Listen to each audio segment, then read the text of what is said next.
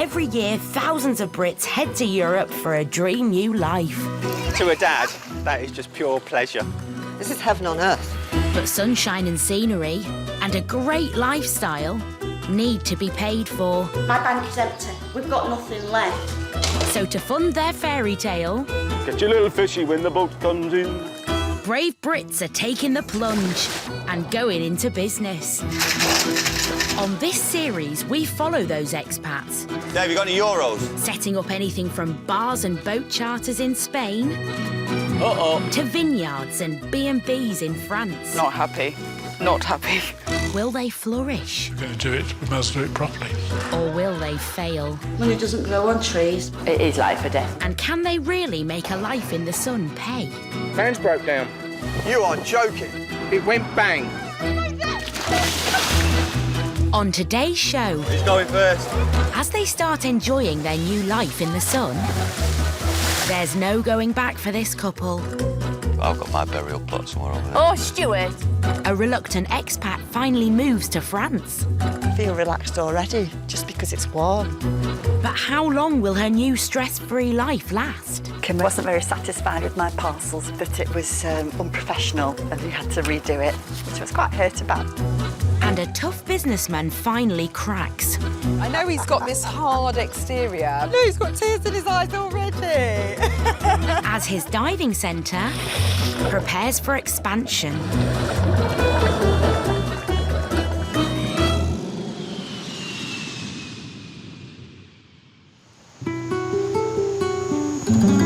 The province of Almeria, southern Spain.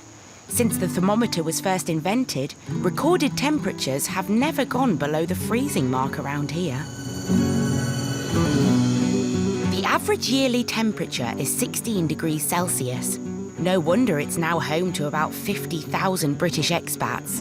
The latest to join them are ex-hairdresser Amanda and ex-construction manager Stuart Brignall and daughter Amira. We're sat here smiling and we look around and you think, every day you get up and you go, oh, wow, we live here. 5 months ago, they left Whitby on the North Yorkshire coast for the tiny remote village of Piedra Amarilla, slap bang in the middle of Europe's only desert. They have now relocated to their dream 3-bedroom villa with a swimming pool and even an amphitheatre. They got all of this for a little under €130,000. Look at our face. Yeah, definitely. We're sat here. Planning to go to the beach tomorrow. You look out on the hills, different clouds going over it, gives it different shadows, and the mountains change every day. And after months of painstaking renovations by Stuart and clever bargain hunting for their equipment by Amanda, their bar and community centre is now up and running after a successful opening night. 6 hours of non-stop serving. We could have had another hour of serving, I think, but Another €100, but biting at the bit for to start the next. the next one. Now they're open every day. What can I get you? Here we are. Is that wrong? A fiver. That's a bit expensive. Start robbing the customers, it's not a good start, is it? Amanda and Stuart are touting for new business all the time. Hello! Hello. So what was your name? Amanda. Amanda will talk to anything. Amanda will talk to that lamppost if she gets a chance. Hello! My sugar, she's a rescue. Hello!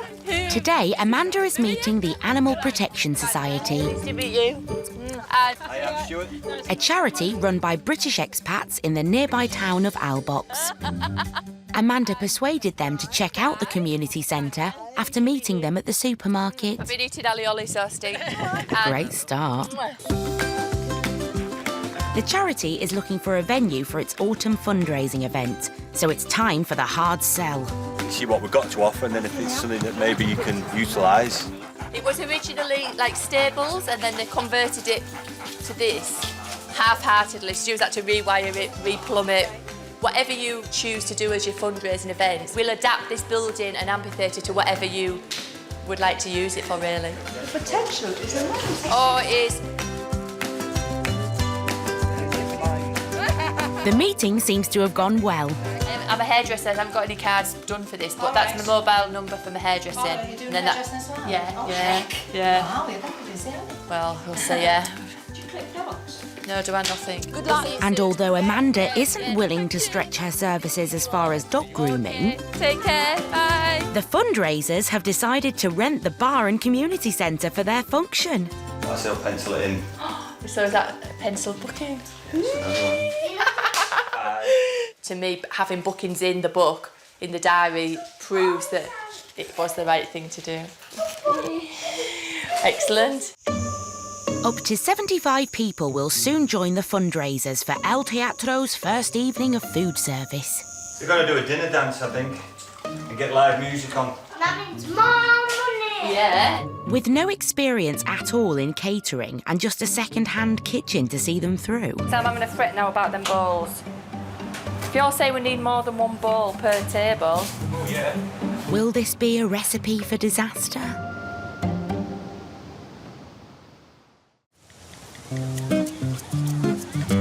Marbella, southern Spain. This town has attracted the international jet set for the last 50 years. It's in the centre of a 27-mile coastline of sandy beaches, which enjoy 300 days of sunshine a year. There are also more golf courses per capita than anywhere else on the planet, making it one of the most popular destinations on the Costa del Sol. That'd be brilliant. Former journalists Simon and Natasha Bell left London to follow their dream of setting up a diving franchise here. So, like, this is today's receipts, all written by hand. And it's been a great success. In the month of July, they have had 255 customers here, and the bookings have gone up tenfold since the start of the season. I just couldn't think of anything more boring in life than counting and filing paperwork. Yeah. It is a good thing that I am in charge of the finances. Right, you getting in? You're going to school. Today is a big day for Simon and Natasha's family. It's son Ruben's first day at school. You're going to meet some new friends today. No meeting new friends. The success of the business means that Simon and Natasha have now been able to afford the best international fee-paying school on the Costa. In London, a similar place would have cost them £15,000 a year. Oh my God, this is chaos, isn't it? Here, it costs less than £3,000. It's worth it, I think. If we were in England, we would want him to go to a school of sort of similar standing, I think. I feel quite emotional, actually. Yeah. Simon's very soppy. I know he's got this hard exterior. He's got tears in his eyes already. Oh, bless. Back at work, despite the dive centre's success, Simon's not resting on his laurels. He's looking to open another dive centre in a little corner of the UK, lying just 50 miles down the road. Gibraltar. We could easily attract hundreds of people a year to Gibraltar to come and dive with us from all over the world. And yet there's just one dive centre in the whole of Gibraltar that, to be honest, does need a little bit of competition. How much more have we got to get in? Sometime in the very near future, we'll have Simply Diving number 3 in Gibraltar. See, I just blanked that out of my mind for the moment. I'm enjoying my sleep at the moment, and I would like to just continue enjoying my sleep that little bit longer. In a bid to convince Natasha, Simon's organised an exploration of underwater Gibraltar and is taking his trusty team, including ex-cook Vinny. It's a staff day, anything can happen. And Spaniard ex-commercial diver turned diving instructor, Patricia. I do the hard job always. She's tough. The staff are all excited, as always. Jumping around like little kiddies. What are you doing? See what I mean? Yeah, the monkeys of Gibraltar are all in this van right now. So what does that make you, Grandpa Monkey?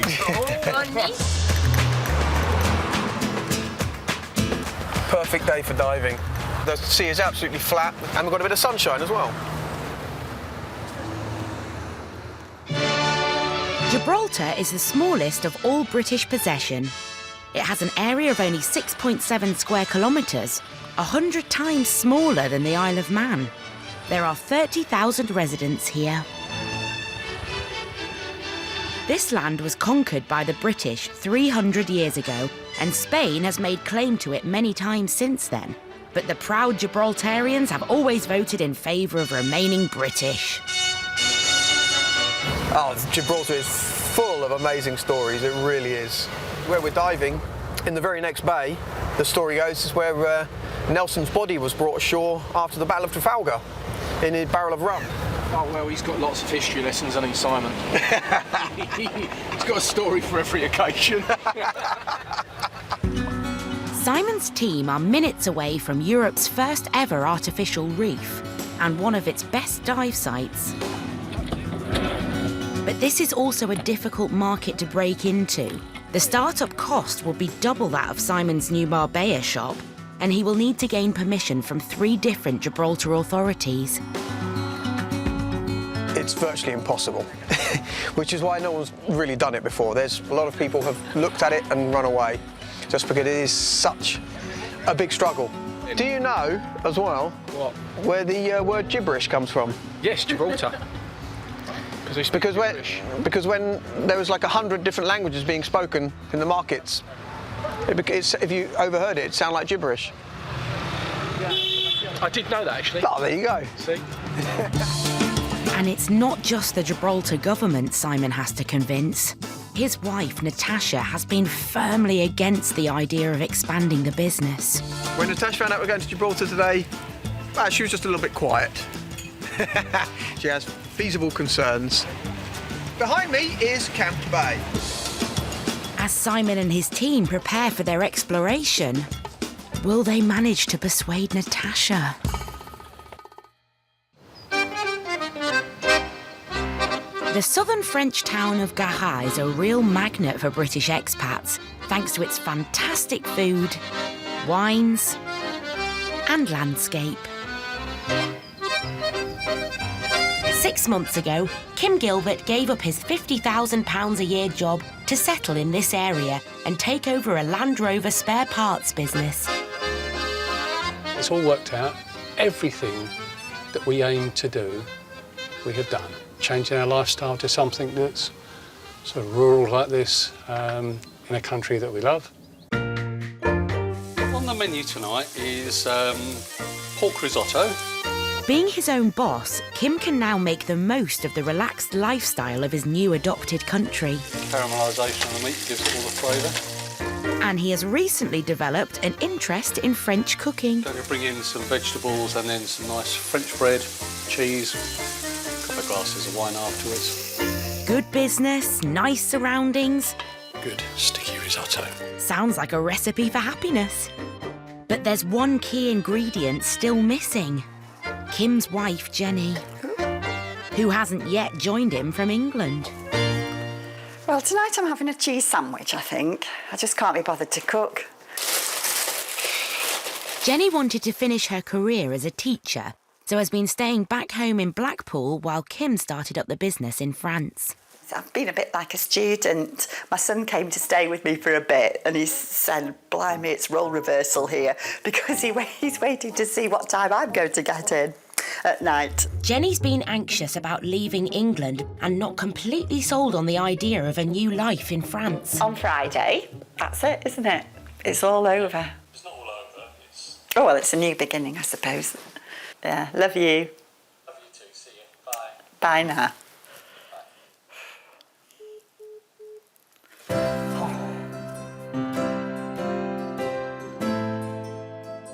Jenny's final countdown has started.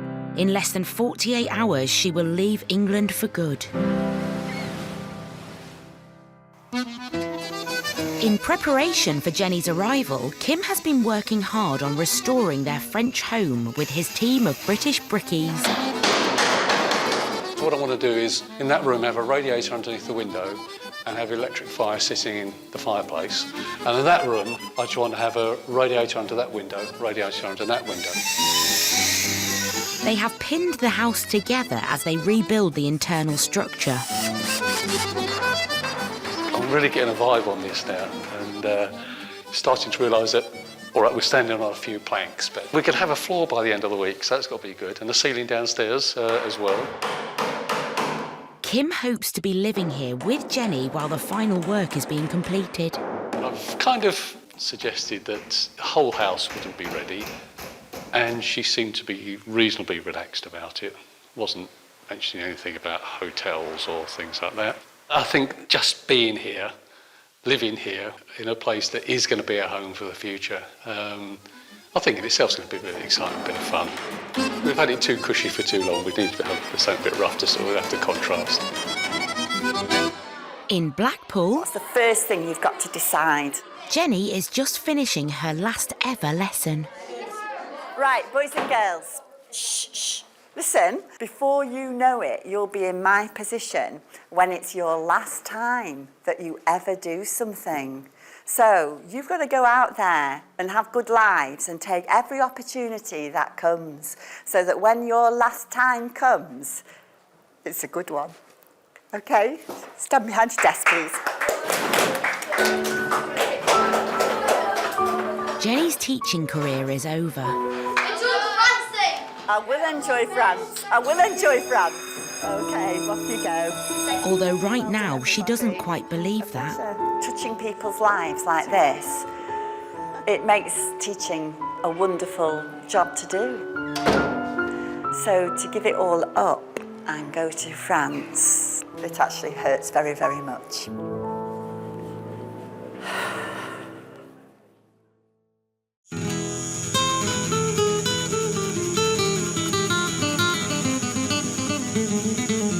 In the Spanish province of Almeria, Stuart and Amanda Brignall have finally settled into a more relaxed pace of life.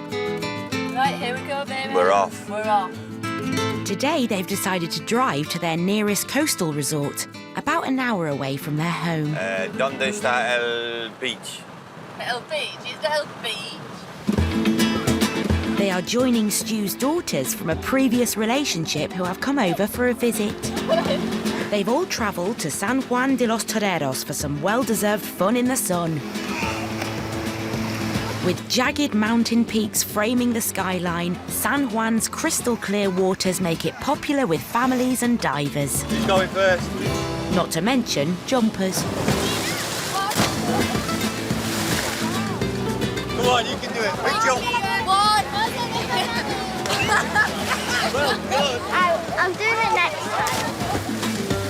I did that last year and lost my bikini, so I scared all the locals. She's actually banned from doing it last time. It's what makes all that hard work worthwhile. Definitely. Here we are, smiling our faces off. This is our destiny, this is our... Going nowhere. We're going to live it for the rest of our lives. Going nowhere, yeah.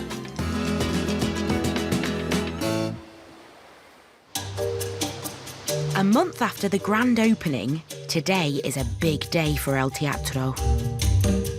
This is sort of our first large event. It's hosting a fundraising evening for a local animal charity. We released the tickets and within 4 hours they were sold out. Catering for 75 people, with many more expected to see the live band. There's no flowers on this table. Yeah, Stu's going to get me a vase. I do think we're going to be quite hectic tonight. I think it's going to be on a par with, if not more, than the opening night, because we're serving food and that as well. Whereas on the opening night, all we really did was serve beer, wasn't it? We've got quite a few volunteers helping from the charity. I think it's going to be a busy one. Tonight, El Teatro will provide a meal entirely based on local ingredients.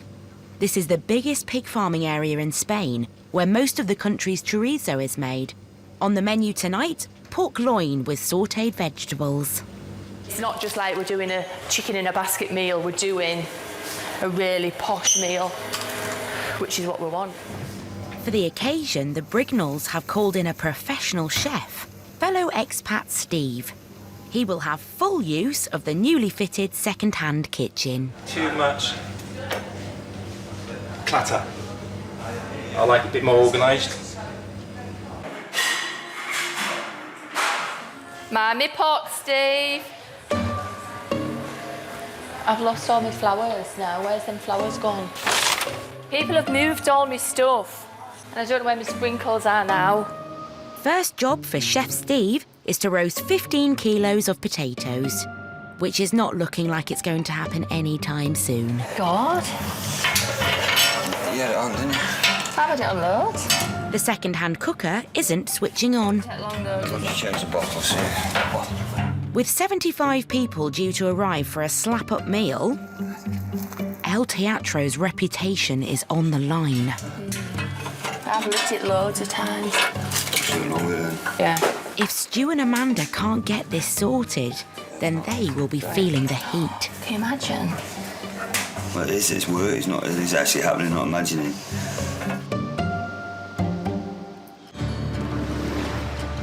In the British territory of Gibraltar... Thank you. Grab this way, please, children.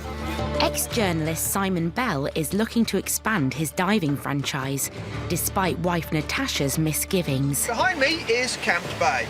They've been creating an artificial reef project here since the 1970s, sinking lots of boats. After leaving the UK and opening 2 dive centres on the Costa del Sol, Simon and his team are now trying to expand their business back in British waters. In this little small region, there's about 16 wrecks. And what we're going to attempt to do, because you're all very good with your air consumption, is try and show you at least the 6 or 7 main wrecks that are here in Camp Bay. And we can do it all in one dive. So 1 dive, 6 divers, 7 wrecks. OK? Simon is about to explore the Gibraltar Strait, but the firm's accountant, his wife Natasha, is not looking forward to the move. Setting up new anywhere takes a lot of money, even on the most basic scale, and especially with diving. You're having to buy new equipment for all your prospective clients. That's a lot of investment. It's a lot of money. Natasha isn't keen, but Simon is determined to prove that there's good business to be had here. In the 1970s, the Strait of Gibraltar suffered from a dramatic loss of marine life. In a bid to provide a new habitat for fish, more than 30 vessels were deliberately sunk in these waters.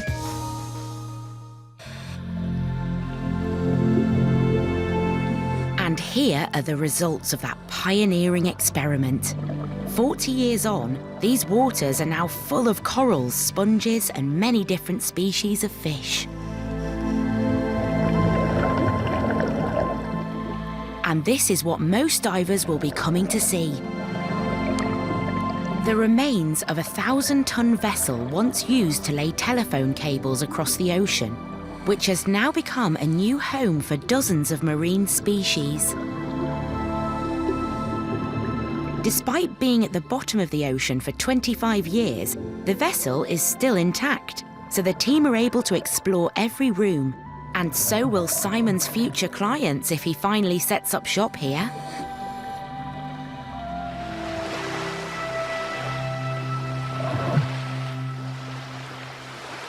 Yeah, that was absolutely smashing. Pretty good.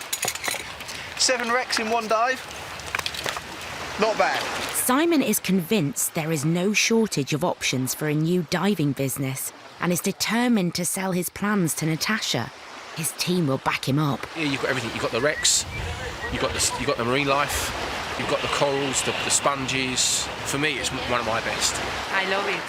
There are a lot of new unibrands, octopus. And don't forget, this is your first dive in British waters. For a Spanish, that's quite a monumental thing to say you actually dived in British waters. No, Isn't that great? Gibraltar, español.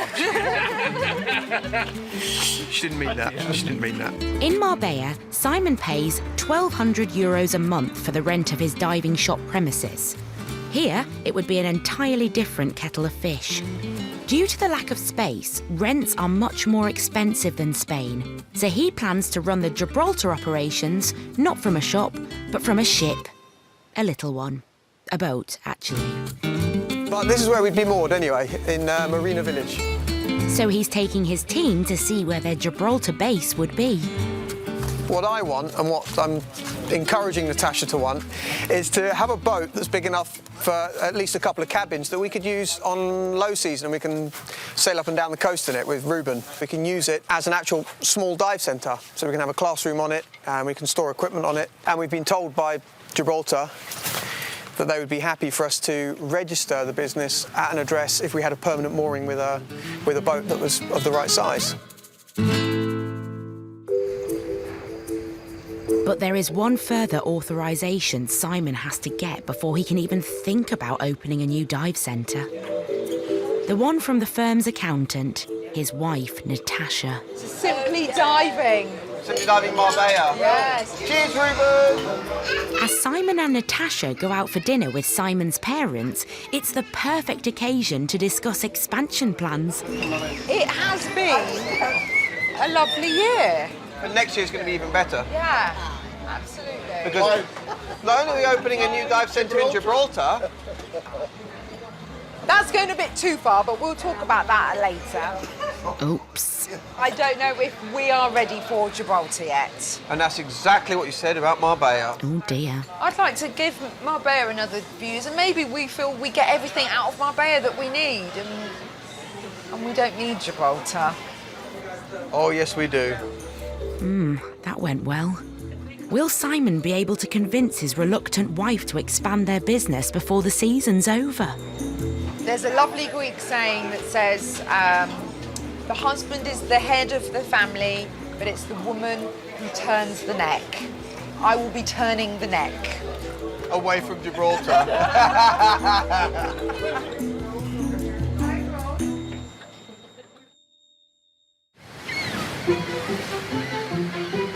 In Blackpool, it's moving day for Kim and Jenny Gilbert.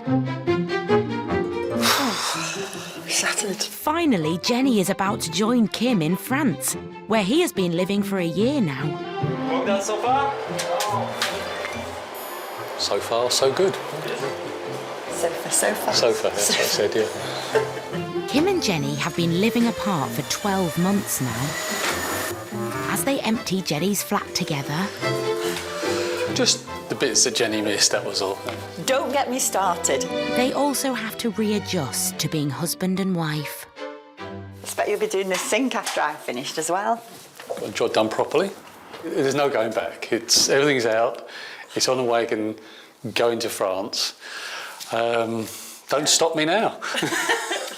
But will Jenny be having a good time? Let me know. Now what have we done, eh? I know. As they say goodbye to England, they start their romantic journey towards their new home. Or maybe not. And then we're going to take the next right. Soon after arriving in France, they got lost. Next roundabout. Whenever you're navigating, you have your finger on the map where you are, and you didn't. Nonsense. My finger was on the map, it was just on the wrong bit of map. They were meant to be at their new home 2 hours ago. Go left. Oh no, we're going right. I bet you £100 million you would have taken the A10 in mistake for N10 as well. Instead, they've been going round in circles on this stretch of road. You said, I'm quoting, "It's all right, Jenny, you can put the map in the back. I know the way from here." That was the bit where we went wrong and had all the troubles. I think we'll agree to disagree on that. I think so. After an eventful 72-hour trip, Kim and Jenny arrive at Chez Gilbert, which Jenny hasn't seen in the last 3 months. Moment of truth, Jenny girl. It is indeed, isn't it? I can't wait to see it. Kim's friends Mark and Steve have been working flat out, but with everything rotting inside the 19th century house, renovations are taking longer than expected. Those aren't quite finished yet, are they? The electrics aren't quite what they should be. But the floors have been laid and the house is beginning to take shape. OK, that's the old door. As 2 of the 8 rooms are now complete. Oh, wow, it looks like a proper bedroom. Oh, look at these cupboards. They're beautiful. But will Jenny be brave enough to stay the night? I'm waiting to see whether we've got a toilet or not before I'm going to pass judgment on whether we can stay here tonight. I think the key will be the key. To the bathroom? Well, I hope so. All right. Do you want to take it? Yeah, I do. Go on then.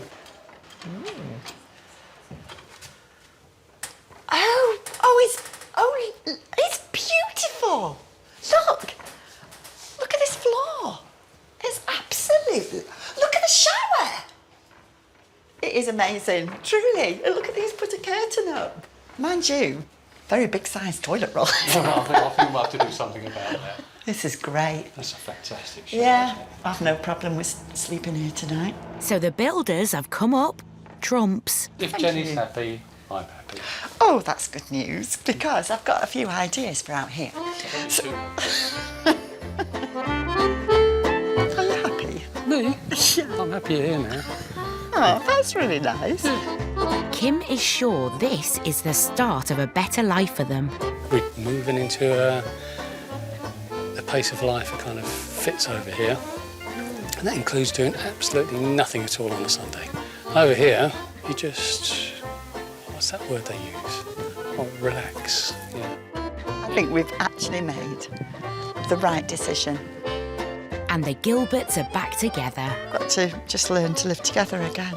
You like having a new boyfriend. Ah. Yes, do you? I'd go with that. Yeah.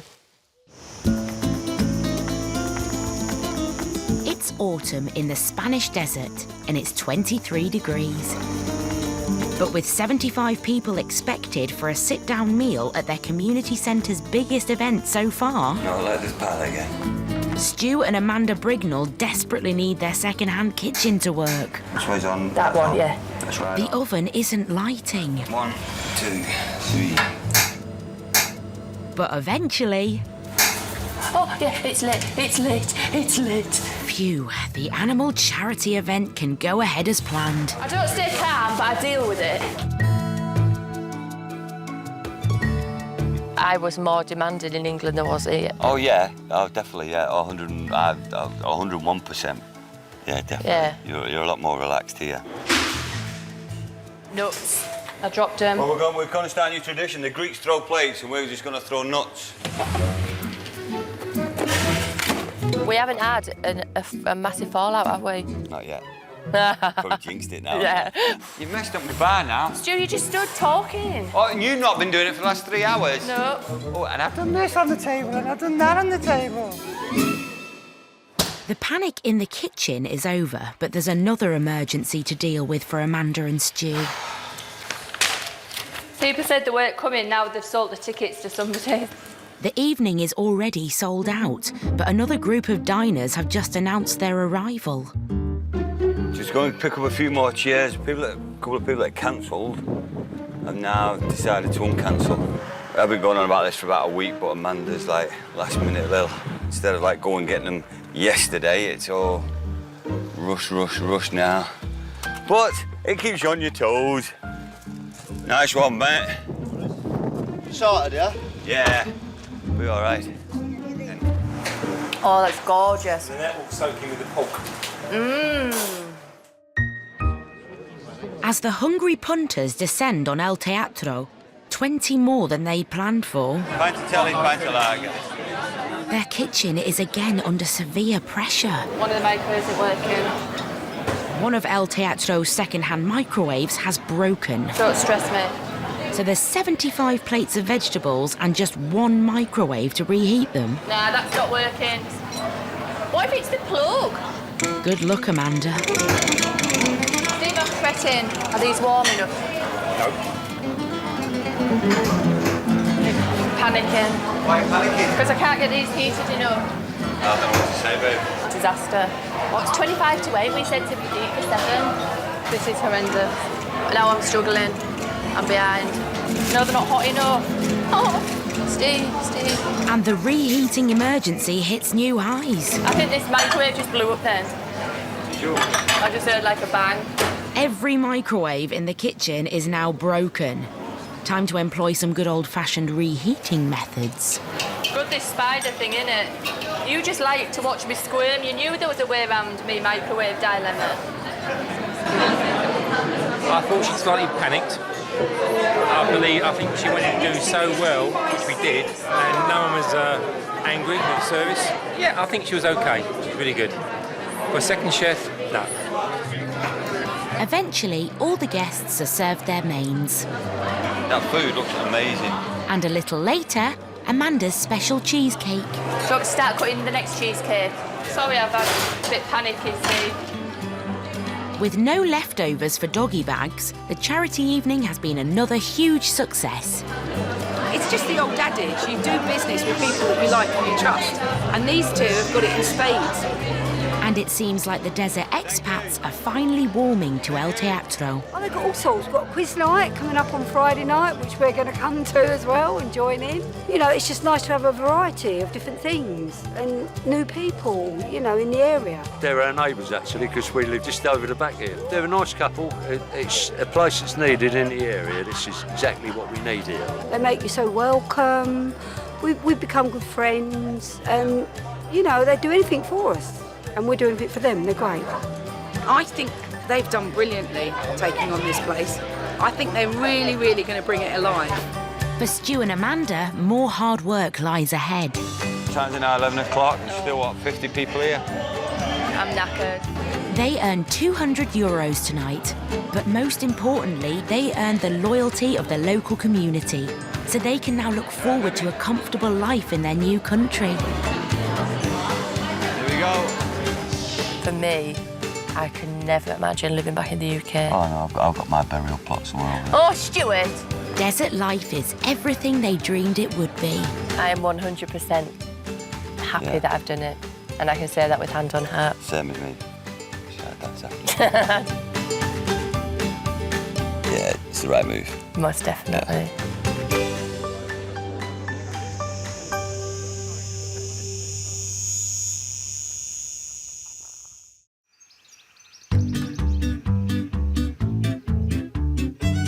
Charente, southwest France. It's 4 days since ex-teacher Jenny Gilbert made the biggest move of her life and joined husband Kim. It feels great. I already feel stress-free. I thought usually in the summer holiday, it takes me probably 3 weeks before I actually relax, but I feel relaxed already just because it's warm and because I'm looking at a great view. Jenny may be finally warming to her new surroundings, but to fund her new dream life, she has to start working for the family business. How will she make the jump from the classroom to the world of car parts? 03 WFL. Kim wasn't very satisfied with my parcels yesterday and told me that it was unprofessional to send something out in such a state, and he had to redo it, which I was quite hurt about because I thought I'd been very inventive in my parcel making. Something which just doesn't work. It's your approach to packaging. I think that does the ticket. Whether Kim thinks so is another matter. Nothing that I do at the moment I can do properly. So everything I do, I'm still learning to do, and it's quite depressing. G again. Working with Kim, he's going to get very impatient with me. I can see myself being the cleaner here at some point. And perhaps that's for the best, really. E.g. After a lifetime of teaching, Jenny's struggling to learn a new trade. Teaching, it's what you're used to, it's what you're good at. Yeah. And then there's parcels. I'll turn it the other way around because it looks better. What's he trying to say? Big deal. I wish that were true. At the end of each working day, Kim and Jenny make the 10-minute leisurely commute through the French countryside towards their new house, where there's, well, more work to do. I've actually got a blister from painting. Who would have thought that? This classic French townhouse used to be a depository for car parts when Kim and Jenny bought their business. Kim has been renovating it for 5 months now, and the end is in sight. Pretty soon, they'll have a kitchen. I've given it a good coating of woodworm remover, so hopefully that works, because this is going to be a food cupboard. With Jenny working alongside Kim, the pace of work should pick up a bit. I've always done my own decorating, until you, really. Mind you, I remember once I'd used staples to staple the wallpaper to the walls, but it worked and no one noticed until they looked very, very, very closely. Which is why I'm doing the decorating now. Nothing like DIY to create a bit of marital tension. Are you just going to do a line across there as well? It just seems strange to do it in 2 halves like that. OK, Well, you staple wallpaper to walls. Carry on with your life. Didn't fall off. Pardon? It didn't fall off. Oof, awkward. Just a little overhang on the end. Perfect. Much like you, dear. As if the Gilberts weren't putting their relationship to the test enough today. You ready for your drive? Yes, I am actually. Kim's giving Jenny her first driving lesson on the right, the other side from the UK. Oh my God. He's got. Oh no! I was just thinking it's on my side of the road. Right. Priority was on the right. Go on, go. You have priority. This side of the car is away from the middle as much as possible. Yeah. It's like when his van comes round, Yeah. you want to be over there a bit more. Sunflowers are nice, aren't they? Yeah, just concentrate on the road. Okay. I'll shut my eyes then. I shouldn't do that when I'm driving, should I? No. I'm holding a few vehicles up here because I'm going a little bit slowly. Oh, look at the birds of prey. I just really enjoy seeing them. Okay, just Oh, yeah. watch the road. Cheers. It seems like it's not just French roads that Jenny needs to get used to. She still hasn't come to terms with being married to the boss. I feel sometimes I'm a bit taken aback by the way you talk to me. Nobody has ever talked to me in that sort of, well, bossy sort of way at school. I'm kind of usually giving the instructions myself. Well, you're no longer head of department, are you? No. Are you? No! That's awful, because what if you get power crazed? Next time, in Spain's trendiest town, We're blowing away. a new expat muscles in with her new business idea. I've left my job, I've left my house. It can fail, but it won't fail. Not if I've got anything to do with it. As orders take the plunge, I've got nothing to do. it's desperate measures for Kim and Jenny. Is that your vehicle there, sir? Yeah, that's right. Looks like you might need some parts. Look at that one, that's an amazing one. And a British couple's winemaking dream.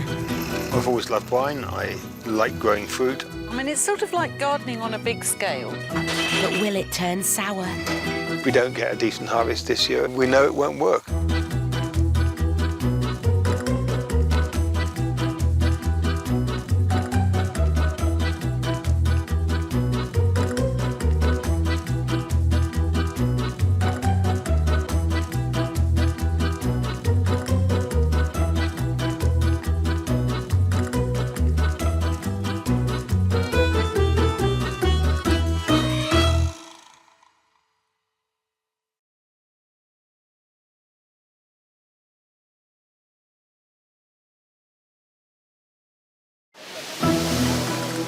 Every year, thousands of Brits head to Europe for a dream new life. I feel relaxed already. And breathe. But sunshine and scenery and a great lifestyle need to be paid for. We have to get going, because that's what we're here for, to run a B&B. So to fund their fairy tale, Champagne tastes and lemonade money. brave Brits are taking the plunge and going into business. What could go wrong? On this series, we follow those expats, setting up anything from bars and boat charters in Spain Suddenly, all hell breaks loose. to vineyards and B&Bs in France. We're in trouble. But will they flourish?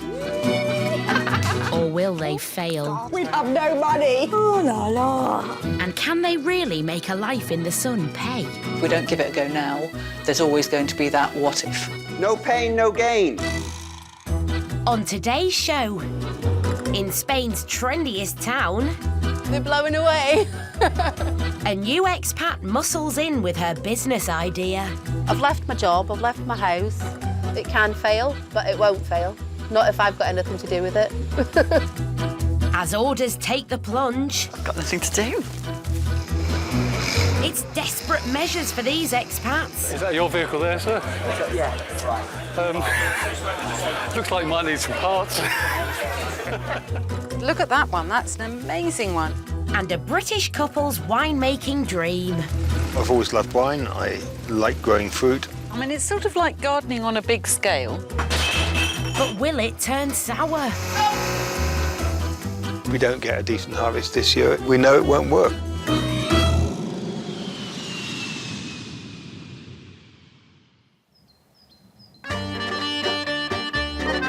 Charente, southwest France. This region gets as much sunshine as Nice on the French Riviera, but properties are a quarter of the price. A 4-bedroom detached house with 1 acre of land can cost as little as £60,000. Kim and Jenny Gilbert moved here from Blackpool 2 months ago to run a classic car parts company. I like Sayre so much. Lovely village. Yeah, we've got the potential to have a really good life here. It's a very nice place to be. So far, business has gone without a hitch. Sales have been strong for the first 3 months, but this month they've gone down 10%. I've got nothing to do. With the arrival of the summer, most French businesses close down. Not Kim and Jenny, though. They've decided to stay open. August is basically a really quiet time for businesses generally. A lot of businesses shut down and just let people go on holiday for the month. So the turnover's down, but not unexpectedly. But if the classic cars aren't coming to Kim and Jenny, then they will go to the classic cars. It's just brilliant. Love it. Absolutely love it. The couple have decided to try and drum up some business at this rally on the historic circuit of Angoulême. Is that your vehicle there, sir? Yeah, that's right. Looks like it might need some parts. Have you got any with you? Not with us. It's, fiberglass wing with you? we'll be open tomorrow morning. Yeah. It's a bit too late today. After years of slogging it away as an export manager in England, Kim's finally enjoying himself at work. This is where the salesman in Kim really comes out now. He's so confident in stepping up to people and saying, this is what we do, this is where we are. Bon courage. We sell parts which are often just in a box, and you see the cherish that's gone into a lot of these vehicles, and you think, yeah, we're kind of helping to keep that going. It's got a nice buzz. Yeah. Just try and slow down, because you're so excited, and we've got a lot of cars to see up there, and it'll make yourself sick, won't you? Yes, dear. In the early days of motor racing at the beginning of the last century, many historic car races were held on this circuit, which launched the careers of many legendary drivers. It's fun, isn't it? Brilliant. It seems like the high-octane atmosphere is winning over Jenny, too. You can smell it, can't it? It's just brilliant. It's brilliant.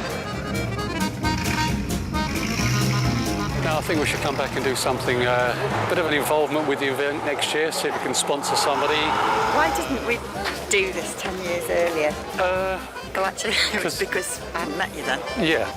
It's been a good day at the races for Kim and Jenny. But will the publicity stunt turn around the slump in summer sales? Marbella on the Costa del Sol. A playground for the rich and famous where it's all about showing off the body beautiful. It's an area where image is everything, and the 24 gyms, 20 health spas and 23 beauty salons within just 12 square miles all cater for the image-conscious crowd. This town is about to acquire one more resident, hailing from a place much less fitness-conscious. Doncaster. I've never been sporty in my life. Up until the age of sort of mid-20s, I did zero sport, which is ironic considering what I'm about to do. 46-year-old Rosanna Gorman has given up her job as a medical rep to set up a new fitness boot camp in the heart of Marbella, offering a weight loss programme and some super healthy food. It just seemed like something that really made sense because it's a very popular thing these days. People want to keep fit, and particularly in that area of Spain, people are, very aware of their bodies. They like to keep fit. So it just seemed like the perfect thing to do, really. So hopefully it'll work out. Rosanna's leaving her boyfriend to look after their home and is gambling £35,000 of her savings on the business in Spain. Sometimes you just have to kind of bite the bullet and say, right, if I don't do it now, I never will. And that certainly is, I think, the case with me. If I don't do it now, I'm never going to do it. As she leaves her home behind, Rosanna makes the move to the Marbella Hills, where she's renting this villa for the boot camp, for €2,500 a month. Got a twin room on this side, ensuite with a shower, and a twin room on the other side, which is ensuite with a shower. And she's planning to charge boot camp customers €450 for a week's stay. She needs at least 3 customers a week to break even. But with so many similar businesses in town, she has to stand out. And the Andalusian tiles, which is quite typically Spanish actually, which is nice because people are coming to Spain, they want to see a bit of Spain. Rosanna's gambling everything on turning her hobby into her business. And it's all about to start with a taster day for local fitness fanatics in the hope they'll spread the word. You get into a bit of a rut in your sort of everyday life. In the UK, I was in a job that I didn't particularly enjoy. I always wanted to work for myself, but didn't really know what it was I wanted to do.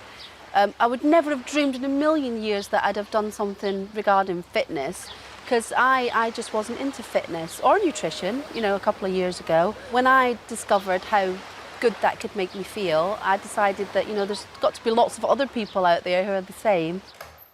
Hola! Did you get through the traffic okay? And it seems there are lots of people who feel the same. Many have turned up for the taster day to be put through their paces by local instructor Hannah. They're blowing away. Meanwhile, Rosanna is preparing the special food regime she'll be offering all her guests. I just need to put these outside so when they have a break, it's ready for them. And again with the right. Come on, these are really good for you. People keep telling me that I'm very, very brave, that I'm taking a huge risk, and they really respect me for that. And I've never really thought of it that way, as being brave. I've always thought of it just, you know, everyone would do it, but everyone doesn't do it. I don't need to go to boot camp because I'm running up and down stairs all day long. Having said I've never been a risk taker, I think I've probably turned into one. The dry run has finished, and Rosanna's first customers have had a taste of her approach to fitness. Are they impressed? The trainers are just absolutely amazing. You know, we have the best trainers I've ever trained with anyway. Rose is obviously with the food, so everybody has their own little bit to put in. So, yeah, it's a good place to come. But with outgoings of €8,000 each month, Rosanna needs to get paying and staying guests through the door and fast. Yeah. So financially now, the majority of the spend is going to be on the trainers, which are very expensive, the rent of the villa, paying the chef, staff and accommodation really are going to be the main cost. The most difficult thing, or probably the critical factor, is going to be getting the customers through the door. Are you all in paid? No. I've left my job, I've left my house. It can fail, but it won't fail. Not if I've got anything to do with it.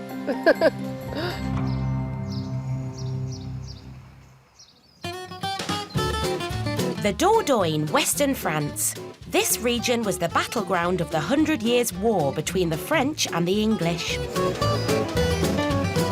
But that was in the Middle Ages. Today, there's more of an entente cordiale, as more than 6,000 Brits have come to live here, attracted by the region's beautiful food and wine. France produces more wine than Australia and New Zealand combined. And while French wine is expensive to buy in the UK, to those who live here, it costs half the price. And that's what's attracted former farmers Sue and Humphrey Temperley, Nice nose. who have moved from Somerset to the village of Gajac-et-Rouillac. It's just about the space out here. There's so much space. It's like living in, well, I'm not sure about Never Never Land. I've never been sure about that, but it's fantastic. Oh, cheers. But Sue and Humphrey have not come here just to drink the wine. They've come here to make it. Let's go to the younger Merlot, shall we? Okay. They've bought Chateau Lester Veni, a historic residence with 80 acres of land where they grow Merlot, Cabernet Sauvignon and Cabernet Franc. The coolest thing in the world is to be able to take wine to a party in London with your own name on the bottle. The vineyard is Sue and Humphrey's retirement project after a lifetime of farming in the UK. Look at that one. That's an amazing one. I've always loved wine. I like growing fruit. I love growing things. And we wanted to live in France. And so what better to do than to grow vines? Yes, I mean, it's sort of like gardening on a big scale. That's pretty much what I want to see. It's a quite heavy crop. It's all in the right place. I don't want any grapes that are touching the ground because they're much more likely to get diseased. Look, they're all flopping, aren't they? Yeah. Sue and Humphrey are responsible for growing the grapes, pressing them, bottling the wine and selling it. Last year, they made 75,000 bottles. We have a lot of names for different areas of the vineyard. So like 5 rows of very strange, gnarled old vines, which we called the Weird 5. Humphrey'd say, where are you going to prune now? And I'd say, oh, I'm going up to the Weirds. If we didn't like each other's company, we'd go nuts in a short time. We probably are nuts already. I mean, I think we probably have to be nuts to buy a vineyard at our age. Running a vineyard is a 7 days a week, 12 months a year job. But they are not alone. Would you mind just picking up these once more? Former cook Matt and his girlfriend Katie have come over from England for a year to learn the business of winemaking. They will help Humphrey and Sue running the business throughout the year. It's hard work. It's quite funny because I kind of looked from the house at the top and thought it was just a small field of vines. And then when I got here and I'd been round them all, Humphrey said, oh, we got the stuff at the back. And they said, oh, there's some over the road. So it got bigger and bigger. Matthew has always had a passion for wine, but during the process of the year, it's definitely become my dream as well. Sue and Humphrey haven't turned a profit since they bought the vineyard. Don't know what that is. So far, a combination of bad weather and mistakes in timing the harvests has meant they've had low yields. Actually, if you'd started 30 years earlier, you'd probably be one of the area's great winemakers, whereas and if you lived till 100, you still could be, but it's harder when you've got less time. This year will be crucial. If Sue and Humphrey want to carry on running a vineyard, they have to finally turn a profit. I feel we've done everything right with the vines this year. So in a way, they sort of owe it to us to maximise the yield. But you can do everything right and then the weather will come along and undo it. Until it's in the vat, there's no counting on it. With 10 weeks to go before this year's harvest, will the Templese cling on to their winemaking dream? If we don't get a decent harvest this year, we know it won't work and we'll have to put it on the market. Yeah, we'll be into plan B or C or D.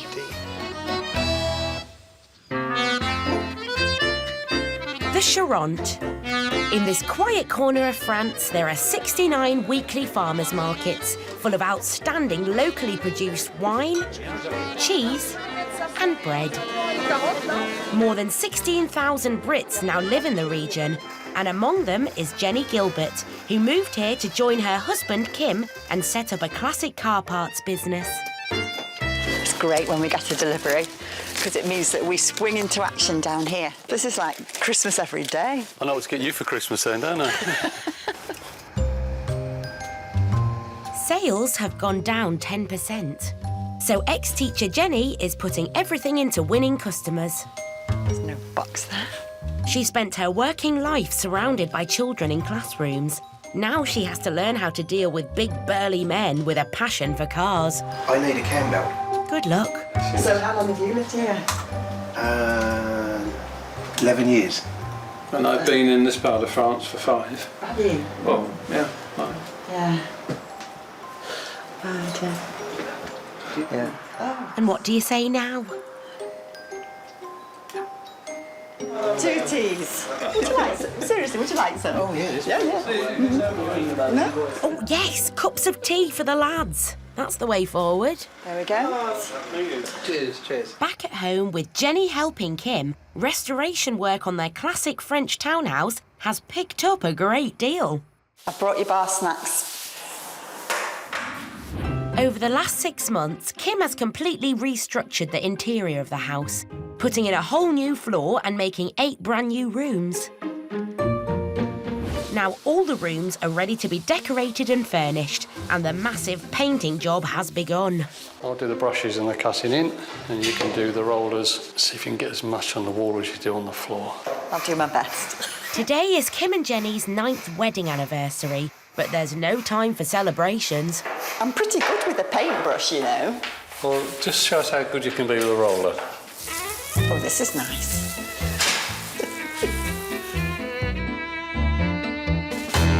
Oops. Put my foot in the paint. It's good, isn't it? What do you think? I think I've discovered an extra talent that I have. What's that, making sandwiches? No. Okay. Happy anniversary, darling. Thank you, darling. That's the way to spend it. Yeah.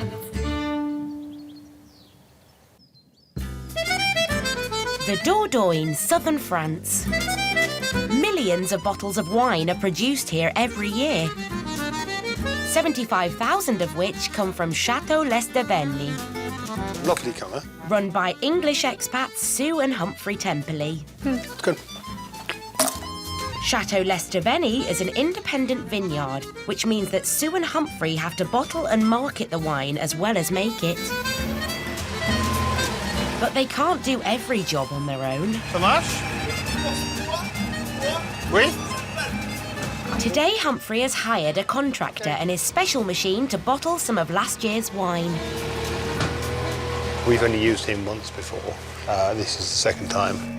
So we've got to get the bottles onto the machine, some wine into the bottles, and the corks into the bottles, and then put them in the crates. Humphrey's wine is kept in these tanks from harvest to final bottling to monitor the aging process. The wine is now due to be bottled and sold. It's a crucial process for these expats, as they need to sell some bottles and make money. I would like, by the end of today, every tank in the building will be empty, because it's either been sold or bottled. And it's all hands to the pump today. Sue and trainee Matt's girlfriend Katie have joined the production line. We're a week behind because the machine has been having problems, so hopefully it will run today. It's probably like going to the gym. It's a lot of bending and stretching, only unfortunately there's liquid and glass involved, so if anything goes wrong, it's probably worse than going to the gym. Oops. They've barely started, but bottles are already breaking. Looks like the machine's not quite fixed yet. He's hitting it with a hammer. That's always a last resort in my book. So I'll lend him my bigger hammer. Every time a bottle breaks, Humphrey and Sue turn a potential €5 profit into a €5 loss. The line stopped, I guess, because he's altering the pressure. Humphrey? Yes, the cork expert thinks the bottles have got too much pressure in them. The top cork's a tiny bit far in and the air gap's a bit small, so we'll adjust it. Sue and Humphrey are already a week behind with their suppliers and are falling behind even further. If they can't bottle, they can't sell. We've got 15 crates to do today and we've done well, two and a half. It's going to be 2 hours and we've done 2. Only another 6,000 to go. What time is it now? 3 hours longer than we should have been. Anyway. But hitting the machine with the hammer seems to have paid off. When production is restarted, there are no more breakages. At the end of the day, 9,000 bottles have been filled, which means they can now be sold. We've kept our cool and we're there. Now Sue is in charge of a huge marketing job. So we'll just put this rest of this stuff in. Okay. She is off to the biggest supermarket in the area, 10 miles away, with apprentice Matt. We've got very little petrol. At least they'll have plenty of wine, and they're about to try and promote it amongst a crowd of discerning French shoppers. We had 2 tasting things where were quite interesting. 3 of them said, oh, it's bon. And the 4th one, who was a bit sulky, said, oh, c'est bon pour un anglais. Say, it's good for an Englishman. And anyway, so it's become a standing joke that our wines are good for an Englishman. Here we are. Here's our Les Devenny shelves. There's a nice picture of Humphrey being the winemaker. It's time for these English expats to find their niche in the market among scores of French producers. Vous voulez une petite dégustation? No, thank you very much. I asked Guy just now if he'd like petit dégustation. He said, no, I'm a teetotaler and I have been for 20 years. Great start. Would you like a little tasting? I'm working. I think it's perhaps not a good idea. Au revoir. Things are not going so well. Bonsoir. Could you taste it?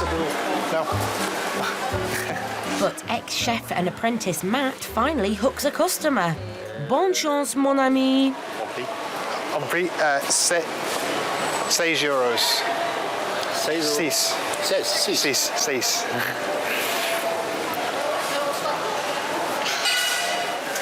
It was a bit awkward because I was getting my numbers mixed up. So I think I was telling him it was 16 euros.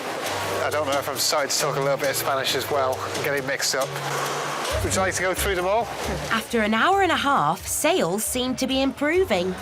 I sold loads of red this afternoon, saying... Yeah, I had a little mini rush, so I sold about 6 bottles of red then.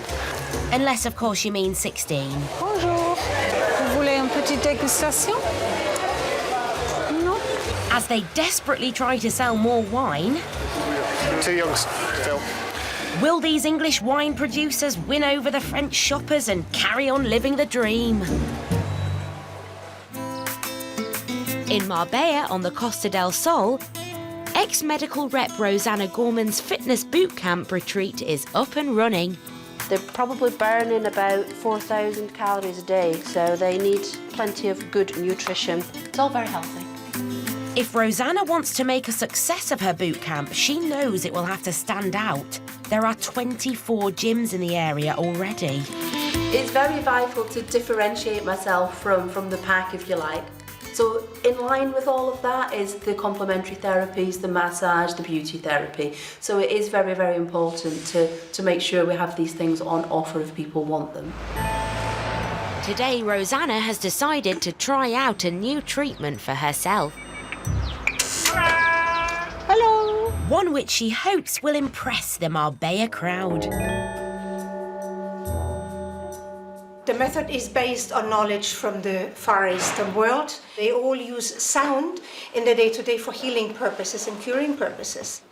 Therapist Christine Heckel offers her exclusive bell-ringing therapy in the Marbella area, which Rosanna may use to complement her other boot camp treatments.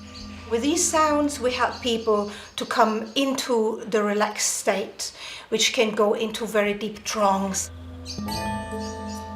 It's quite nice just to have a lay down. And the tone of the bowls is actually quite relaxing to listen to. There's no blockage in that area here necessarily. It's nice to know I've not got a blocked bum. Well, yes. Thank you very much. But at the end of the trial session, Rosanna is not convinced by this latest Marbella craze. I did want to laugh a little bit, and which is awful because she's absolutely lovely and fantastic. But I think it's just because I'm not used to that kind of thing. So the bell-ringing treatment won't be on offer at Rosanna's boot camp, but the number of guests is still too small to make the business profitable. I tend to get quite a good conversion rate from the inquiries that I get, although I don't get a huge amount of inquiries. Hiya. Hi, how you doing? I'm good. It's time for Rosanna to look for new customers, not just in the UK, but all over the world. This is your storefront. Well, there's no other way for people to find me other than online. It has to be aesthetically pleasing Yeah. to look at. Yeah. I think mine's quite pretty. It is very pretty. So she is using a local internet marketing specialist to target UK and American fitness fanatics. As long as you're depositing your brand into somebody's brain, you're going to shoot up in ranks. Okay. Okay? Yeah. All right. Thank you so much. Yeah, thank you. It was nice to see you. Rosanna has set herself a target of 3 customers a week to break even.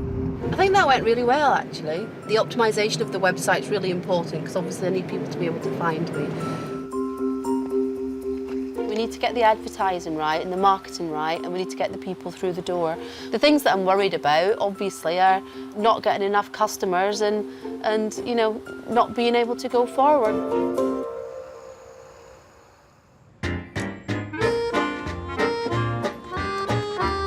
It's September in the Charente, the new home of Kim and Jenny Gilbert. And let's get a bit of organisation here. Sales have picked up at their classic car park business, which has now been open for 5 months. This part here, we've got actually 57 of them. With new orders coming in, Kim and Jenny are having a clear out of unused car parts. Obviously, they're not a seller, so what does that say to you when you look at it? Croquet hoop. It's croquet hoop. Sell it as a kid's thing for Christmas. It could be a fun game. What are they going to hit the Well, that's it. They have to provide their own stick. or mallet? And after months of work, they've finally finished renovating their French home. A lovely house. Really nice community. Nice village, in an area of countryside which is beautiful and with a 5-minute commute to work.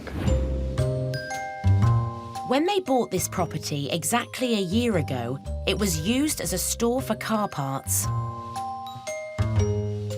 The beams and floors were in dire need of restoration, and the rooms were full of mould and woodworm.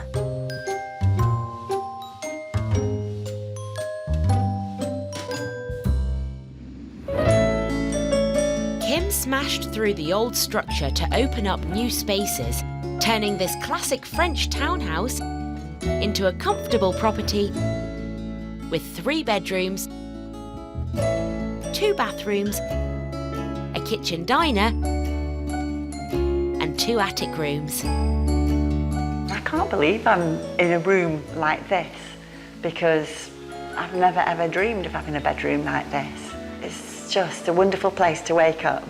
It just makes you feel all happy inside.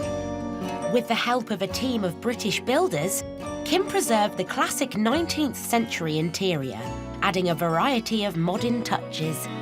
We'd knocked the wall through into what was the area where customers would come in to a counter not dissimilar to what we got here. There were times when I thought we'd never finish, and now we have. I'm not only pleased with this house, I'm proud of this house, and I love this house. To be honest, I never thought I'd love the house, but I do. I absolutely adore it.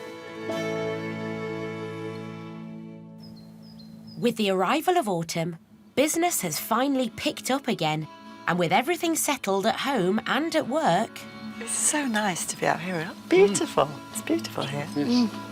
Belatedly, they celebrate their 9th wedding anniversary. We said that on our 10th anniversary we'd go back to Hawaii. Well, let's do it then. And do the same. Shall we, really? Well, there's no reason why not, is there? After a tense first summer, with slumps in sales, Jenny's jitters about leaving the UK, and 12 months living apart, it seems like they've got round to being husband and wife again. I was scared for our relationship, I have to say. We were drifting apart in terms of our worlds. Well, pulled apart. Pulled apart by the worlds that we were in. We've invested every single thing we have into it. And every emotion. It's all in here in France. Cheers, Jenny. Happy Cheers. anniversary. Happy anniversary. You trusted me. I did trust you. Yeah. I just thought, well, why not? Why not have an adventure? When we go out to eat in any part of the world, we don't kind of... I'm sorry, I wasn't. Do you know, I just haven't listened to a word you said because I was enjoying my food so much. I'm so sorry. I just stopped listening. Yeah, I know.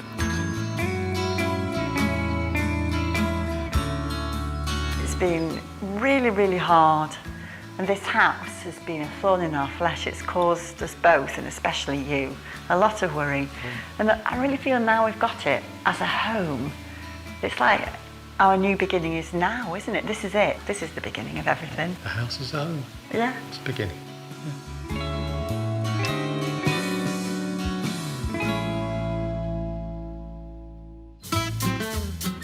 The town of Saint-Foy-les-Grandes in southwest France.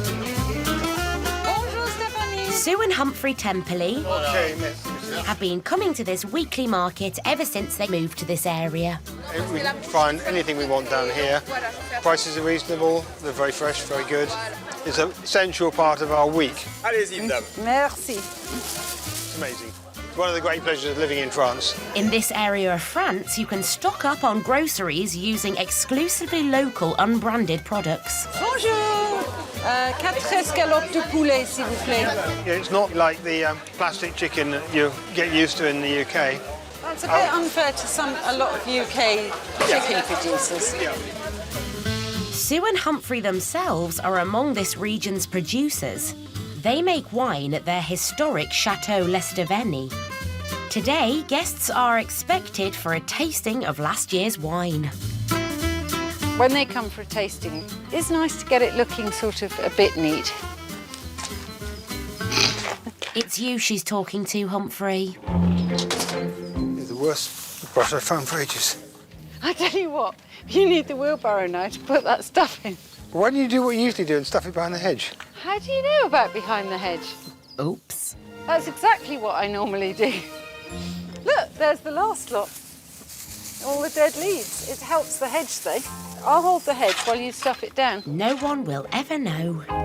This could be why the hedge grows so well, because it has all this extra mulch. Almost every day during the summertime, visitors arrive at Chateau Lesteveni as part of a wine tour organised by a local tourist company. This is Humphrey's chance to make money as he can sell direct to these customers. It's the largest wine producing area in the whole world and produces lots more wine than the whole of Australia and New Zealand put together. Time to put on a show and really sell some wine. The difference between this and most people's... Sorry. The heart attack speciality. Now this is the blend I was talking about earlier, the Sauvignon blend. It's a nice soft finish. I try not to drip stuff on people's trousers. These tourists spent €65 each today. This includes transport to the chateau to taste every wine produced by Humphrey. Now it's the turn of the rosé. There are some men who seem to think that real men don't drink rosé. Mostly men who drink this rosé seem to like it. It's a unisex rosé. Tastings always end with the strongest wine in the house, the red. Are you worried about your dressing? Which has an alcohol content of nearly 14%. The price structure is very simple. Most things are 5 and the reds are 6 or 8. And the saucy next a bit more. This is the moment Humphrey has been waiting for. So think about what if you want to take some home. I'll give you time to think amongst yourselves. As the visitors get a chance to order some wine to take away. The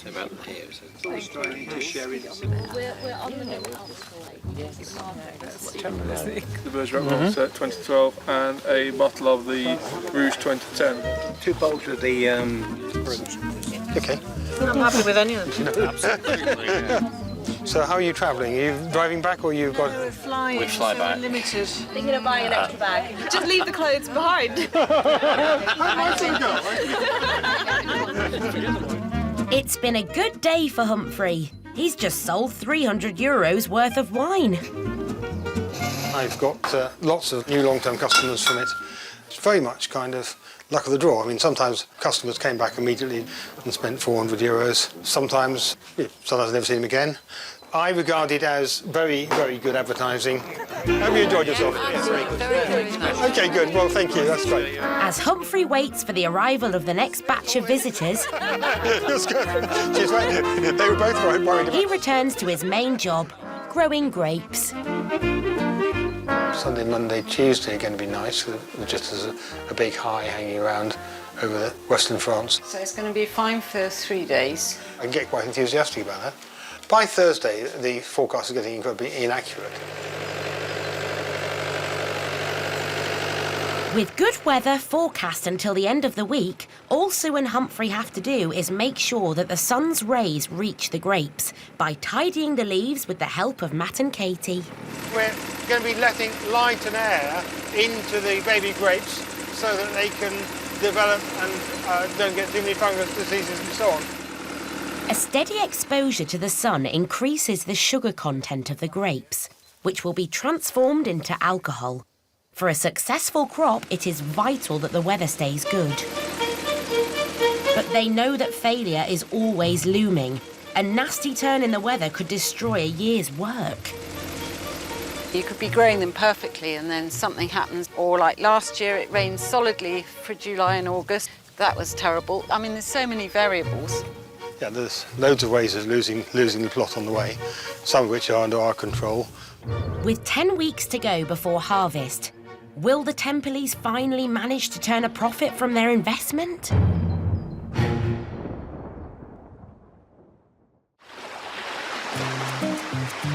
It's been 12 weeks since ex-medical rep Rosanna Gorman arrived in Marbella to set up her boot camp business, the Aurora. Couple more. Oh, I love working in sand. Offering weight loss and fitness holidays. It's very exciting. It's like a complete new era in my life. I'm 46 now, so I'm not getting any younger. So far, Rosanna has had a steady trickle of customers, so the business is picking up. But that means plenty of work for her. I've got to get up, I've got to cook breakfast, I've got to clean the rooms, I've got to do this, I've got to do that. But now that I've got into it, I wake up in the morning and I actually think, oh wow, I actually live here. I have to pinch myself sometimes when I'm, look at this. It's great. What more could I want? As she sets up the boot camp, Rosanna has left her boyfriend behind in Doncaster. If she makes a success of the business, then they will both relocate in a year's time. It's difficult because I'm here on my own, but I'm doing it for a reason, and hopefully in the long run it's going to be a positive thing. As well as exercise, ultra-healthy food is also available at the Aurora. So Rosanna is off to source fresh produce at the biggest market in the area, in the city of Malaga. Wow, this is amazing. Look at this. Just fruit and vegetables everywhere. And in southern Spain, it seems everything is so much bigger. Wow, look at the size of the peaches. More than half of the fresh fruit and vegetables consumed in Europe are grown in this area of Spain. Huge. But clearly, they keep the best for themselves. Look at the dates. Everything's just so big. Dragon fruit. I've never actually eaten one, to be honest. One moment, don't touch. Eh? No, you're not allowed to touch on this one either. I've just been told off for touching. Not allowed to touch. There's a sign. And one market vendor is keen to share more than just his fresh nuts with Rosanna. What's in it? Piel de cabra, caprino. Piel de cabra. Ahora, what is your name? Rosanna. Ah, Rosanna. I like Rosanna. Rosanna, you open the mouth. No. Yes. No. Mira. No. Look at me. Open the mouth. Mira. No. Look at me. Okay. Open the mouth. No, you can do it. One moment, please. Well, I don't know what he's doing down there. I think I'm full. Well, if nothing else, I've got a phone number and an address. Rosanna leaves the market with 2 kilos of fruit and vegetables and the grocer's phone number. Hi. And she's back just in time to welcome her first returning guest, Lisa. Looking good. Thank you. You having this one? Lisa, who lives in Suffolk, took part in Rosanna's first taster day 5 weeks ago after finding the new business on the internet. I was looking for a boot camp in the UK really, just for a weekend, and I put boot camp in and Rosanna's came up. Spend a week in the UK in the mud or spend a week in Marbella in the sun. It's a no-brainer really, isn't it? I'm going to be 40 in August and I just wanted to lose as much weight as I could. I will be a size 10 and I will get into that bikini and my affirmations every day. I will get smaller and leaner. Lisa's return is good news for Rosanna. Here it is. This is what you come to Spain for, really, isn't it? The sunshine and the pool. But while business is picking up for Rosanna, there are other problems to deal with. My partner in the UK and I are no longer together. We decided between us that it wasn't going to work and we split up for various reasons. He's in the UK. We own a house together still, so we still have ties in that respect. But other than that, that's finished. I've discovered that I really can do things on my own and I am pretty independent. And I don't mind, sort of doing things on my own. I quite like it, actually. I quite like being responsible for me and everything else. So with no ties left in the UK, Rosanna needs to make a success of her boot camp more than ever. Next time. I have no relationship in the UK. I've got nothing to go back for. It's decision time for Rosanna as the season comes to an end. If I had to choose between finding the love of my life and the business, I would choose the business. It's time to take stock at the British-run dive centre. My accountant, when I took the invoices to her, her face actually went white. Will these expats risk all their profits again? Then I'm an ambitious bugger. And as they prepare for harvest, there's a shock for the Temperleys. Well, I've broken my leg.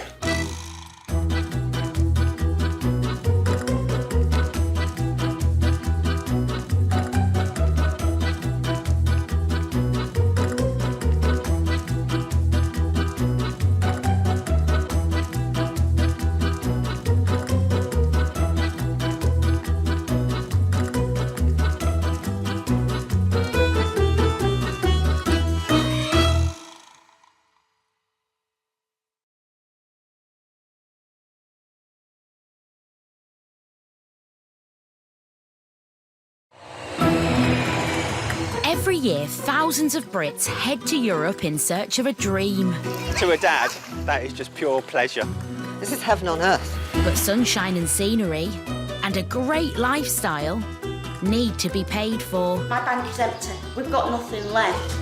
So to fund their fairy tale... Get your little fishy when the boat comes in. Brave Brits are taking the plunge and going into business. On this series, we follow those expats. Dave, you got any euros? Setting up anything from bars and boat charters in Spain to vineyards and B&Bs in France. Not happy. Not happy.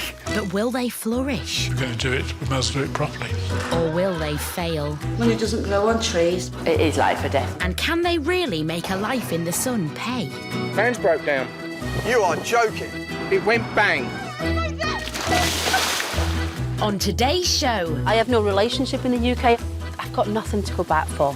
It's decision time for the owner of Marbella's newest boot camp. If I had to choose between finding the love of my life and the business, I would choose the business. As the season closes at this British-run dive centre... My accountant, when I took the invoices to her, her face actually went white. Will these expats risk all their profits again? Then I'm an ambitious bugger. Nice one, everyone. And a shock for the Brits trying to break into the French wine business. Well, I've broken my leg.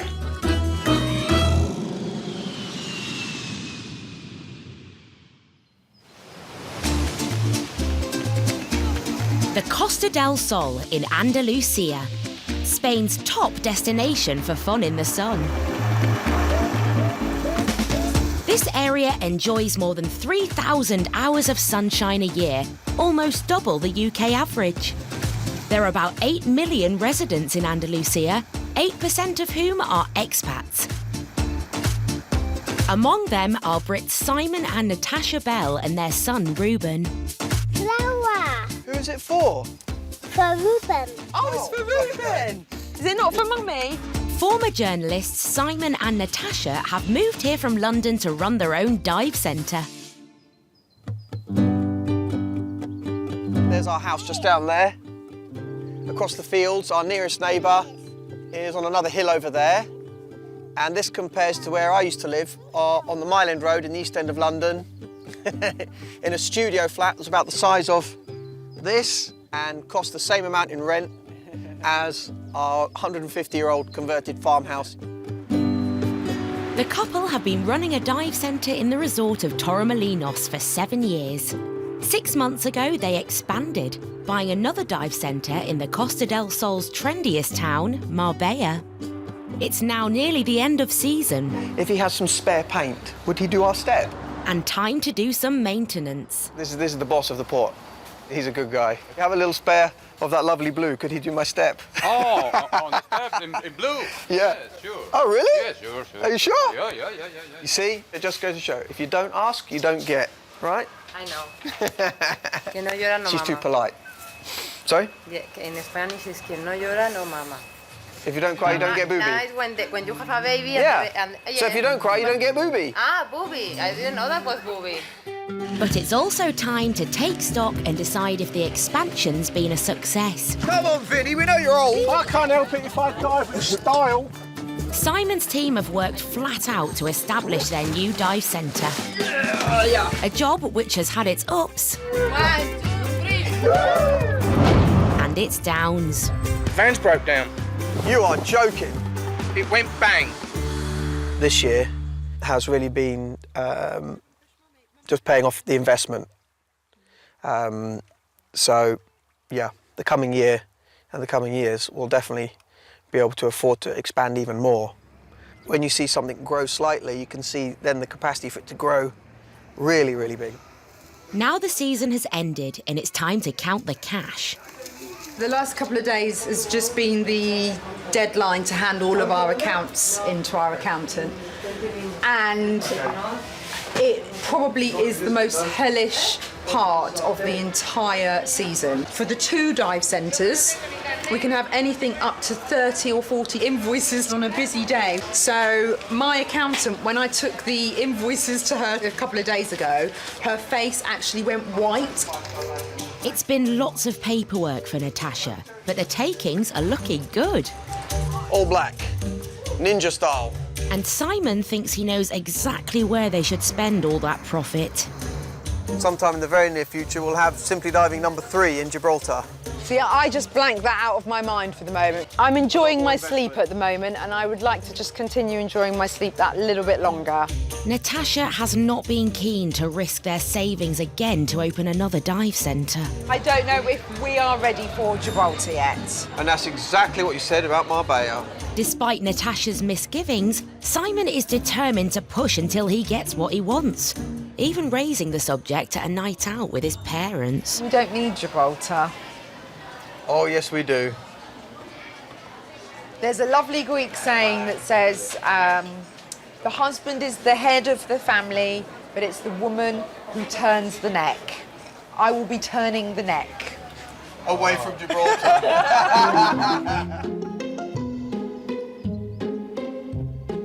Here we have the confirmation of the setting up of the company. We even know that we have a space in Marina Village. We've done all the hard work, all the homework, all the paperwork, although Natasha wasn't too pleased about the idea.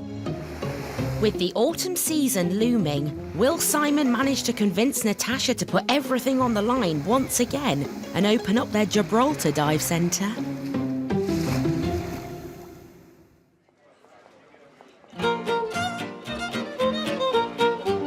Southwest France, a draw for millions of tourists each year, many of whom are lured by its world-famous wines.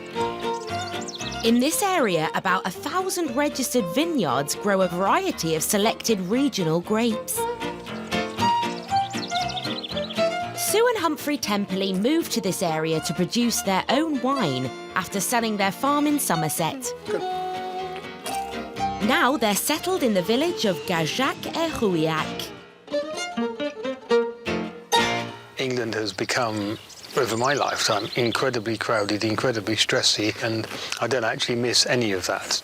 No traffic noise, no hassle, no commuting to work, all of those kind of things are great. But after years of bad weather and mistakes in timing previous harvests, Sue and Humphrey haven't turned a profit yet. You wouldn't want to be harvesting that this week, would you? If they don't get a good crop this year, they will be forced to give up the vineyard. There's no plan B about this project. We make this project work, or we have to sell up and go and live in a bungalow by the seaside. This year, Sue and Humphrey think they're onto a winner. The weather has been ideal so far, with the right mixture of sunshine and rain. And they've managed to keep their vines healthy and strong. This is our 6th summer, and I hope we'll all enjoy the wine. But now they're faced with a big decision, one that they got wrong in the past. When exactly should they harvest their grapes? We have to wait for the Malbec to be ripe before we can really harvest the Merlot. It's nearly autumn and the weather could turn any moment and ruin the crop. But Humphrey is feeling lucky and has decided to gamble and postpone harvest for a week in the hope of more sunshine. They aren't fully ripe, and so if I was really jumpy and worried, I could take them now and deal with some of the consequences, but I'd much rather leave them out there for another week and get a super quality product, which is what we will do if they don't come to some horrible end in the meantime. If you want something good, you've got to go for it, and going for it means taking some risks. But a risk of a different sort has caused unexpected new problems. Right, do you want to be on this or do you want that? Well, I've broken my leg. Just before the start of the red grape harvest, Humphrey has fallen over and badly injured himself. Got very tired on Saturday evening and missed my footing coming down from top of one of the wine tanks. Swung down and fell onto the concrete wall, so now got 2 pins in my upper leg, upper tibia. Right, let's see if that gets into that one.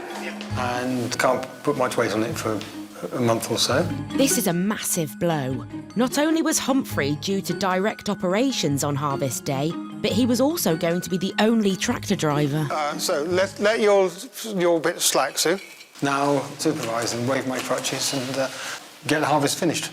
His apprentice, ex-cook Matt, is standing in for Humphrey, but he's never driven a tractor before.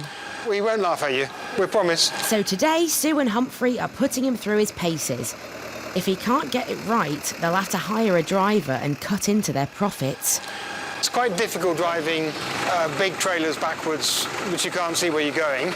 Some people can do it, some people can't, and the people who kind of hopeless at reversing trailers.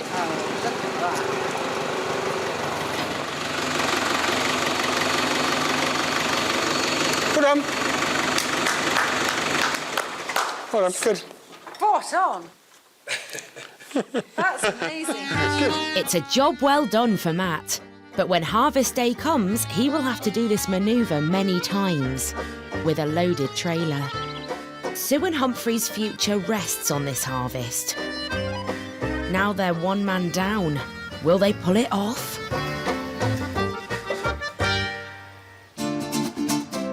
The Spanish town of Marbella is the most glamorous place on the Costa del Sol. It's the second greenest city in Europe, with just 23% of its land urbanised. Here, €20 million villas rub shoulders with flats costing just €80,000. Rosanna Gorman from Doncaster has given up her job as a medical rep and poured more than £35,000 into starting up a residential boot camp and fitness centre. Since I got here, I feel, much better in myself. I love this weather. I love being in the sun. It makes me feel better. It's like paradise, isn't it? Beautiful. Rosanna is renting a 5-bedroom villa that can cater for up to 11 people. It's a very, very good place. Very nice. And she has given herself a year to see if she should make this move permanent. I do like to watch them. I sometimes watch them when they don't think I'm watching as well, which is quite good. It's been a slow start with just 30 customers in the first 5 weeks. Hi, how you doing? So Rosanna is trying to drum up business using an online consultant to update her marketing. This is your storefront. Well, there's no other way for people to find me other than online. Yeah, and then really.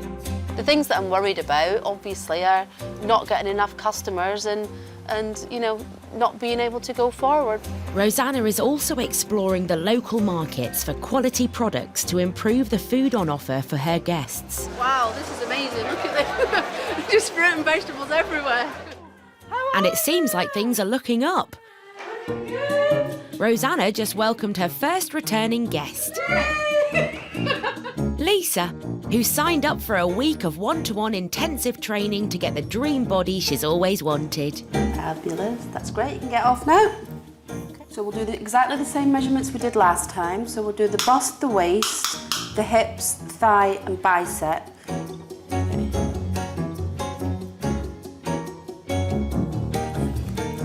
Okay, so we've got all your measurements and your weight. and then we'll look at again the end of this week from the beginning of the week and see what the differences are. It's not necessarily about what I want to lose, it's what I want to feel like in my clothes, etc. The inches and everything that come off my body rather than the weight. Rosanna has miles of sandy beaches just a kilometre away from the villa. Ready? They are the perfect location to put Lisa through her intensive training programme. Couple more. Oh, I love working in sand. I love it. I've got sand where sand really shouldn't be.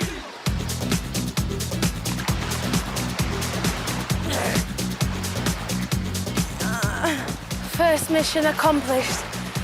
4 kilometres. Done. That's hard work. I think we deserve a little rest now. You saw a lot more flesh here. So people just seem to look after themselves more here than you would find in the UK. Everybody's into fitness. You see loads of people jogging and running and, you know, all the time. What more could you want? It's not a bad job, really, is it? But to keep her dream job, Rosanna needs to make sure clients keep coming. So she has decided to sign up for an exclusive business networking event. This is Ellen and Derek, they're friends of mine. They are involved in the networking events and so on in Malaga, and they told me about this event and said it would be good for me to meet people because I don't get out much. Ellen and Derek have lived in Spain for many years and know a lot of British expats in the area. Their aim is to boost local businesses by putting local entrepreneurs in touch with each other. There could be some business networking. You meet someone, they're offering a service that you actually need. Oh, great. Hopefully I'll speak to some of them. Hi, excuse me, I'm really sorry to interrupt. What's your name? Alice. Alice, I'm Rosanna. Nice to meet you. Spanish way. Spanish way, definitely. I run a company called Aurora Boot Camp, and it's for people who want to get fitter, lose some weight. It's quite nerve-wracking to do it sometimes. There's me, the personal me, who is actually quite shy and would die if I had to do these things. And then there's like the business side of me who just goes and does it.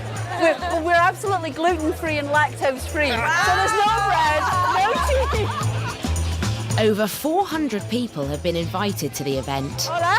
And Rosanna is keen not to miss any potential new business contacts. Do you know what my business is? No. Despite the nerves, Rosanna manages to work the whole room. Making some decisions. And finds a promising new lead. I've met Alice. She's actually a yoga teacher, so we're probably going to go out and do lunch and talk about things. So she's absolutely fantastic. So that's going to be really good. At the end of a night of networking, Rosanna is feeling much more connected and confident.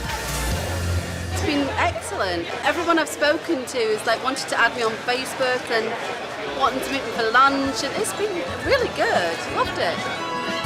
But only time will tell if Rosanna's new business contacts mean more work for her boot camp.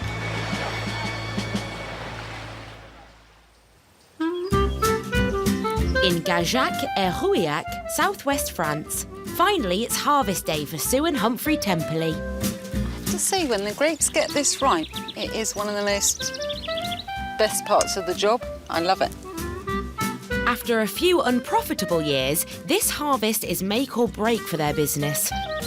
The grapes look good, but they are short of a winemaker, Humphrey, who has broken his leg. It's just as well they shaved your leg. When you go to a French chemist, normally end up with a carry bag of stuff. In this case, it was a bit more extreme than that.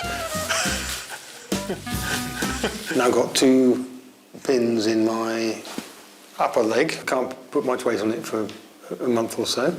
Their most important harvest is about to start, but Humphrey is under strict doctor's orders not to do any work. It's 8 a.m. So the plan for this morning is the harvester will arrive hopefully in the next 10 minutes, quarter of an hour. The harvester will harvest the grapes and Matthew will bring them from where the harvester is in the field with the tractor and trailer into the shade. And then we pump the grapes from the trailers into the big vats. It's been a long slog to produce the perfect crop. Apprentice Matt will have the crucial job of bringing home the grapes today. A lot of anticipation. I've been here for 6 months now, so I've been waiting for this day. I was up since 5 with butterflies in my stomach, getting really excited, so looking forward to it. What could go wrong? It's not long before the grape harvester arrives. Right on time as well. This €300,000 beast is shared with the neighbouring vineyards. When harvest starts, it will travel along the vine, sucking off the grapes like a giant vacuum cleaner.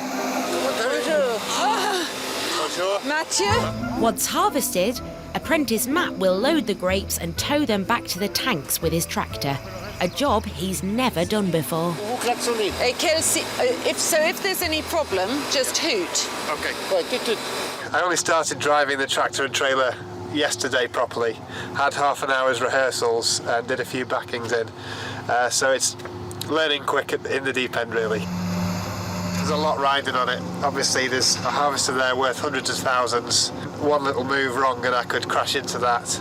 I've obviously got the tractor and the trailer, which is worth a lot of money, and the load as well. It's the whole year's work riding on this, really. Sue and Humphrey's livelihood depends on the success of this harvest. I just want to tell Humphrey it started, but he isn't answering his phone at the moment. So he probably hasn't got it with him. But I thought he had, actually. Humphrey's disappearance remains a mystery, but not for long. It is, Humphrey. Despite being banned from driving, he's come to the field on a tractor. I was just ringing you to say that he's here. The doctor will be really happy. I'm afraid I'm not a very good patient, and I don't like being told what to do. I don't like being confined to bed. And no, I don't really like people telling me what I have to do. Only Humphrey probably would drive a tractor with a broken leg. But that's enough driving for Humphrey for the day. Bonjour. Ça va bien? Oui. Ah, deux vis. Ah, c'est bien. It's Apprentice Matt who will take the first load of grapes back to base. But is he ready to fill Humphrey's boots? As Matt reverses towards the harvester, he can count on the help and direction of his boss. Just waiting to see where he comes to? Yeah. How lucky. No, whoa! Okay. No, back. Whoa! Oh! Watch him. Okay.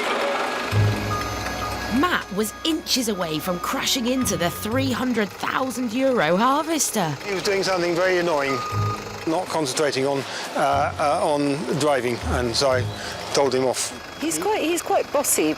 Delegation isn't you, really. I don't mind so much about my machines, but the shared machine is very expensive, and luckily no harm was done. On the first one, I was looking at the grapes going into the trailer rather than keeping my eye on the harvester, so that's why Humphrey got a little bit stressed. But now I know that I don't take my eyes off that man.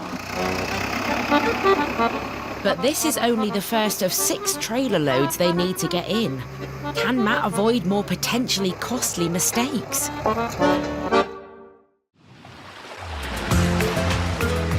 In Marbella on the Costa del Sol, Rosanna Gorman has been putting returning guest Lisa through her paces during a week-long stay at her boot camp retreat, the Aurora. God, that's hard. Rosanna has devised this whole programme specifically for Lisa, and Lisa's final weigh-in tomorrow will confirm if her strategy has worked.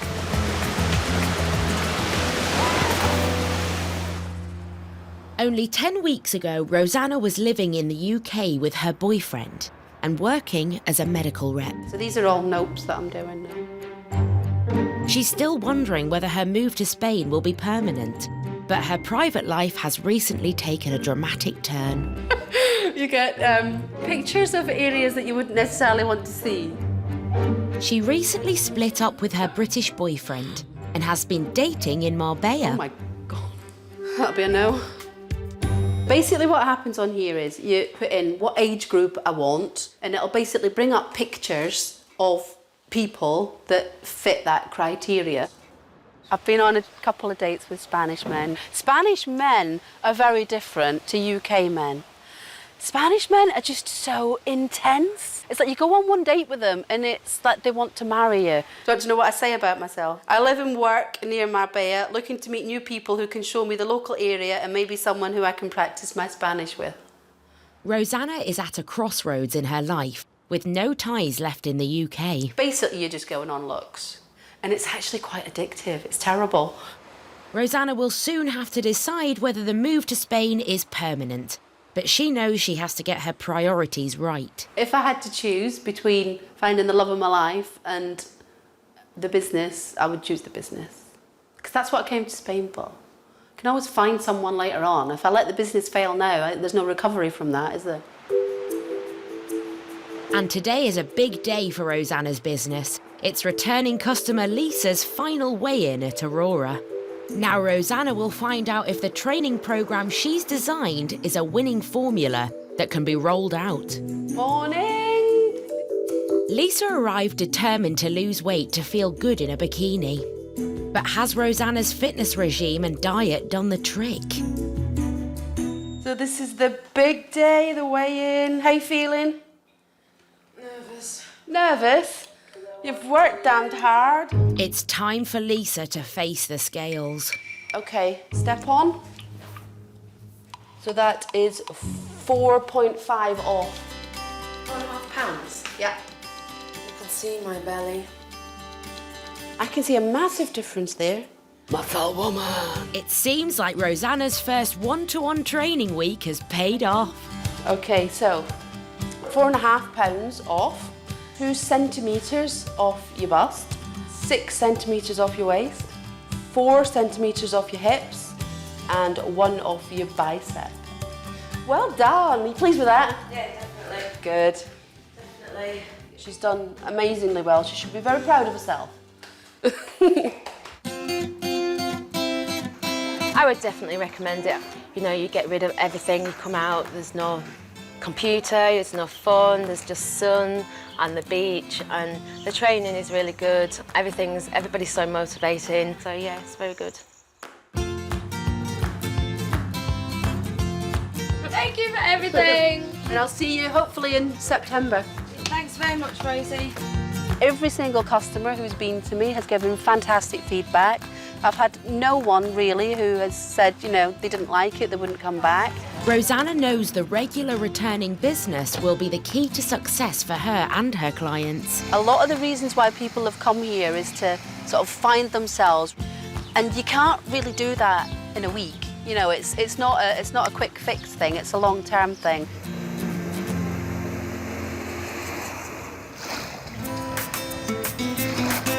Just 10 kilometres down the road is Marbella Port, where it's the end of the summer season. So everything else feel okay? Simon and Natasha Bell's diving centre is finally winding down after months of flat-out diving.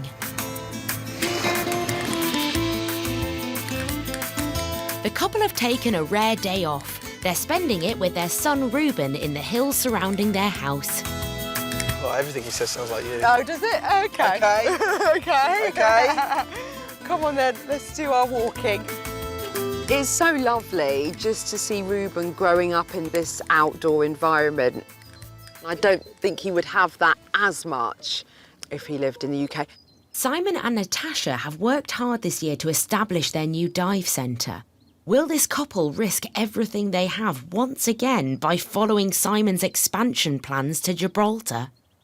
I'm just one of these people, I get bored very easily, you know? Things kind of reach a plateau and it's nice, and then just gets a little bit boring. So you have to think of something else to do.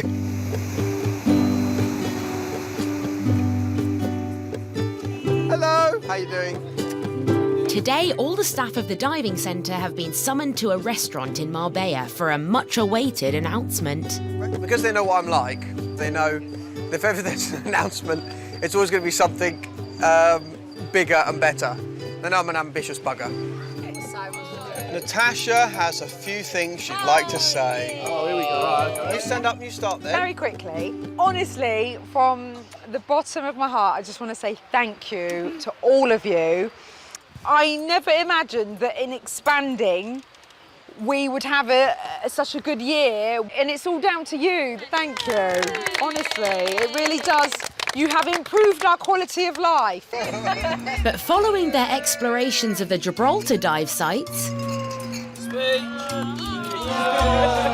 the staff's eyes are firmly on the boss, Simon, as he prepares to make his speech. It's been a very, very special year for Simply Diving. And the great news is, of course, that you knowing that I get very bored very, very easily, is that, of course, Simply Diving is going to expand even further. And, we're going to tackle a little part of the UK, which is Gibraltar. And obviously, we're going to need you guys here. We're going to need you for that. We've already got an official company registered in Gibraltar. Thank you, everyone, for your really, really hard work this year. I would not swap any of you lot for anybody. I wouldn't even swap Vinny. Nice one, guys. Despite Natasha's reservations, once again, boss Simon has decided to power on with his expansion plans, aiming to open next summer. It's great news for the staff, but a risk for the company. Gibraltar's got a really good dive sites. That's going to be great. Can't wait, actually. The more I think about it, it's like, yeah, definitely. Really up for that. Can't wait. Of the two of us, I'm definitely more resistant to the Gibraltar project. Not resistant permanently. It's really good to have that plan there, but right now, all I can think about is the end of season, putting my feet up and recharging really for a new year. Right, let's go! Simon! Hang on a minute. It's time to celebrate the achievements of a bunch of British expats and their Spanish colleagues. Going up in the sky. And look forward to a bright future.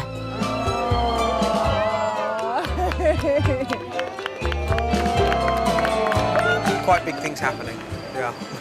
And we're really going to need all their help as well, so. Wow, look, it's gone up to the sky. Hopefully, they'll all be on board with us and help to see us through to the next stages as well. Bye-bye. Bye-bye.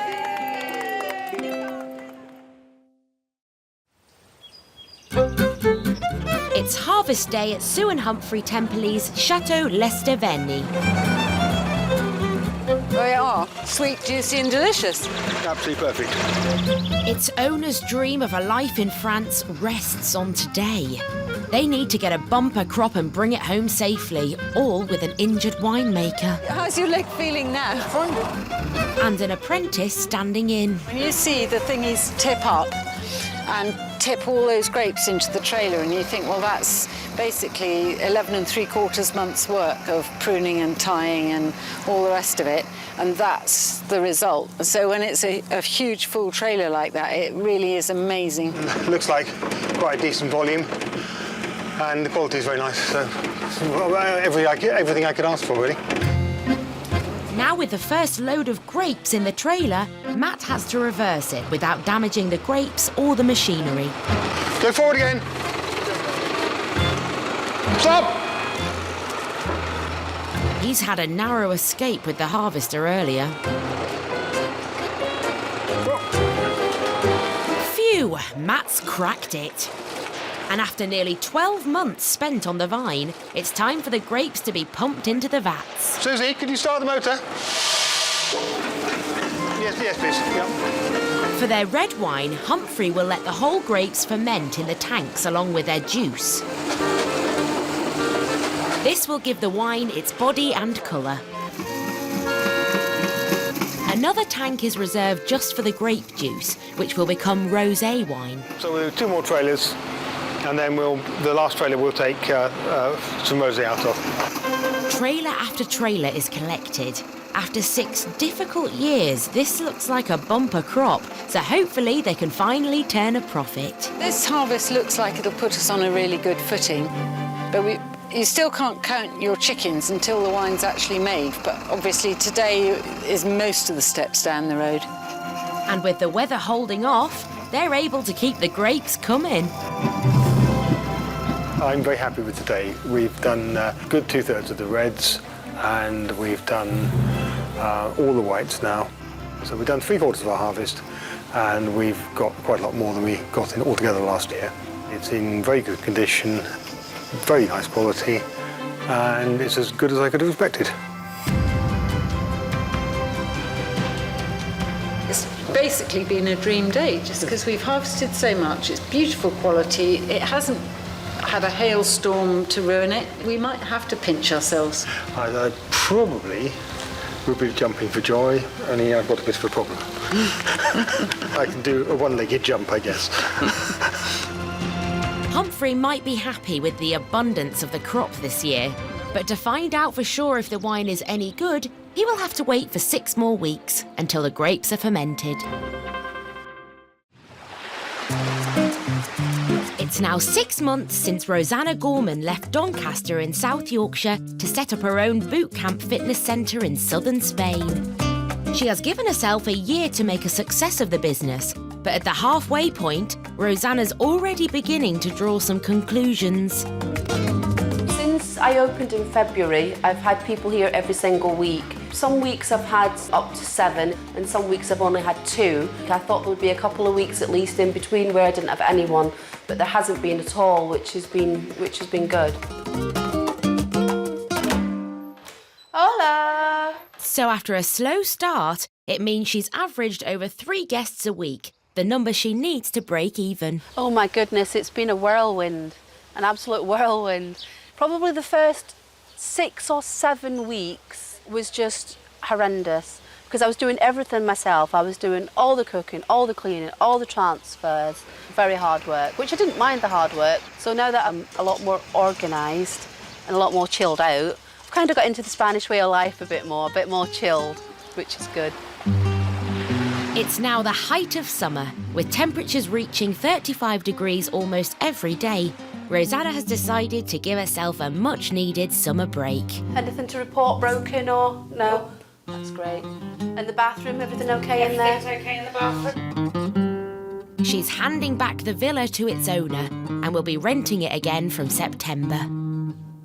It's sort of the rundown to the end of the first season, really. July and August we will close because it's just too hot to do the kind of things that we're doing. So July and August will be my time to take stock of everything, see how things have gone. There was a lamp broken last week, so there'll be one missing from here. There's one missing? Yeah, one missing from there. I will change the website somewhat. I'll concentrate on my social media throughout the summer, so that's something that's, become very apparent as being very important.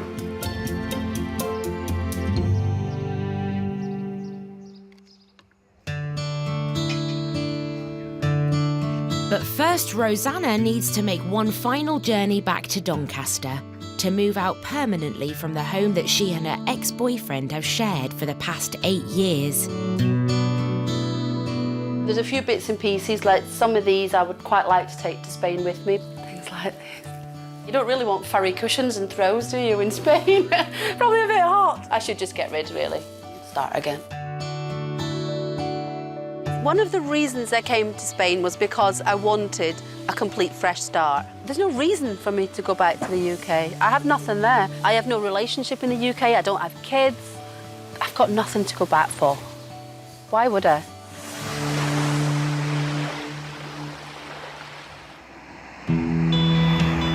With her boot camp villa rented out, Rosanna is moving into a small apartment in the Andalusian mountains to make preparations for when she reopens in September. There's an awful lot going on behind the scenes to ensure from September onwards everything's gonna go with a bang, basically. And she's sure she's on the right track to success. It's just an opportunity that I've given myself. No one else has given it to me, I've given it to myself. Given myself this opportunity to change my life, do what I want to do for a change. I do want to show people that I can do things on my own and that I don't particularly need anyone else to help me with that. I can do it on my own, which is where I want to be, really.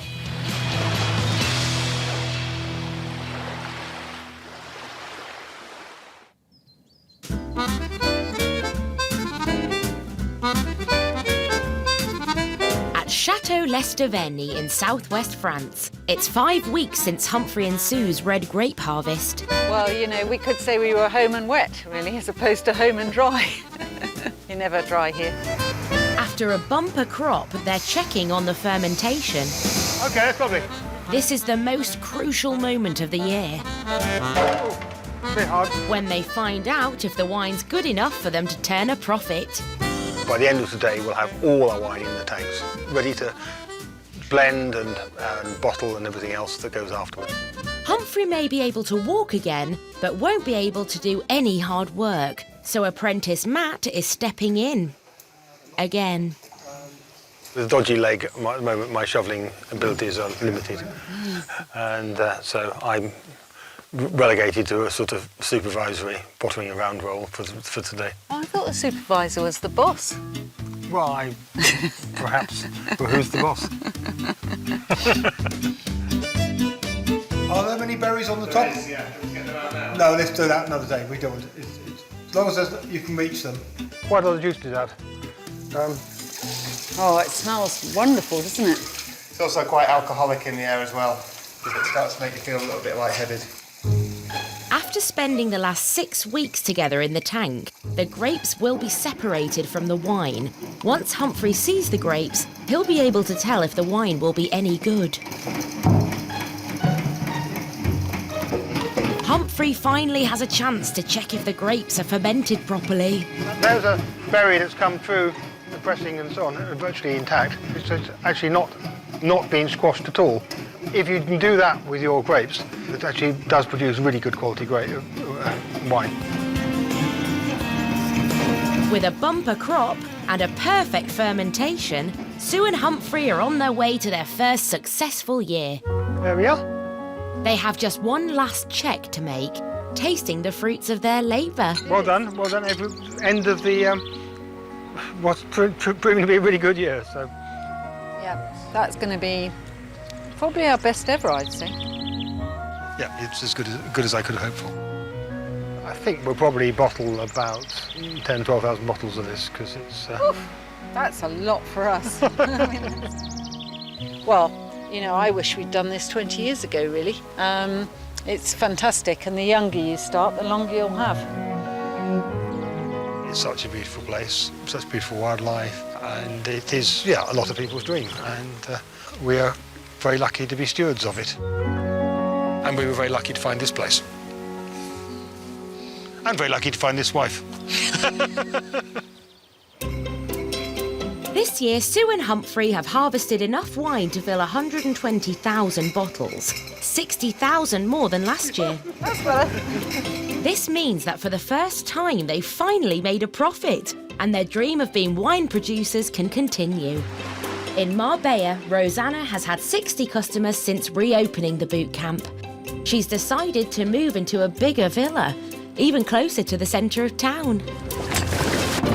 At the dive centre, Simon has been looking for a new boat to use in Gibraltar. He's trying to convince Natasha to part with €50,000 and still hoping to be open in time for the summer season. Awesome! Mission success! Fantastic! Next time, another set of great escapers hoping to make a living in the sun.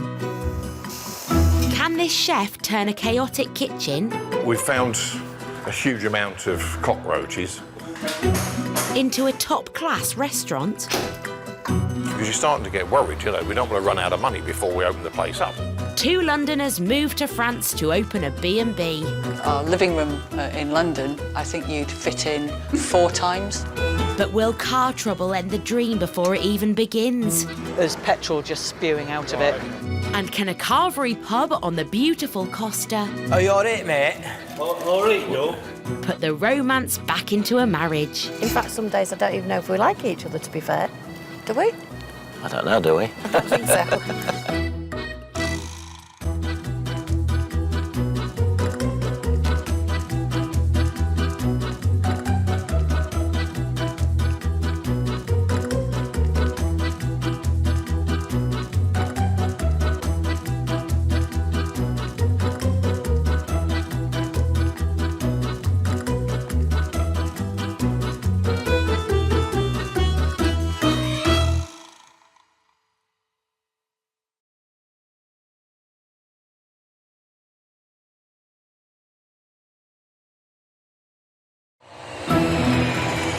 Every year, thousands of Brits head to Europe for a dream new life. To a dad, that is just pure pleasure. This is heaven on earth. But sunshine and scenery and a great lifestyle need to be paid for. My bank is empty. We've got nothing left. So to fund their fairy tale, get your little fishy when the boat comes in. Brave Brits are taking the plunge and going into business. On this series, we follow those expats. Dave, you got any euros? Setting up anything from bars and boat charters in Spain to vineyards and B&Bs in France. Not happy. Not happy. But will they flourish? We're going to do it, we must do it properly. Or will they fail? Money doesn't grow on trees. It is life or death. And can they really make a life in the sun pay? Fans broke down. You are joking. It went bang. On today's show, can this chef turn a chaotic kitchen We found a huge amount of cockroaches. into a top-class restaurant? We're starting to get sleepless nights because you're starting to get worried, you know. We don't want to run out of money before we open the place up. A new life in France? Our living room in London, I think you'd fit in 4 times. But will car trouble end the dream before it even begins? There's petrol just spewing out of it. And can a carvery on the beautiful Costa Are you all right, mate? All right, no. put romance back into a marriage? In fact, some days I don't even know if we like each other, to be fair. Do we? I don't know, do we? I don't think so.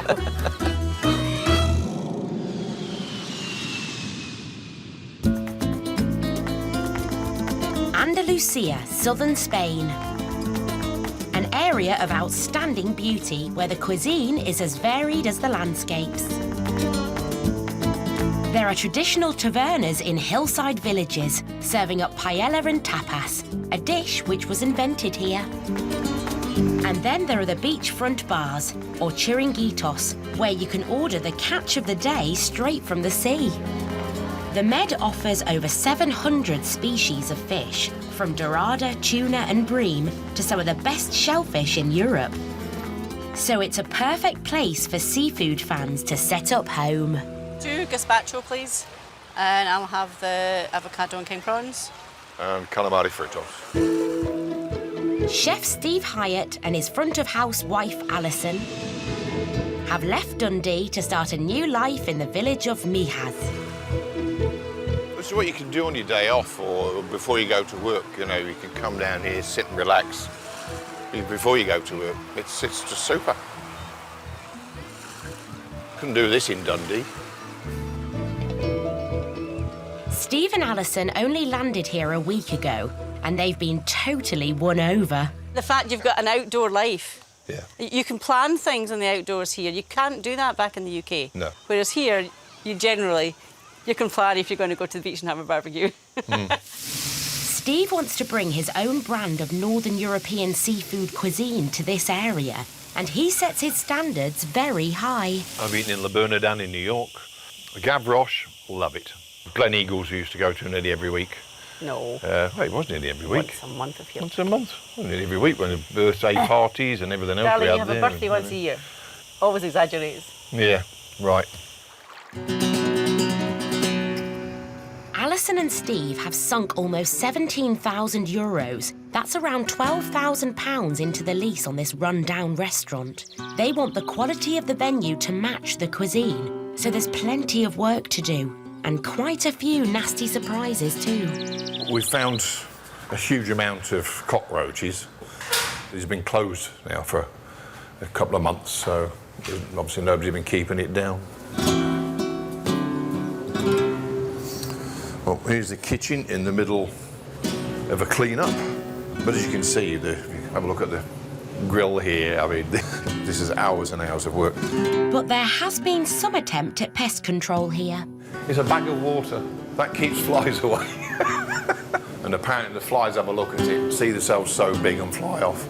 But maybe they do. Yeah, maybe they do, I don't know. The decor isn't much better. The photographs of famous women. Posh Spice. I don't know who a lot of them are, but I'm sure my husband might. There's Shakira. Now, I can relate to this one because this is what my wife looked like when I met her. The Hyatts have set aside €8,000 for renovations. Another area needing attention are the toilets. We've got a tiler in at the moment, but Daisy are having issues because we've discovered that all the bathroom tiles have been secured to the wall with concrete as opposed to tile glue, whatever you want to call it. Well, they're not going to fall down, are they? That's for sure, you know. Built to last.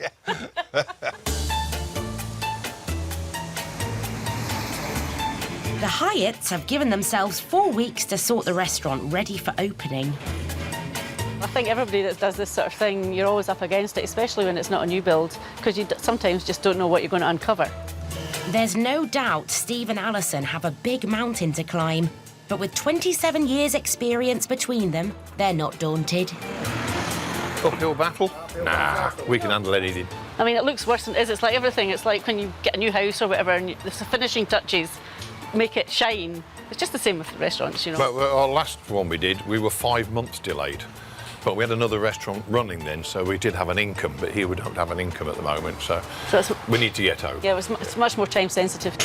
But with the opening day looming, and no idea what other surprises may be in store, will Steve and Alison really be able to pull off their fine dining dream?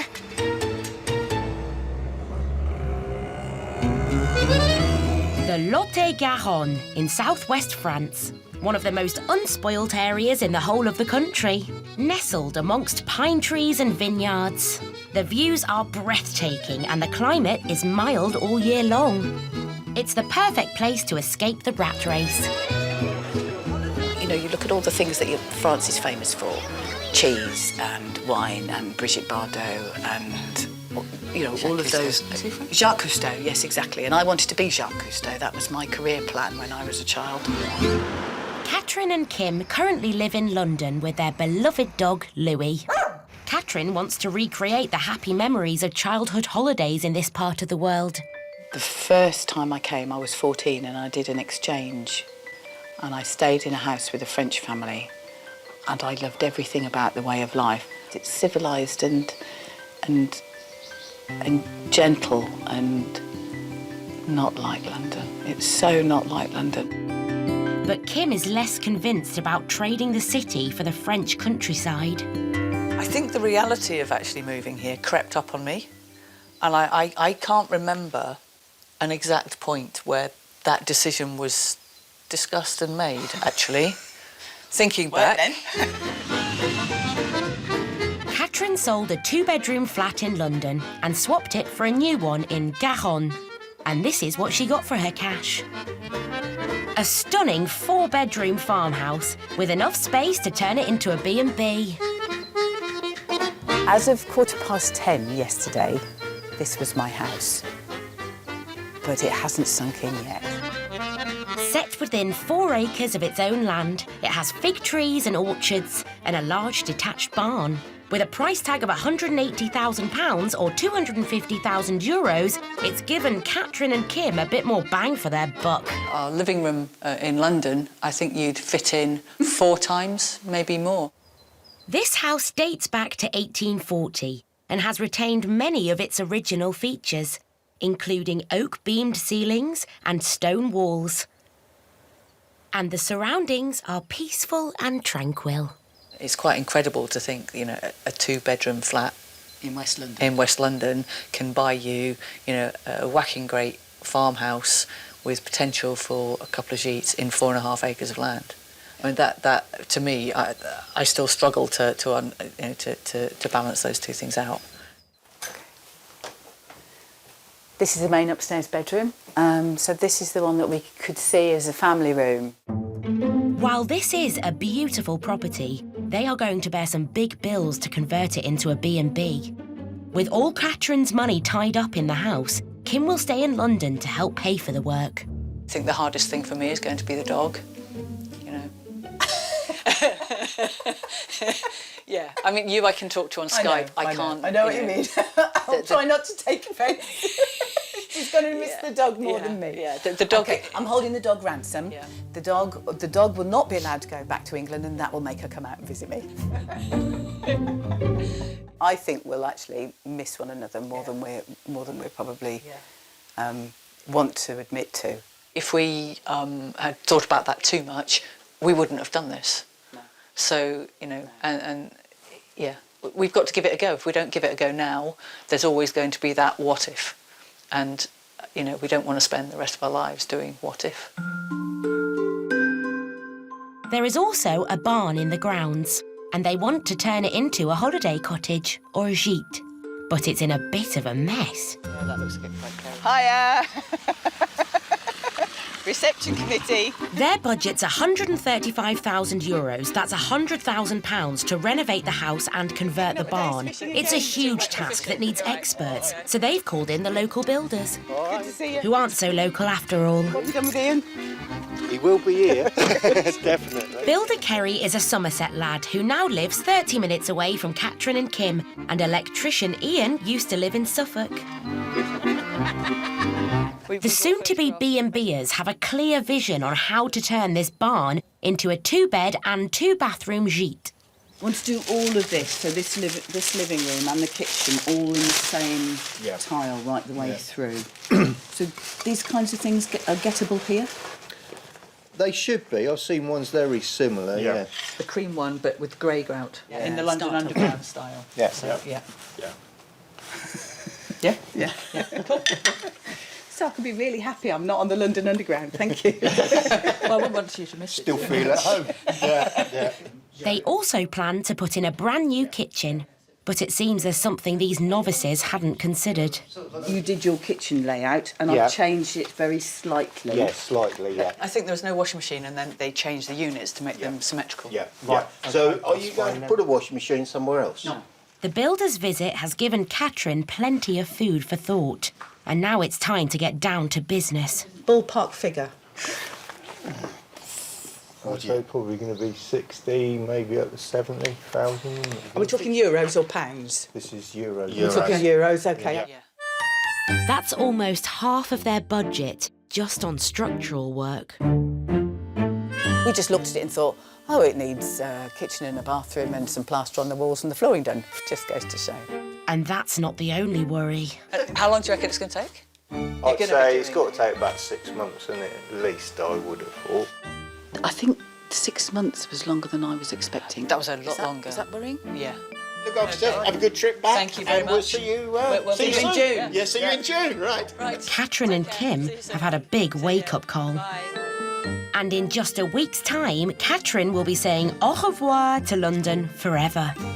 But will her French fairy tale turn into a nightmare? 60 years ago, holidaymakers began visiting the Costa del Sol, and the UK's love affair with this part of Spain is as strong as ever. The region is home to 103 towns and villages, and there is something for every taste. From Puerto Banos, a playground for the rich and famous, to Marbella, with more golf courses than anywhere else in the world, to party towns like Fuengirola. And of course, everywhere is bathed in around 320 days of sunshine every year. Publican Steve Lewis and his wife Jill have moved here after being totally seduced by the sun, sea and scenery. It's just a pleasure coming to work and seeing this every morning. Back home it was a supermarket blank wall, but waking up every morning, it's a pleasure to come to work, and when the sun's shining, it's great.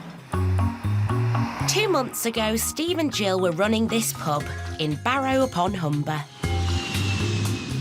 But they've now swapped a pub on the banks of the River Humber for one on the beautiful Fuengirola Marina. Grimsby Town Football Club, that's their badge, but I've named it after my father. He was a fisherman from Grimsby. Mariners on the marina, because as you can see, we're on the marina. And Steve thinks his gift of the gab will go a long way in winning over his new clientele. Football, everybody loves a football, food and fun. He's a nightmare, to be fair. I don't know what you mean, love. Yes, you do. Have you seen the back of his head? That's why she married me, because I'm mad. Weird. Isn't it, Del? Steve and Jill have worked in pubs for 15 years. It's all they know. But working long hours has put a real strain on their relationship. It's not easy, you know, we do have our arguments, we have our ups and downs, we have our fallouts. In fact, some days I don't even know if we like each other, to be fair. Do we? I don't know, do we? I don't think so. We survive on our love, don't we? No, we're not skinny enough. Steve and Jill are hoping a new life on the Costa will help them put the romance back in their marriage. And it all starts now. Are you all right, mate? All right, Doc. After a 3-month renovation, today is the official opening of their traditional British boozer. Would you like the Yorkshire pud? I would want. Thank you. Steve believes the key to success is to give tourists a taste of home. Today is Frengarola's first and one and only carvery.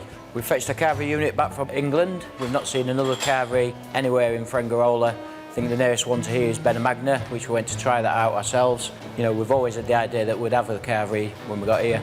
So this is it. This is our very first one and it's going well. We've got a few bookings this afternoon. It may not be everyone's idea of a beachside meal in the sun, but Steve's convinced he's onto a winner. Definitely a gap in the market here for carvery. The creatures of habit, they like the Sunday roast or the Sunday carvery, and so give them something what they want. Proper snap this, damn. Like being back at home. Steve and Jill have stacks of experience running pubs and are convinced they can make a go of this one. But the big question is, will the Costa del Sol sun put the spark back into their marriage? The picturesque Lot-et-Garonne in southwest France. And in a quiet hamlet just outside the village of Guérin, Londoner Catherine Morgan has been chasing a dream. The escape is from something that is drudgery. A way of life that just feels like a treadmill. This place is the right place to escape to because it's a polar opposite. This offers me an opportunity to eat well and to live well and to live at a pace of life that's enjoyable. Catherine plans to run a B&B and self-catering gîte from this 18th century farmhouse that she picked up for the bargain price of €250,000. And today's the day the dream begins. Ealing, West London. And the time has come for Catherine to say au revoir to the big smoke. It's just quite a big, momentous moment, actually, to see all of our stuff going out. So I hope it's going out. Louis, we haven't told him what's happening. We've been trying to teach him to say Le Wolf for when he becomes a French dog, but he's anxious. I can tell he's stressed out. He's just fed up. He just wants to go to the south of France and sunbathe. Or is that me? While Catherine moves to France, partner Kim will come back to work in London so that they have an income to fall back on. Kim's had to go to work, and she decided I was capable and competent to be left in charge of a bunch of removals guys. There's a lot of stuff to shift. Luckily, organisation is what Catherine does best. This is the project called The Great Escape, and this is my pride and joy. I think this is a very lightweight project plan. This is the list of things to do day by day in the final month. So decorators coming in and the gardener coming in, and there appear to be 4 stars here, which I've awarded myself for genius planning. Probably not normal, is it? People at work don't think it's normal.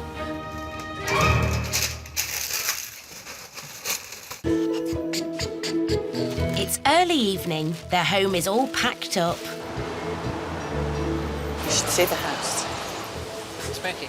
Very, very, very empty. They were like gannets. They just descended on the place. It was all 4 big burly blokes. I mean, they just picked everything up and were just so quick. And the reality of what they're doing starts to hit home. It's very final in that there isn't any going back from this. Somebody was telling me about a family that moved and went off to France and moved in on a Saturday, and by the Wednesday phoned up French Moves, the removals company, and said, changed our minds, big mistake, we want to go back. Really? Come and pick it all up. They only did 4 days. 4? Yeah. What was so bad? There's no turning back for these two. Tomorrow morning, Catherine, Kim and Louis are booked on a ferry to France. This is really happening. It is a bit fun, isn't it? It is.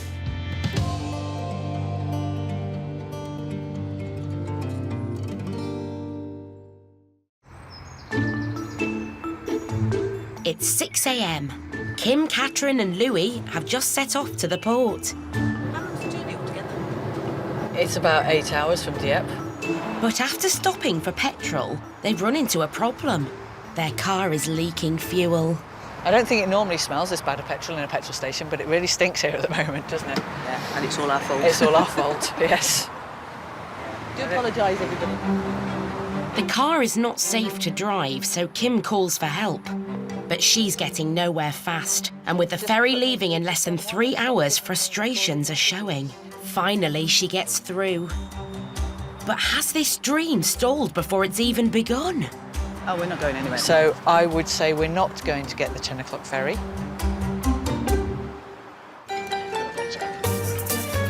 It's often said you could drink in a different bar every night of the year in Fuengirola. The nightlife attracts thousands of tourists. Competition is intense, but Steve and Jill Lewis are confident they can make their new pub work. The main unique thing is that we know what we're doing. You'll get that many people come to Spain and think it's easy, they're on holiday. Oh yeah, we can do that. The amount of people that come and fail, they don't realise how much hard work it is. I've been in the pub game 37 years, so it's a long time to be stuck behind bars without being a criminal. So yeah. You get a little pot belly as well. But hard work alone won't be enough. They need a niche in the market, and Steve thinks he has one. We want this to be a music pub, known as a music pub, and people to enjoy what we put on. Tonight is Steve and Jill's first big music night. They've booked a country and western act, hoping it will pull in the crowds. I'd be happy with 50 to 100. I'd be happy with 200. If we get 50, bums on seats, we're in for a good night. Bit nervous at the moment because, we're waiting for the punters to arrive. I'm the artist. But the Costa del Sol's favourite country and western singer never lets his loyal fans down. I'll do the opening of a handbag, me. I don't mind not bothered, because I get paid. It's our first party night, and it's all happening now for real. I'm joking up, thinking about it. Johnny Westwood, Steve and Jill are hoping to make a name for their pub on the marina. It looks like they're succeeding. It's a massive day for Steve. It's, I suppose it's like the birth of a child, isn't it? It'd be a good night for him. Yeah, it'd be a great night for him, yeah. I hope it goes down well for him.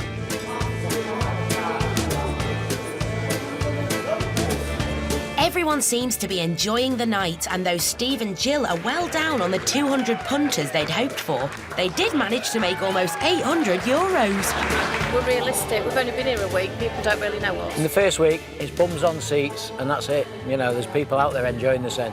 And we're part of somebody else's life now. We've made it. I don't think as many turned up as we expected, but the ones we've got in are a good crowd. So the main thing is the ones that are in and enjoying it, that's the word. So. Yeah. Word of mouth will get about. Yeah. So yeah, we'll certainly have a few more next time. Steve's sure that more live music is the way to get people through the door. We're going to start having a look round, audition them, see what's out there. Put me Simon Cowell trousers on and we'll have a look.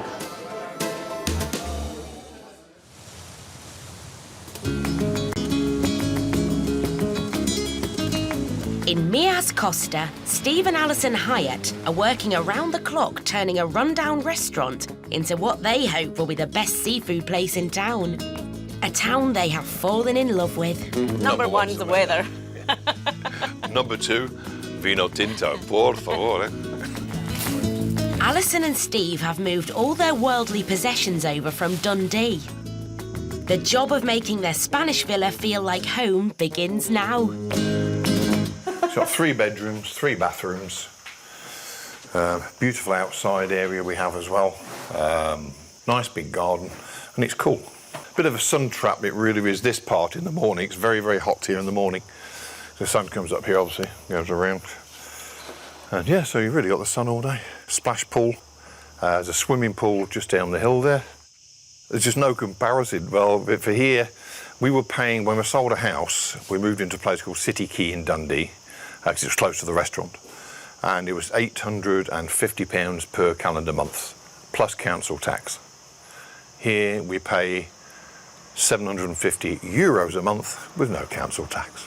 You know. And obviously your electric and gas bills aren't going to be much either here, so, which is quite nice. So again, that's another saving. You know. And the property was nowhere near as big as this. It was 3 bedrooms. It wasn't as nice as this. You know. It's just absolutely super. And Steve also has a ready-made chef's garden. We've got a little chilli plant, just growing a chilli.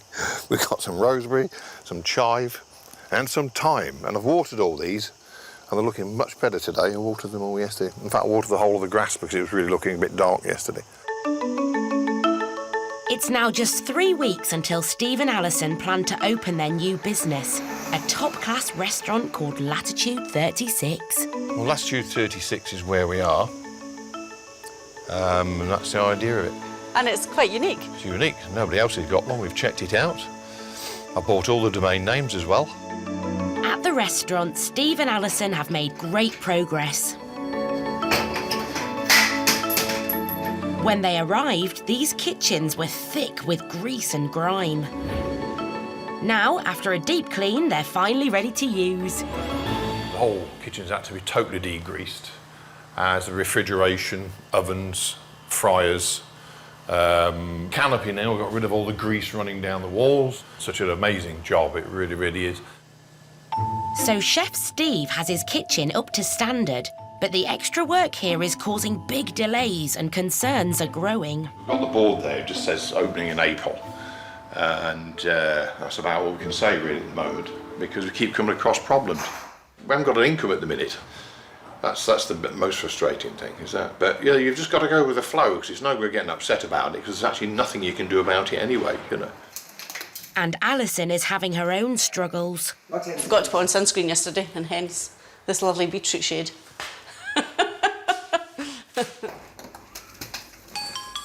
Today, Steve needs to rip down the outside awning, known as a toldo in Spain. Easier said than done. There'll be all sorts of rubbish in the top of it. It's been cemented to the wall. It also hides a nasty shock. I've got speaker wire, which is used as a live cable. That's why I get him to do it. The couple are coming across problems every day. Has their €35,000 investment simply bought them a bucket load of botched jobs?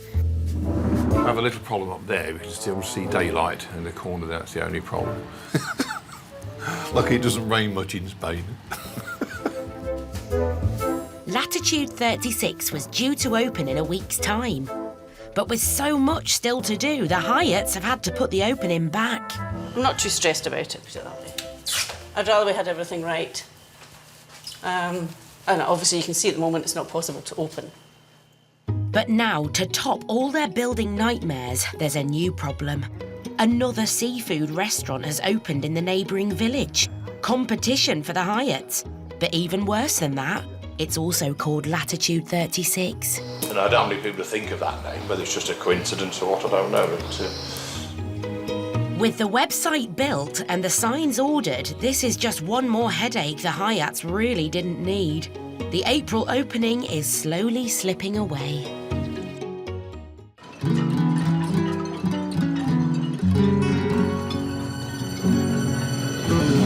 On the beautiful Fuengirola Marina, experienced pub owners Steve and Jill Lewis are settling into a new life in a totally different environment. One thing that you can't change is the view. When you wake up in the morning and see this, you come to work, it's a pleasure being at work, it's a pleasure being in the office. Steve and Jill came to the Costa hoping the sunshine and scenery would put the romance back into their marriage. And it seems to be working. I'll be honest, I think if we'd stayed in England, I think we would have been divorced now. No. Fact, we would have been. Probably. The magic of the sunny Costa del Sol is doing wonders for their relationship, but it's spending time together that's proved vital. A few weeks after their bar's opening, there's an international food and drink fair in town. It's another chance for Steve and Jill to enjoy the place they now call home. It's probably the one and only time we'll get out of the bar, so it's not very often that we do get time together out of the place. Just don't you throw up on me. Unfortunately, they seem to have made an enemy of one of the locals. Yeah, getting picked on the dodgems by a Picked 10-year-old. on by a 10-year-old Spaniard. I think I might be traumatised. Oh no, you can't be traumatised, darling. I think I'm traumatised. This downtime is just what Steve and Jill need. Well, it's certainly been worth our while just getting out from the bar, spending time together. The next thing is we need some product sample. Is that beer time then? Beer time. Well done, Dal. A very good one. But it's not long until attentions turn back to the business. It's May, and with peak season fast approaching, Steve and Jill are looking for the headline act that'll pull in the punters. We've heard about an entertainer who's sort of newish in town, so we thought we'd go along and have a look, see if it's any good for the mariners. They're on their way to see singer Paul Burnham. I heard we've got quite a lot in tonight. But Paul isn't always called Paul. This is worth its weight in gold. It means I can turn up anywhere and put on a show. It's like Judy Garland. When he's putting on a show, he goes by the name of Guapatini. And I've even got bum padding in. Give me a little pert bottom. Are you enjoying that? I can tell you're enjoying that. I don't know whether you call them drag queens or drag artists. I don't know what is the correct term for them, really. But we've heard a lot about him. All good. I don't think there's anywhere in Fuengirola that's actually putting this sort of show on. Come on, darling. We're here. Worries me when you start being nice. Legend in the making. Always nervous. Although this is, I've got a nice loyal following here. I've been here for like 2 years now, but I want to do a good show for our guests who are coming to hopefully book me for their venue. But I've got my mum and dad in as well. Please welcome on stage the gorgeous Guapatini!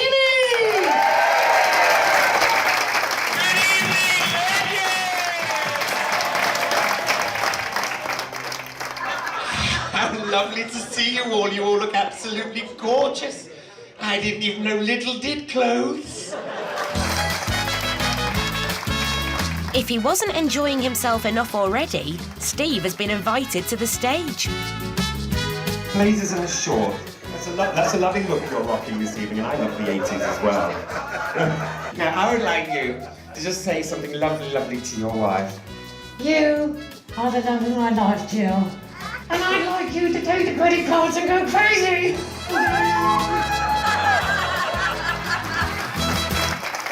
Really good night. Really good night. I thoroughly enjoyed it. It's always a good night here. I think Steve is going to book me for his venue, which is always good. More work. Thank you very much. What an entertainer that guy is. Yeah, he's definitely got a booking. If I have to fork up out my own pocket, yeah, we'll put a cover charge on and hopefully we'll cover that and it'll only get better. Steve and Jill think they've finally found themselves a star to light up their bar. We need that guy behind us to make a success of Mariners on the Marina. On the outskirts of London, at a services somewhere on the M25, our wannabe B&Bers Catherine and her partner Kim and their French adventure has just hit the skids. Yep, stripping still. They've encountered car trouble. It looks like the pipe. Catherine and Kim are barely out of London. Tank. It's really not a great start. Out of it. But it's now approaching rush hour on the M25.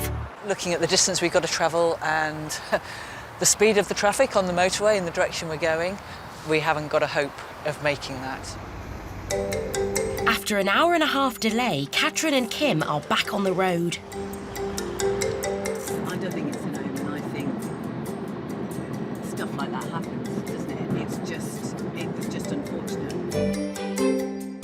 They're resigned to missing their ferry and instead are determined to make the most of their last day in the UK. It's sunny.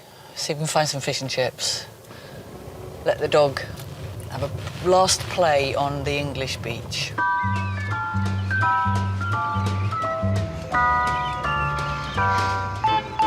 Thank you very much. Great, thank you very much. Walk down here and find a bench. And after a stressful start, fish and chips at the seaside is just the tonic. The last thing you could do before you leave is one of the most British things you can do. Shouldn't we have gone and drunk a pint instead? It's late afternoon. I just want to get out of England now. Don't make me come back. Catherine and Kim are finally setting sail for their new adventure. I don't have any illusions. I think what I'm planning to do is going to be a lot of hard work, and it's not going to be plain sailing, but it's about the quality of life. And now there's sort of this excitement starting to bubble. You know, we've had some stuff thrown at us today, but we've got through it, and now it's really happening, and it's, you know, yeah. I don't know how you say goodbye to somewhere that you've lived for all your life. So I'm not going to say goodbye, I'm going to say adieu. Or possibly à bientôt. After a journey lasting 2 days, Kim and Catherine finally arrive at their new home. It's been just an enormously long journey. 2 days. Oh, I'm happy now. Now their new life can begin.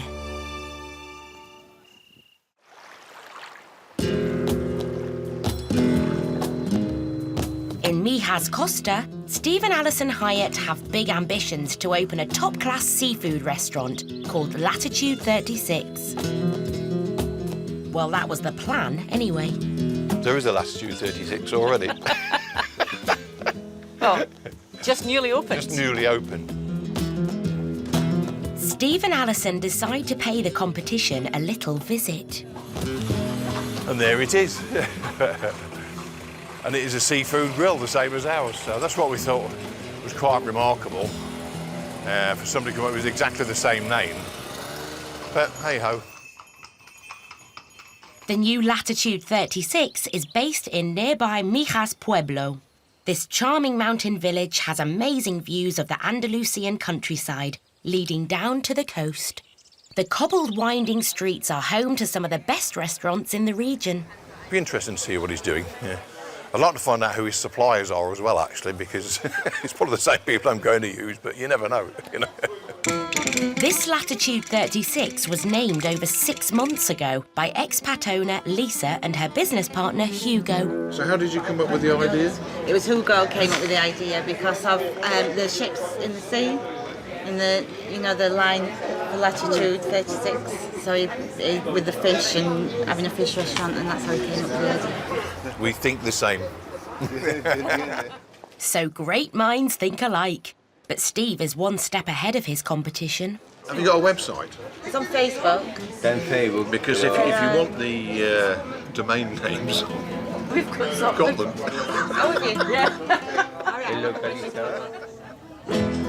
Latitude 36 is one of the swankiest fish restaurants in Mijas.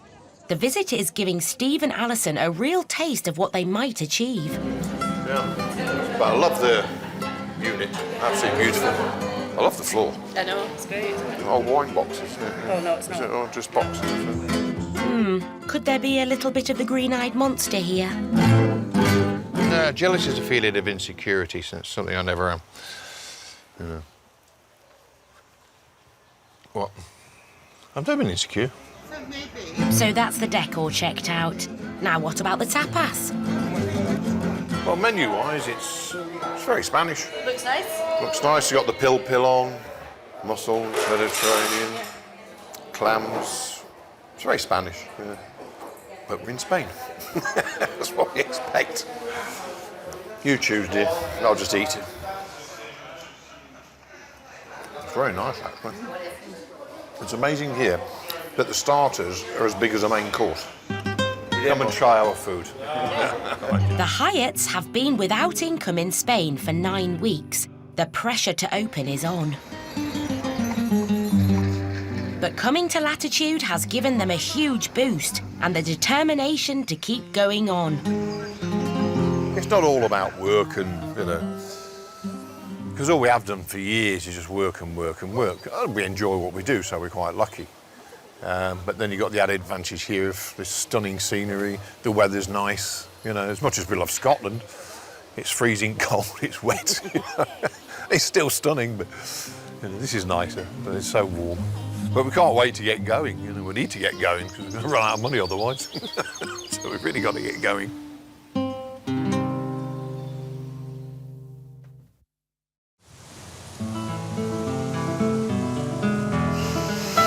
It's the next morning and the April opening is no more. We're starting to get sleepless nights because you're starting to get worried, you know. We don't want to run out of money before we open the place up, you know.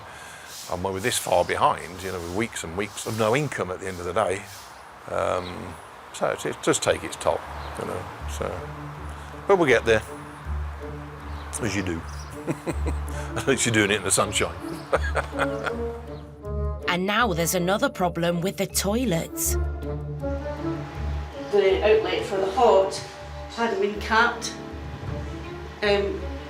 properly, so it was leaking behind the tiles coming out of the bottom.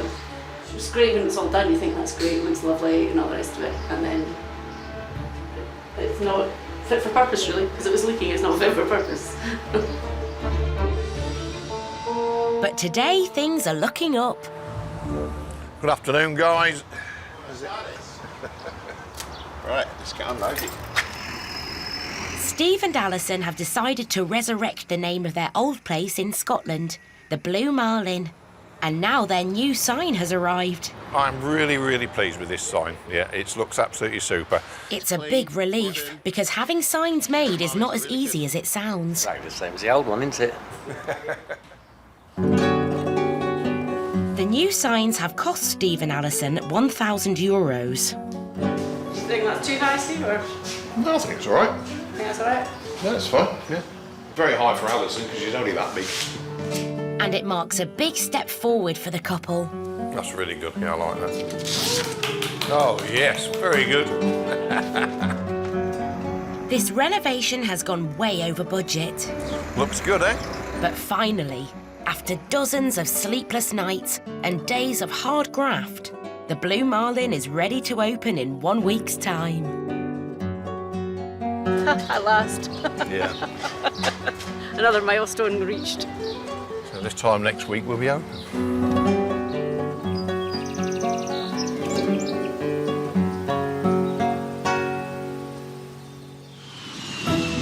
Next time. Almost to the end. Or the beginning, should I say. As the Hyatts attempt to open their doors, will Steve overcome some last-minute hurdles? Looks the same, smells the same, but it's set the rice a really strange colour. Catherine and Kim arrive in France. Whoa, here comes the lorry. But can they get their B&B open before the start of the season? I'm very conscious that time's ticking by and I have no income at the moment. And can Steve and Jill's British pub Happy Easter! Oh, pull in the punters with its Easter Sunday service? Watch this space. This is going to be the best bar in Fuengirola.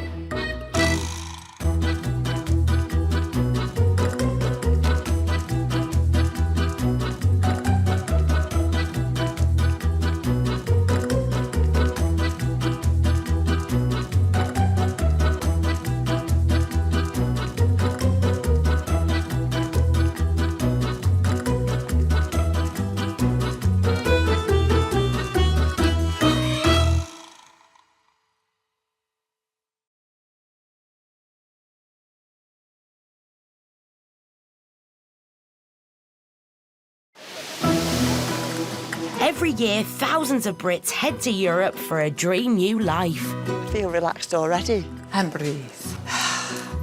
But sunshine and scenery, and a great lifestyle need to be paid for. We have to get going, because that's what we're here for, to run a B&B. So to fund their fairy tale, Champagne tastes and lemonade money.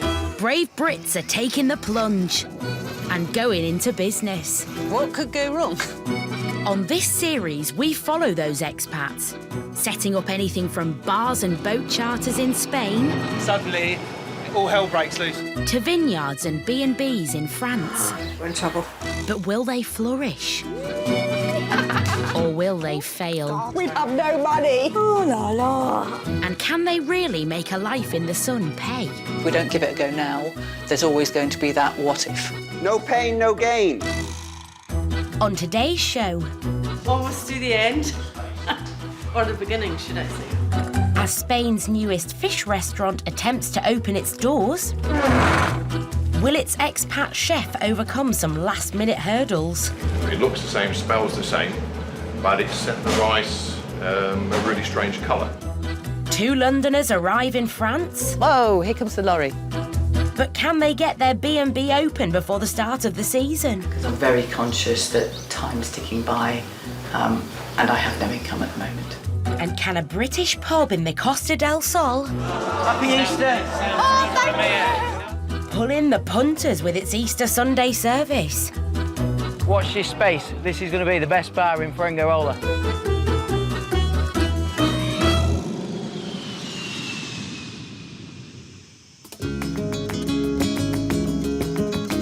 Andalusia, southern Spain.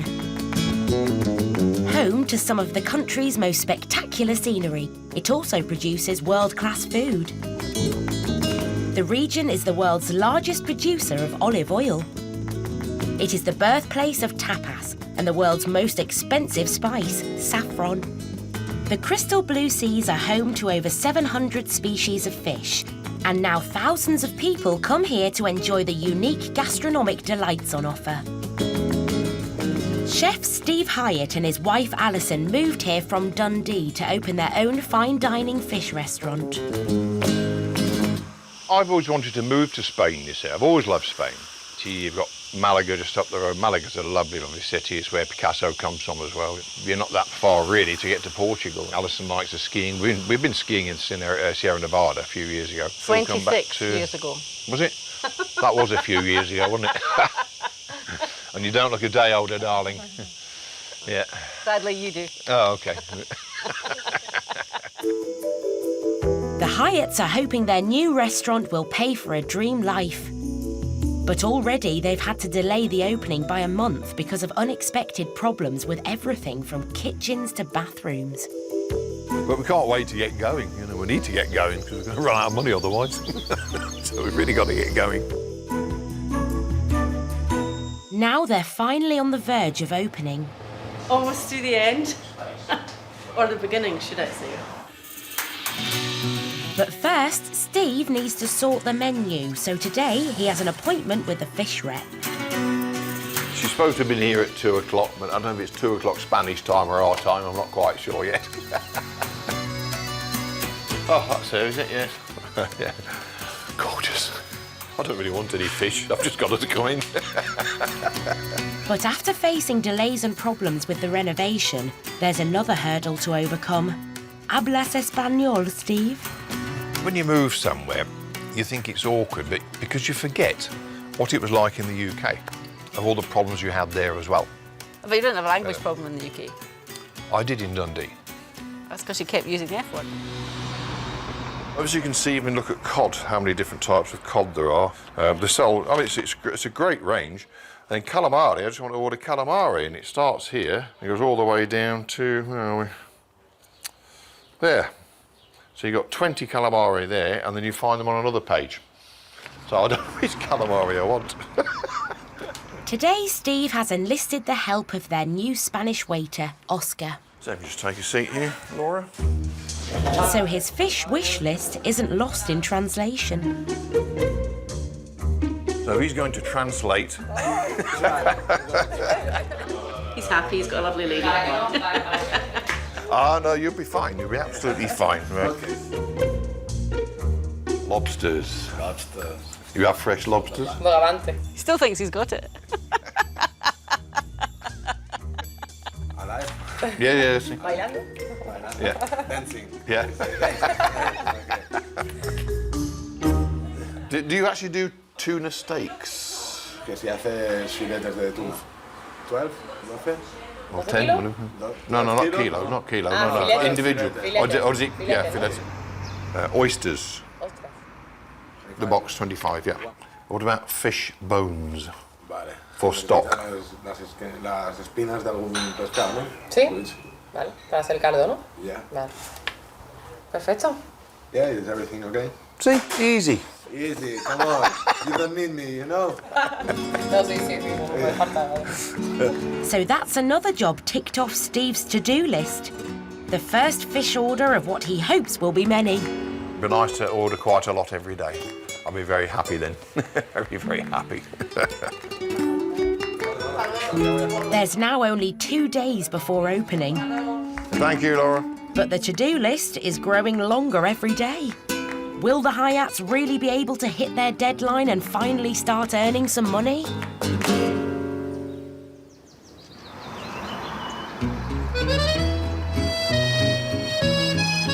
In the southwest corner of France, midway between Toulouse and Bordeaux, is a little corner of paradise. Lot-et-Garonne is home to dozens of unspoilt villages and fortified towns.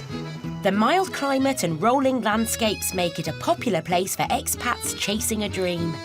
And the cost of houses are staggeringly low, less than half of that in the UK. 2 days ago, project manager Catherine Morgan and her partner Kim Butler paid just €250,000 or £180,000 for this. Set in its own grounds, with a separate barn. This particular bit of France is beautiful. It's very rural, it's very green, the houses are lovely. There's lots of space here. It's so not like London. Catherine and Kim traded a modest 2-bedroom flat for this property. They plan to run a 2-bed B&B in the farmhouse and turn the barn into a self-catering gîte. Just look around, why would you not want to live here? I've managed to sell a 2-bedroom flat in West London and buy a 4 at the moment to be 6-bedroom farmhouse with 4.5 acres of land for the same price. And it seems like a good deal. Sounds perfect. All they need now is some furniture. Whoa, here comes the lorry.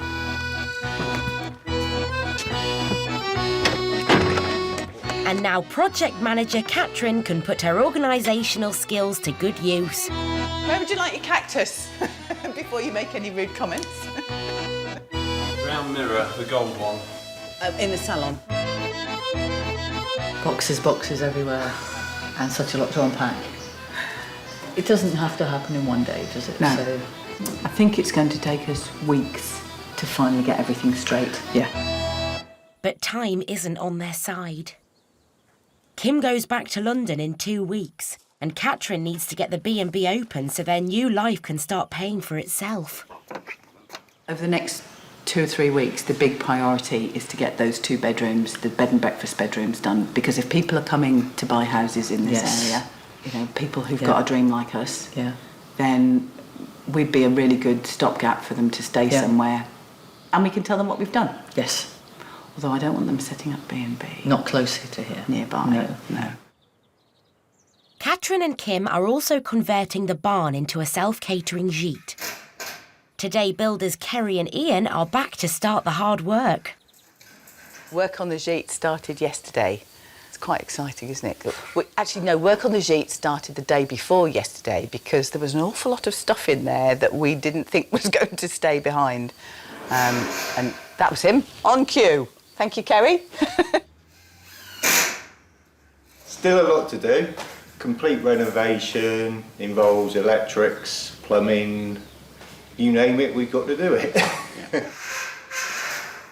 We want to get the floor down upstairs so we can start putting walls and the ceiling up. That's the next big stage, really, and moving forward.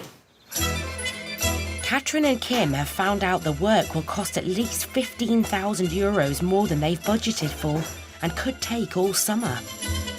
So it's vital they start work on the B&B in the main house. Right, I'm going to go upstairs and start cleaning in the other four-poster room so that we're ready to put the bed up. Okay. We're prioritising on getting the B&B ready. You've had a workout in the bathroom, haven't you? Certainly did. Cleaned every single surface. If it didn't move, you cleaned it. That's right. This isn't my thorough cleaning. It's just to get the worst of it up so you don't walk it all around all the time. But there's no time for slacking. It's already June and this business needs to open as soon as possible. The second guest room needs to be done because I'm very conscious that time's ticking by and I have no income at the moment. Yeah. Well, if you'll do that, I just might have to sunbathe. Hard job. Yeah. But with so much still to do, can Catherine and Kim open the B&B and take some bookings to cash in on the summer season?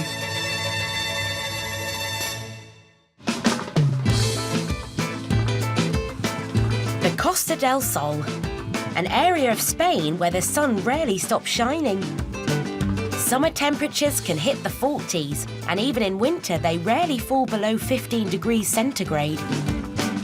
Compared to the UK's below freezing winters, it's easy to see the attraction of moving here to set up home. And for Steve and Jill Lewis, that weather is proving totally life-changing.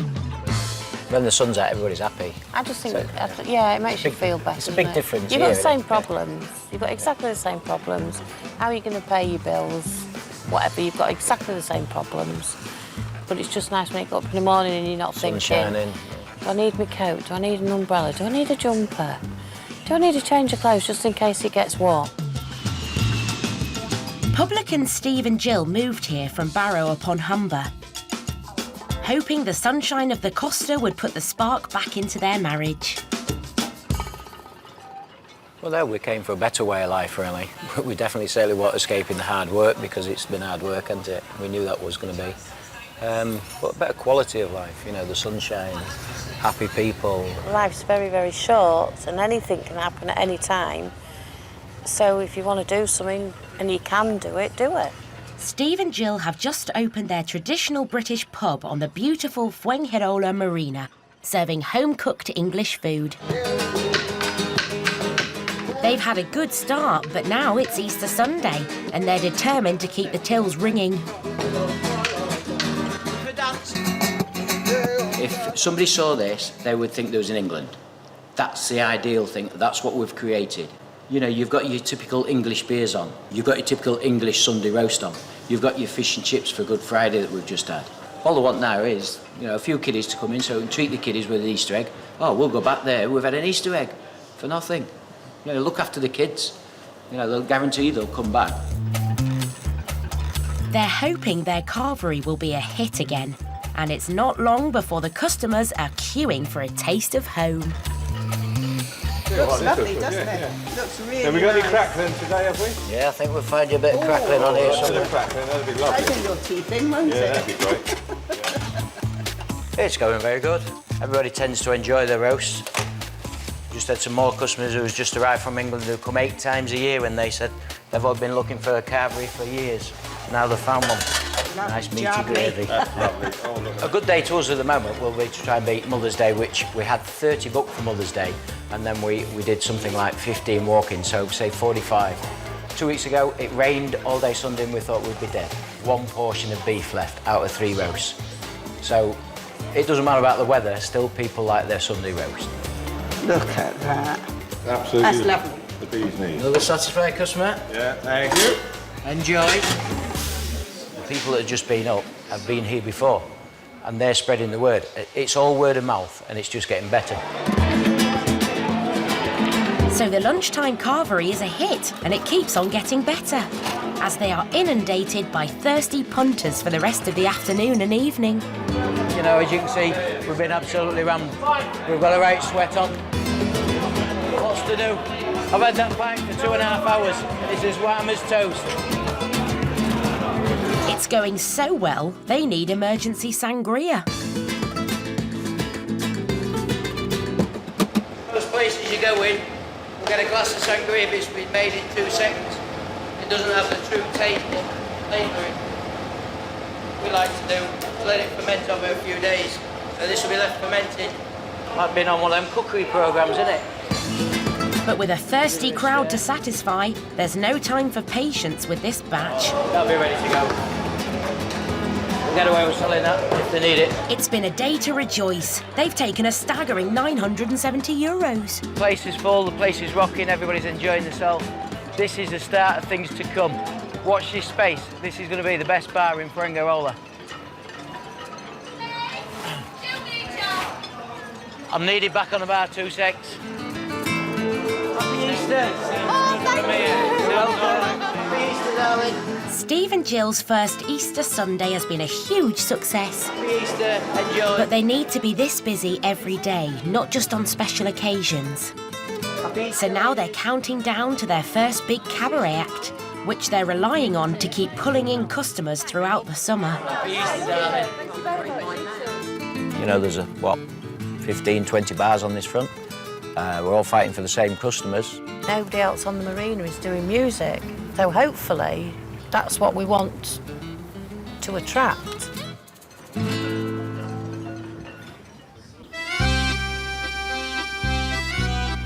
In a quiet hamlet on the outskirts of Guérin in southwest France, Londoners Catherine and Kim are getting used to a very different outlook on life.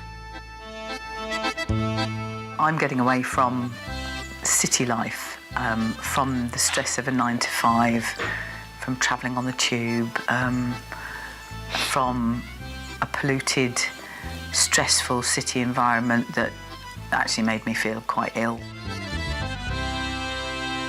This new home couldn't be more different to London.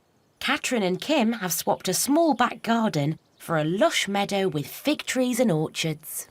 Ultimately, this will be the place that people come and relax in. I mean, this is one of the big sellers for this as a holiday location. And it needs to look nice, doesn't it? I mean, just have this as a nice environment that looks well kept, because it's the first impression that they'll see when they turn up. Kim is convinced this chore is for her, but it's a bit different to home. So this one puts the cutters down. And the moment we saw this grass cutter, he said, I want to do that. Yep. Yeah. I've always wanted to ride a lawnmower. It was love at first sight. Yeah. And you sit at a desk, and now you can sit and on now the I can sit on a lawnmower.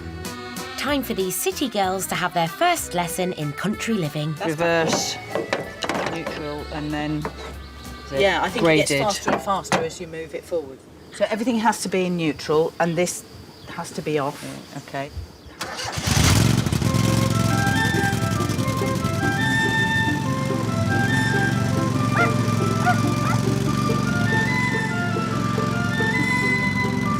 If you could leave the trees uncut, that would be good.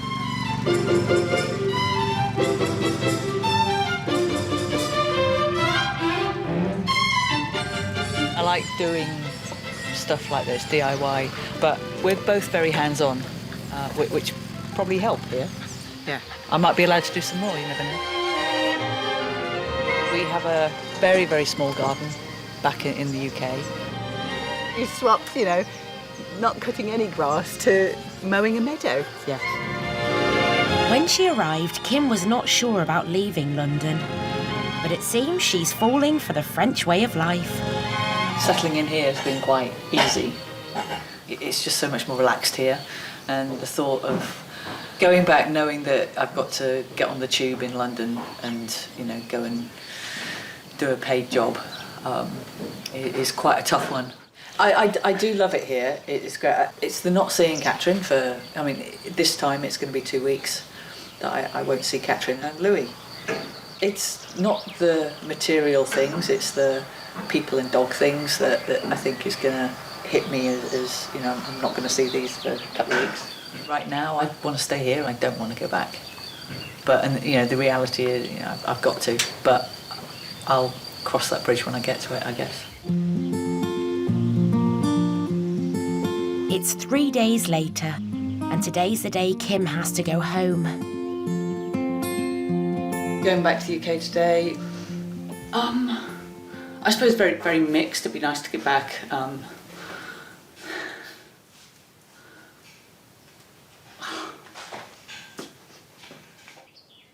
As we go on and I get used to the travel and there will be other periods of 2 weeks, I think that'll be easier, but I think this one's going to be too hard.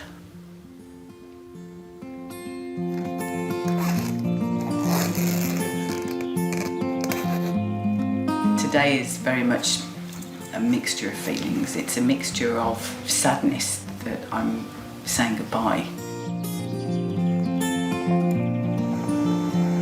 but also a rather overwhelming feeling that I need to start work on getting the business, getting the house ready so that I can have paying guests. This will be make or break time. You know, if I can't get the bed and breakfast up and running, I haven't got an income. I won't be able to afford to carry on. After an emotional goodbye, Say hello to London on me. Catherine heads back to the countryside alone.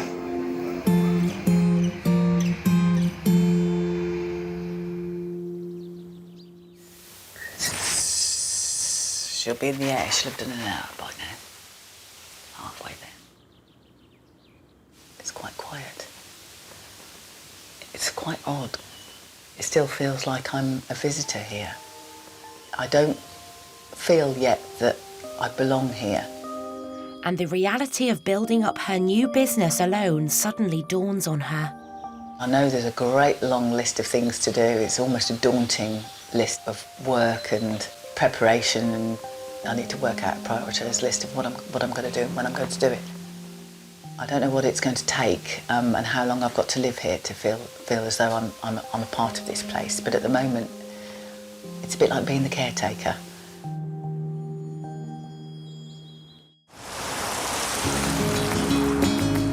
In Mijas Costa on the Spanish coast, Steve and Alison Hyatt believe they've found the perfect place to escape to. So lovely here, isn't it? Yeah, super view. Well, this is one of the reasons why we chose this area, because it's a beautiful place to live. It really, really is. It's Alison's favourite wine, but obviously it's going to make it now her favourite pasta. Steve will be head chef in their new restaurant and is finding out that buying ingredients in a foreign country can be a frustrating experience. Ingredients in Spain. It really is a bit hit and miss. They have some extremely good products and they have some rubbish products. This is one of the biggest problems you have in Spain, is finding fresh milk, fresh cream, double cream, whipping cream, single cream. But that's not going to deter Steve, who's had years of practice, including cooking for the rich and famous.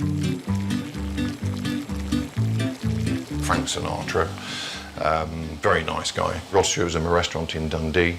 Well, the Queen as well over the years, twice. The Queen's easy.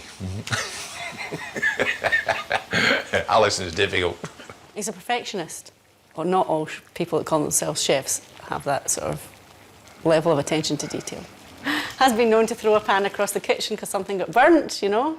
You just have to make sure you're not in the way. Just to finish it off. But now perfectionist Steve's exacting standards are going to be put to the test. It's the day before the big opening.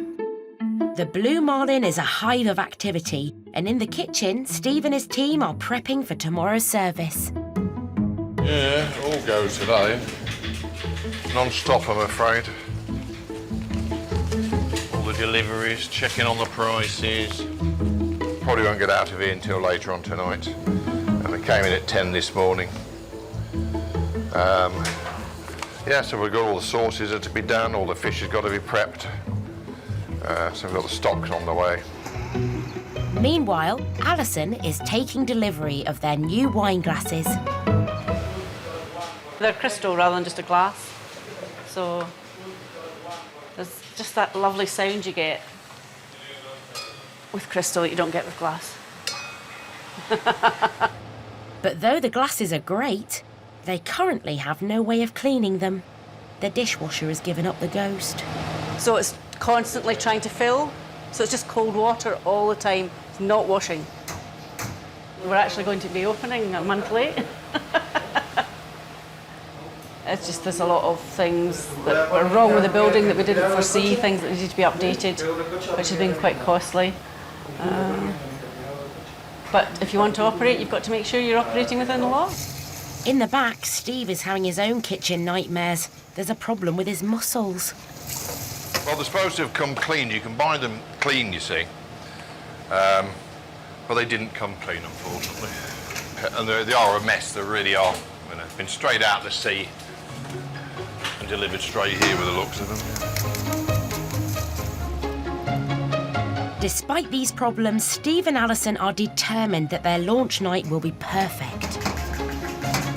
Tomorrow we'll be back in here 9:30, 10 o'clock-ish. There's a lot being delivered tomorrow. The wine, the spirits, the beers. There's still some food to come. I've still got to do price lists, still got to do the menus. It's been a bit harder than we thought it was going to be.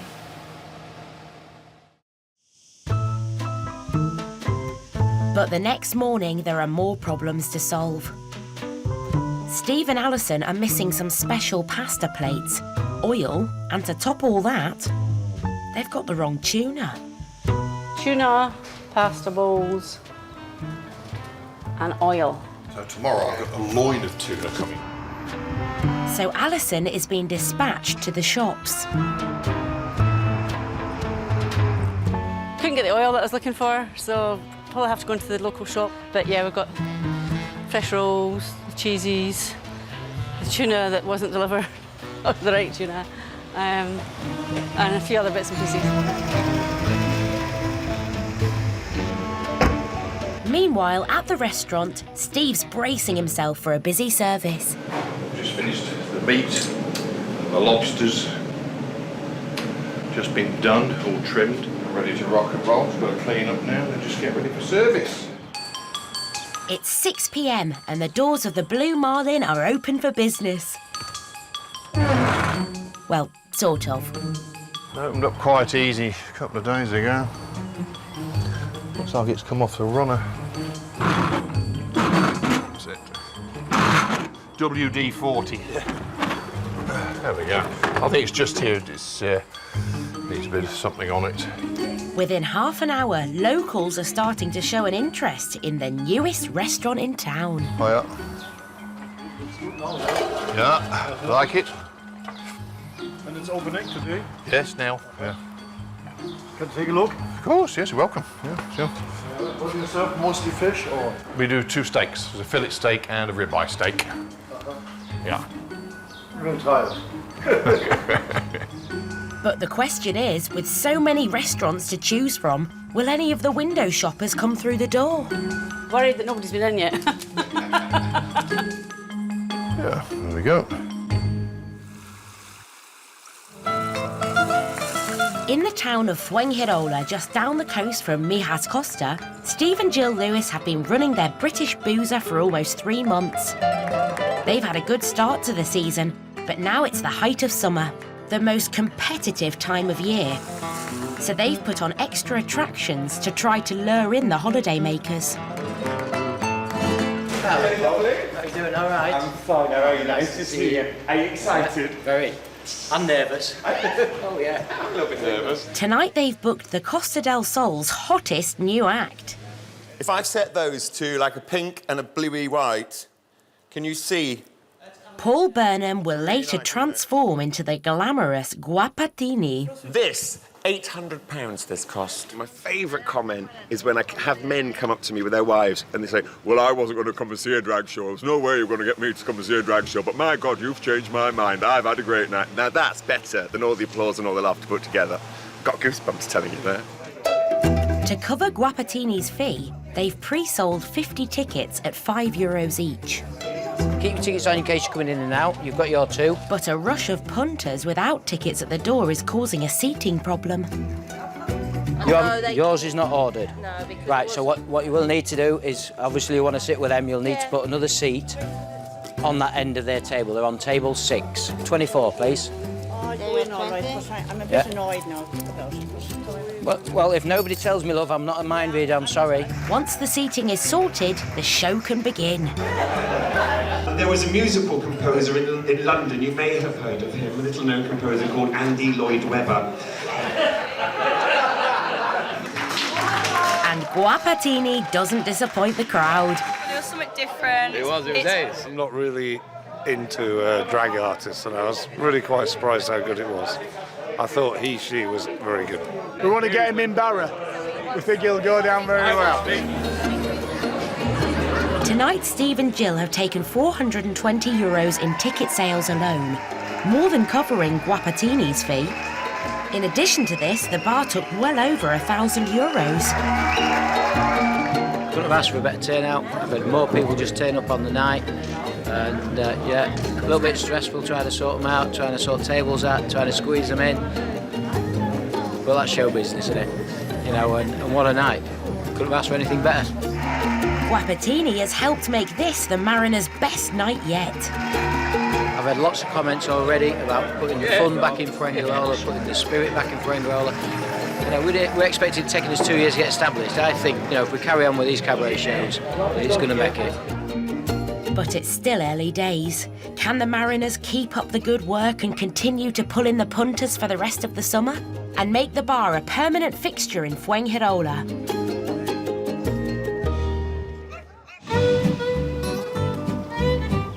The Lot-et-Garonne in the south of France. And brand new B&B owner Catherine Morgan has no regrets about swapping a daily commute on the tube in London for a more laid-back life. I find living here, I'm permanently aware of what the weather's doing. I'm aware of the sunrise and the sunset and what the sky looks like and what's happening out in the garden. And, you know, as the fruits start to ripen on the trees, there's nothing so wonderful as picking plums off your own tree and making jam and things like that. As well as a B&B, Catherine is turning the barn into a self-catering gîte. So today, Catherine is in the town of Castel Jaloux, 14 miles from home, for an important meeting with the tourist office. It's fantastic here. It's absolutely delightful. The town's name translates to Jealous Castle. Set amongst rolling hills, it's famous for being a historic spa town, with people coming here to enjoy its stunning architecture and find rest and relaxation in the historical baths. Catherine's turning her attention towards the business of B&Bs, but she's never done this in England, let alone in France. I've got an appointment with the director of the tourist office here, and we're going to have a meeting about setting up the gîtes and B&B and what she can do, marketing, advertising, that kind of thing. Vous êtes Madame Casanave? Oui, on s'est pas vu encore. Bonjour. Bonjour. Okay. You want to start a new activity with self-catering cottage and maybe guest houses also? And also, if I can do some advertising on the tourist information website and your advice. Possible. Catherine's rural location means she's unlikely to get passing trade, so she needs help to put her property on the map. It's outside Guérin. It's a little tiny hamlet, like a tiny, tiny village called Lodé. We are in charge of the promotion of 27 villages on our area, and Guérin belongs to the area. Yes. Okay, so it's possible to work with us. This kind of advertisement, a photography, a description, tariffs.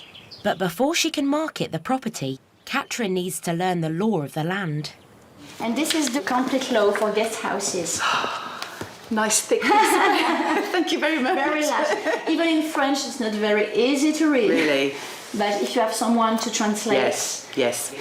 There's a lot of admin. I think l'administration in France is almost like the mill round your neck. For the guest house, there are things to know. There's rules about what kind of food I can offer.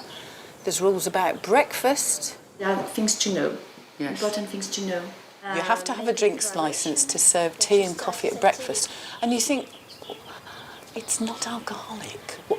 I suppose it's the caffeine. Because This has been a real wake-up call for Catherine. I think what worries me is there might be things that I don't know about that somebody hasn't said, and I'm culpable because I'm ignorant. As long as nobody dies, it should be all right. She may not be able to serve tea to paying guests yet, but Catherine can make a brew for the neighbours. So as a dress rehearsal for her B&B, she's planning to host a traditional English tea party, complete with homemade scones and cake. And back at her rural retreat, the preparations are underway. If it's not under chuffer cheese, it'll be under puffer pastry. Cheese straws, 366. inviting people to a pendaison de crémaillère. So that's housewarming. And I've said it's going to be in the style of an English afternoon tea with traditional cakes and pastries. So I'm committed now. There's no backing out. Sage, brilliant. And I did ask for people to call me to let me know the number of invitations. Some people called me and said, could I call them back? And I called them back and I didn't really understand what they said, whether they were coming or not coming. So I don't know how many people I'm catering for. So I'm just going to do lots. Rough puff pastry is a cross between flaky and puff. And it's easy to make, thank goodness for that. Well, we're about to find out if I'm a good baker or not. I haven't made pastry since I was at school. It can't be grilling things because that's just doing the top. That's cake. That's roasting things, so that's got the turny round thing in it. Cuisson multiples. I'm doing cuisson multiples, I'm sure I am.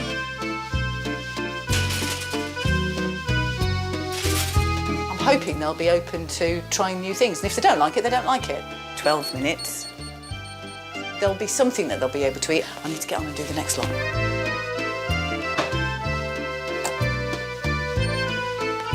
Right, I'm coming. Stop bleeping. It looks like Catherine could use some help. Now, hang on a minute. I'm going to leave them on for a bit longer. Thankfully, though, Kim will be back tomorrow to lend a hand. It's a bit early for a gin and tonic, isn't it? No, I'll go for a glass of wine then. OK.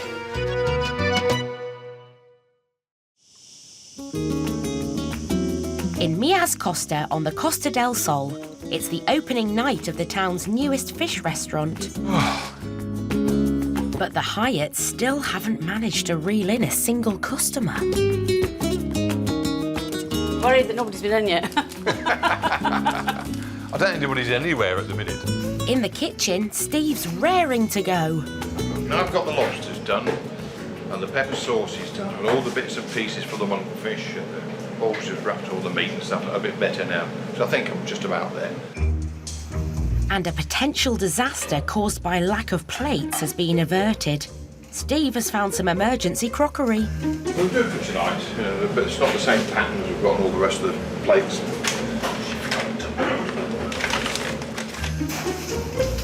She who is never wrong will not admit she forgot to order them.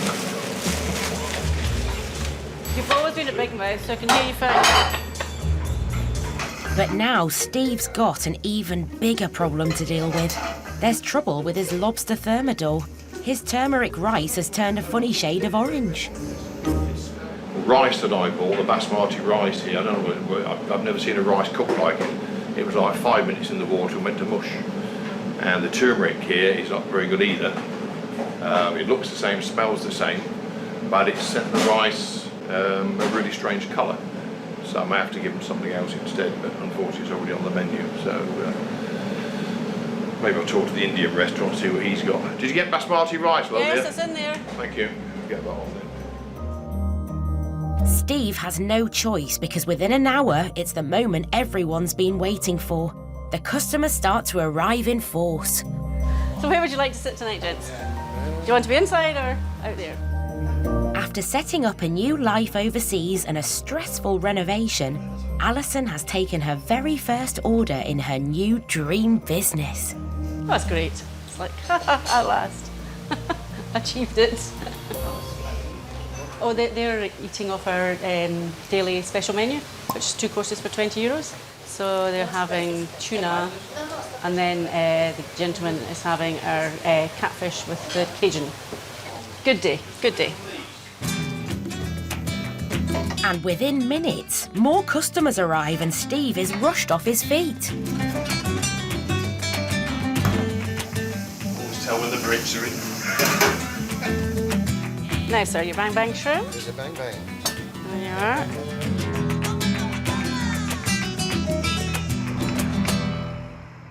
It's been a bit stressful, obviously, because it's your first time, most of it, but it's gone very well.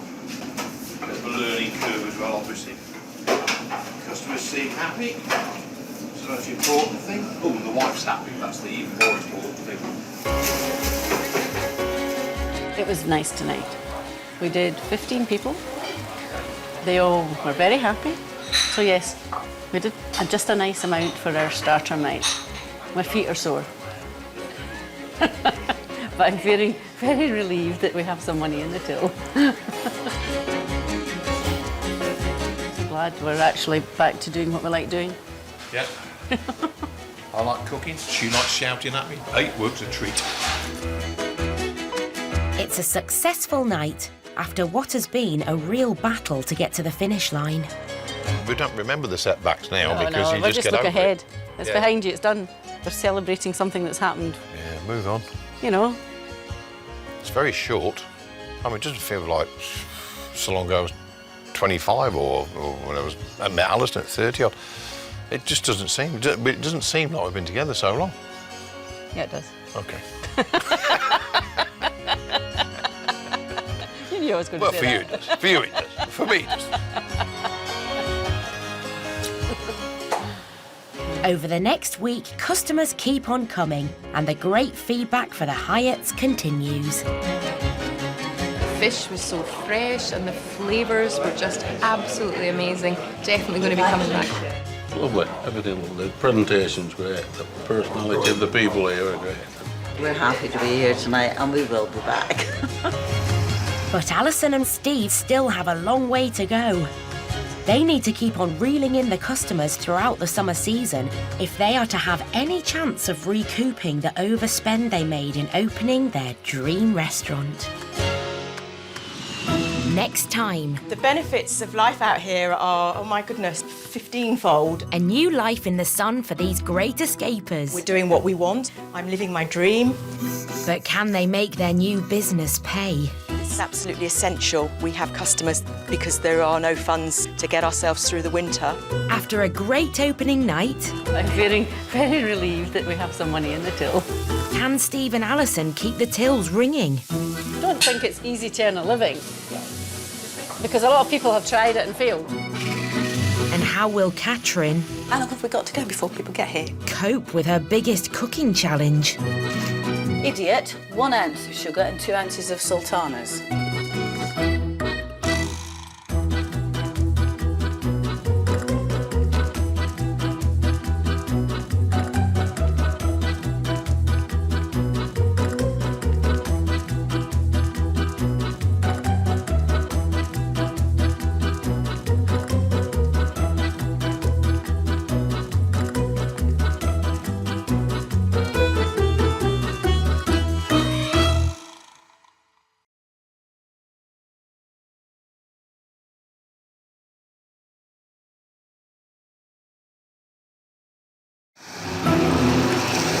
It's a dream chased by thousands of Brits each year. It's a wonderful way of life. Heading to Europe to set up new lives and businesses in the sun. Get it! They're seduced by gorgeous scenery, It's a beautiful place to live, it really, really is. year-round sun, and a better, cheaper way of life. I wonder what the temperature is today. But how easy is it to turn the dream into a reality?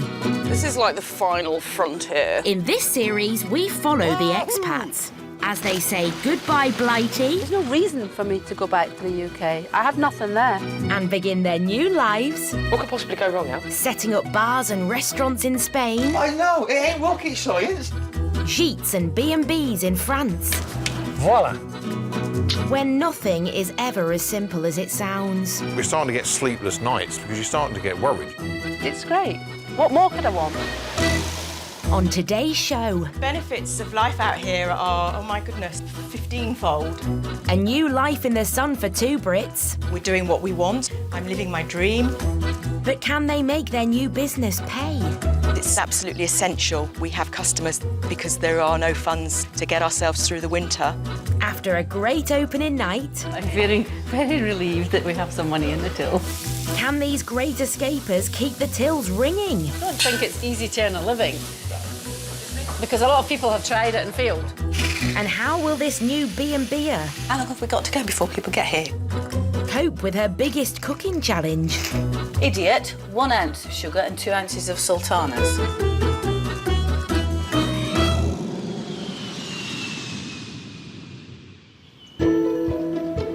Lot-et-Garonne, It's one of the most tranquil and unspoilt regions in southwest France.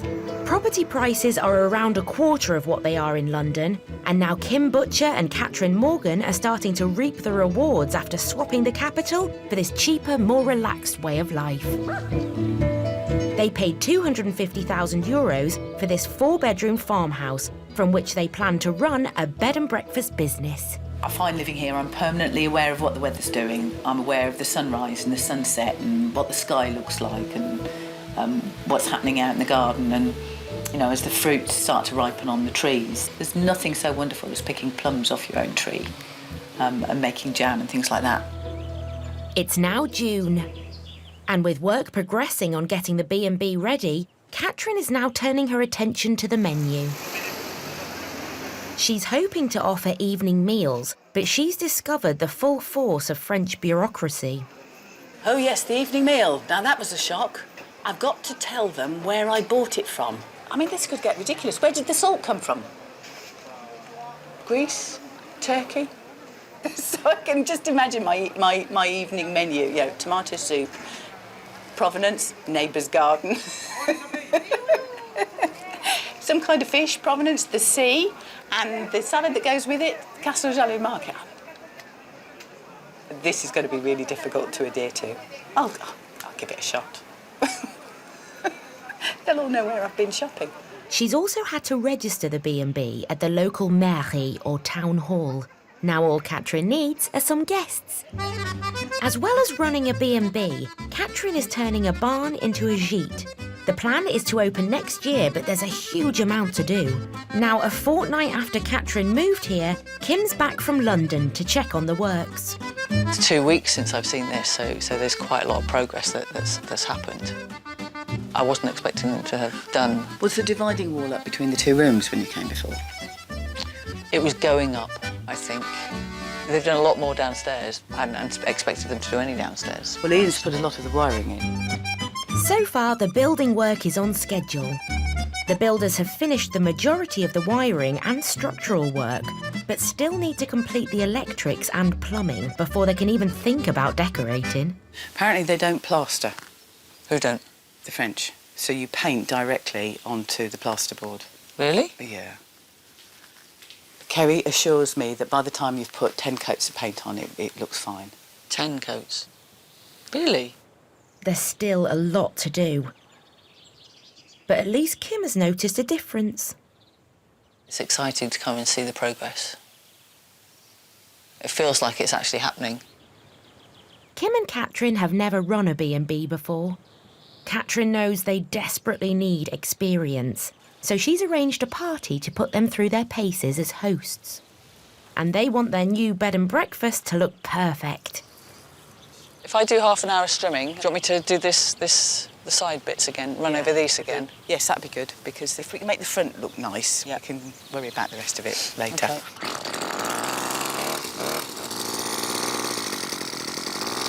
It's good to have her back. It's a shame we've got quite a lot of getting ready things to do, because it means I'll end up in here doing some cooking and she'll end up outside doing the garden, but we'll have a party later on and get a chance to talk. What the heck have I done with the eggs? Catherine wants to test out her skills as a cook as well as a host with an elaborate British tea party. I did ask for people to call me on my French telephone number to let me know the number of invitations. Some people called me and said, could I call them back? And I called them back and I didn't really understand what they said, whether they were coming or not coming. So I don't know how many people I'm catering for. So I'm just going to do lots. And there's one other problem with a British tea party. The French don't drink tea with milk, no. I'm just hoping they're prepared to try. If they don't like it, we'll throw it away and we'll start again. OK, anemic-looking cheese straws and brown ones. She's serving a British buffet, including traditional sausage rolls. At least that's what she hopes. So, this is minced pork. Now, I don't really know what's in sausage meat other than pork, but I think, having read sausage wrappers, it's rusk. So I'm going to do a bit of an experiment and put oats in to take the place of the rusk. The thing is, if they've never had sausage rolls before, they won't know whether it's right or wrong. So it's hopefully win-win situation. How long have we got to go before people get here? 2 hours? Last minute, Morgan. To idiot, 1 ounce of sugar and 2 ounces of sultanas. It's a pastry colour chart. Look, from the sort of anemic to mahogany. Oh, they'll be edible. These might be dog food. That's enough, though. And with a bit of judicious scraping, we might be able to hide the worst of it. Or put them on the bottom. Those two, I'm not even going to feed it to the birds. I need that woman in off that machine. I'll just do half an hour of cutting, she said, about 3 hours ago. She's still out there, steaming up and down. It's now late afternoon. The food is ready, but not one of the guests has turned up. I hadn't really contemplated the fact that nobody might turn up. If worst comes to worst, we eat it all ourselves. Yep. After all her kitchen nightmares, will more of Catherine's cooking end up in the bin?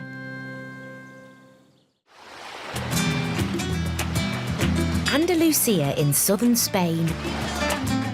It's home to the country's second largest fishing fleet, bringing everything from freshly caught swordfish to sea bass directly to restaurant tables along the coast. And it's not just tourists who flock here for the food. $9.50 for Pil-Pil. Dundee chef Steve Hyatt and his wife Alison arrived in the pretty village of Mijas Costa in February and have just opened their seafood restaurant. So we love Spain. You can go skiing, you can go sailing, you can go walking, you know, fishing, anything you like. Sit on the beach on the Mediterranean Sea, it's all there really.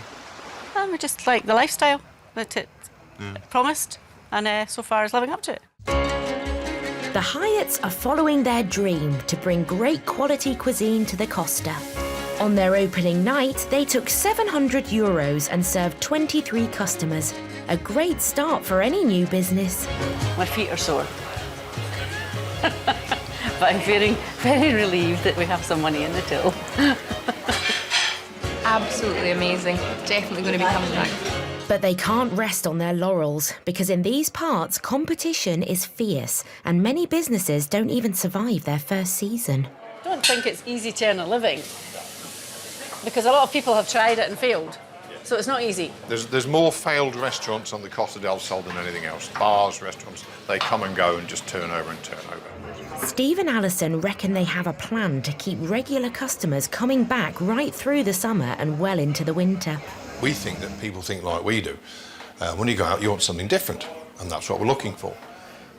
So we are trying to do something different, but it's an art, it's a business, and it's a science, and you're trying to get all those three right.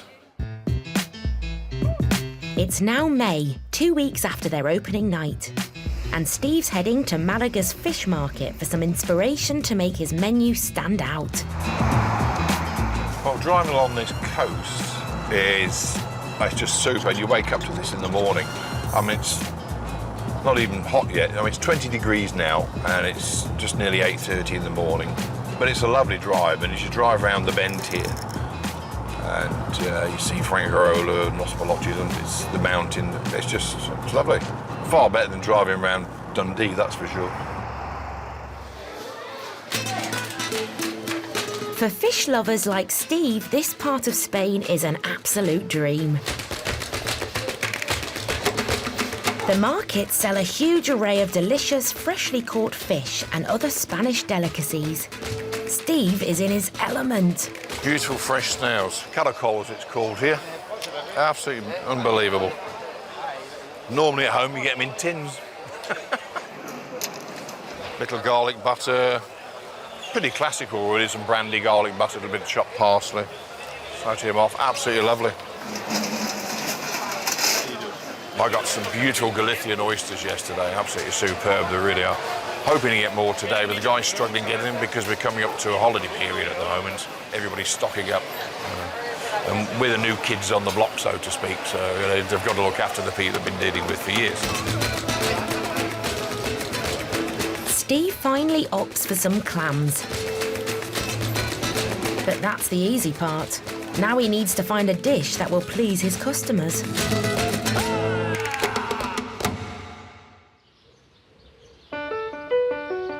Obter-sur-Dronne in southwest France. Officially recognised as one of the most beautiful villages in the whole of the country, it's been welcoming tourists and visitors for over 1,000 years. The area is famous for its meandering streets, traditional shops and village square cafes shaded by ancient lime trees. Cheers. Cheers. And for former driving instructor Richard Hedditch Gray and his wife Carol, it's the perfect place to put down new roots. France seemed ideal. Love the culture. They're very family orientated. They're very friendly. They take their time in life. Richard and Carol have swapped a 9-to-5 life in Chelmsford for a new one 700 miles away. The plan is to have a cheaper lifestyle, but unfortunately the wine isn't free, so we do need a bit of an income. The vast majority of holidaymakers who come to France choose to go self-catering so they can immerse themselves in the French way of life. So Richard and Carol want a slice of this market. We've invested everything we had. We stretched ourselves for the location. We stretched ourselves for the property because we love the property so much. They've paid just over €300,000, around £210,000 for this stunning former schoolhouse. It has 2 additional buildings and a pool. They aim to turn this into a complex of self-catering cottages. Because we've ploughed everything into the business, it's absolutely essential we have customers this year because there are no funds for us to get ourselves through the winter. But time is not on their side. It's now mid-June. Richard and Carol only moved here 4 weeks ago and need to be open in less than a month. All the rooms need decorating and furnishing, and the outside needs attention too. But the main priority is to get bookings, so job number 1 has to be to get photos of the property online. Oh my God, you're cleaning. With the inside still a shell, they've decided to showcase their most attractive asset, the pool area. We've been on a very steep learning curve about swimming pools, how the filters work and trying to turn the right valves open and close so that you don't empty the pool down the drain. Very, very costly mistake if we open valve number 4, because valve number 4 empties the pool. 5. Number 5, sorry. Once we've got the garden and the pool sorted, we will then get in there and decorating first, before cleaning and then finally building the furniture. It's been a hard afternoon. At least now they live in a perfect place to unwind. It's amazing to own it. I can't believe I'm in it. It's lovely. I wonder what the temperature is in Stockport today. Oh, probably about 11 degrees. I mean, obviously we have got a huge amount to do, but you have got to reward yourself with something like this.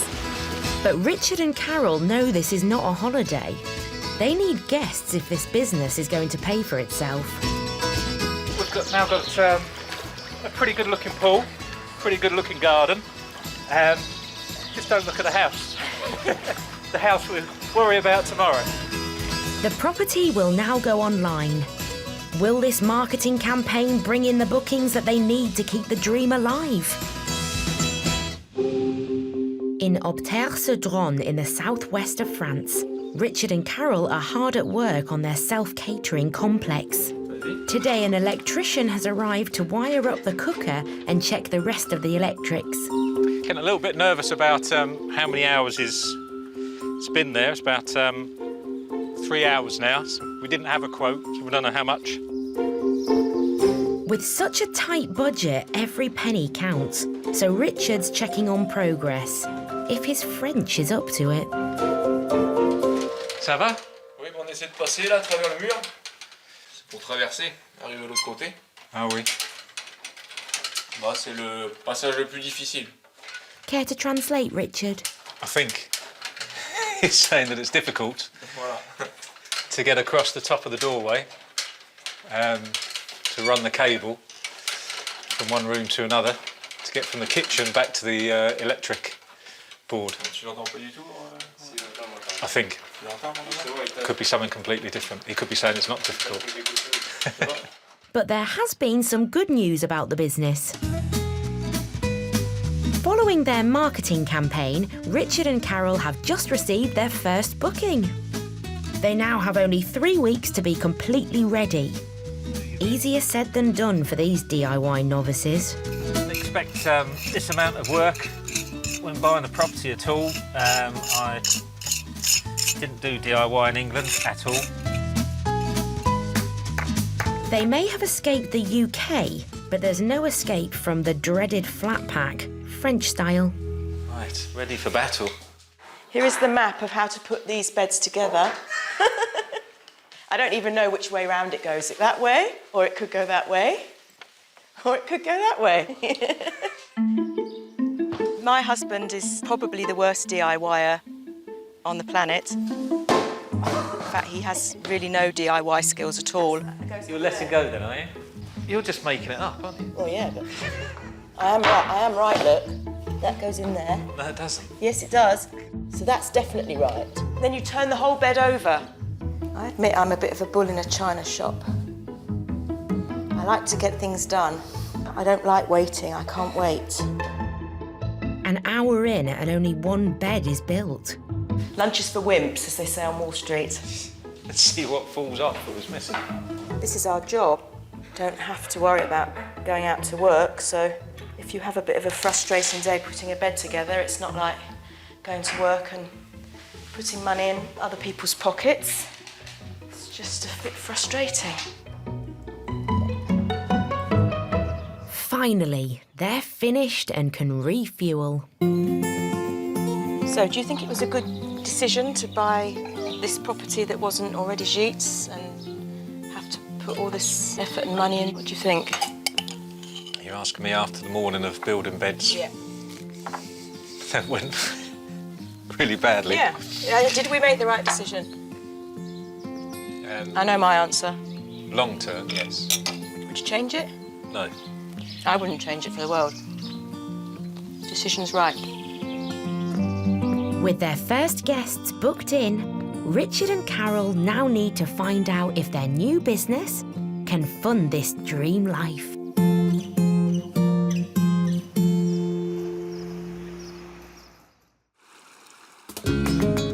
In Mijas Costa in southern Spain, Steve and Alison Hyatt are well on the way to making their dream a reality.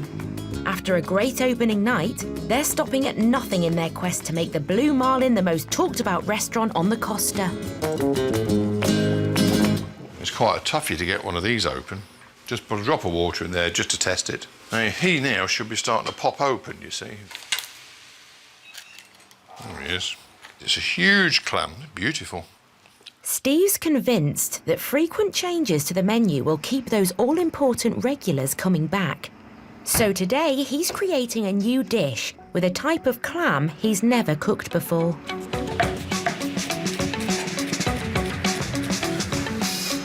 So what I'm going to do, make a little seaweed tartare, gherkins, capers, seaweed obviously, and some shallot.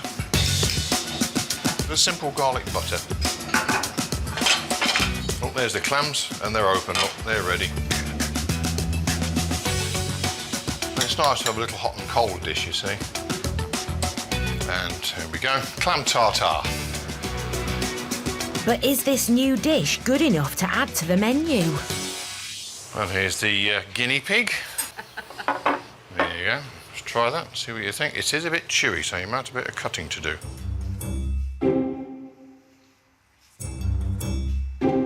Still a bit of grit in it. Is there? I didn't get it all out then. Right, okay. No. It's all right. It's not something I would... No?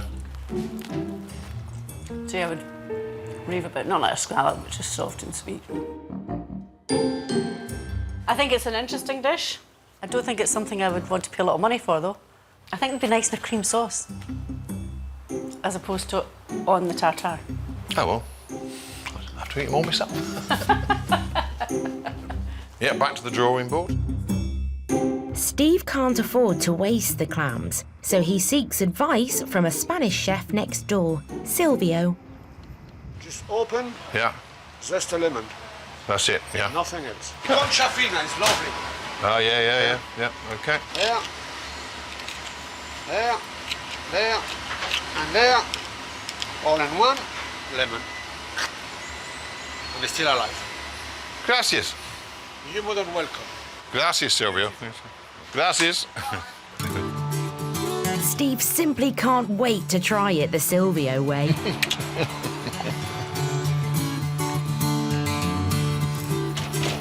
Conchifino, it's called. You eat them raw. Well, I don't know anybody that's selling them here. Yeah. So we'll put Conchifino on and see what happens. Oyster and Contrafino. You do a... Give them a choice. See, you've changed it again. That's why I married her, to test me food. So I thought, well, if she eats it first and she's still alive, I know it's going to be okay. And I married him to test my patience. And he's lucky he's still alive. The summer season is hotting up. It's now the Hyatt's big chance to show off their skills and try to make the Blue Marlin the most popular place in town. In Charente, in southwest France, Richard and Carol Hedditch-Gray are settling into their new life. The benefits of life out here are, oh my goodness, 15-fold. The weather is amazing, the people are very welcoming. We have time together, we're doing what we want, I'm living my dream. It's a wonderful way of life. They've spent the last month renovating their property into a self-catering holiday complex.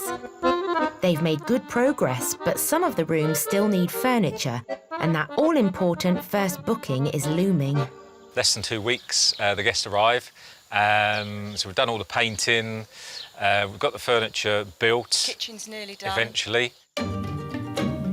With work progressing, Carol and Richard can now turn their attention to furnishing the villas. I'll lock up. Got the keys? Yep. Richard and Carol have sunk all their savings into this venture. Oh, you should have gone off there. So anything they buy from now on will go on their credit card. I'm uncomfortable at the lack of money we have left and the amount of cost we still have. We've got to buy all the contents, furnishings, everything. So that has really blown the budget. We now have an enormous credit card bill and getting bigger. And it's getting bigger, and we'll attend to it when the business is set up and running. And oh, very well put, honey. It's best just not to think about it. That's Carol's approach.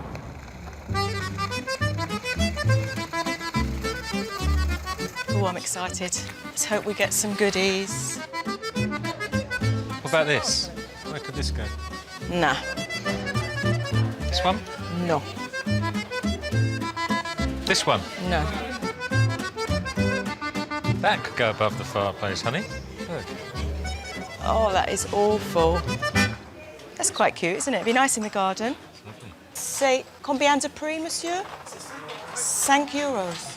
The gîtes are designed to accommodate children as well as their parents, so we're very keen to be able to provide activities for the children so the parents don't have to bring everything from their home. Merci. We want to offer 5-star customer service, whether it's what you look at, what you enjoy, what you experience.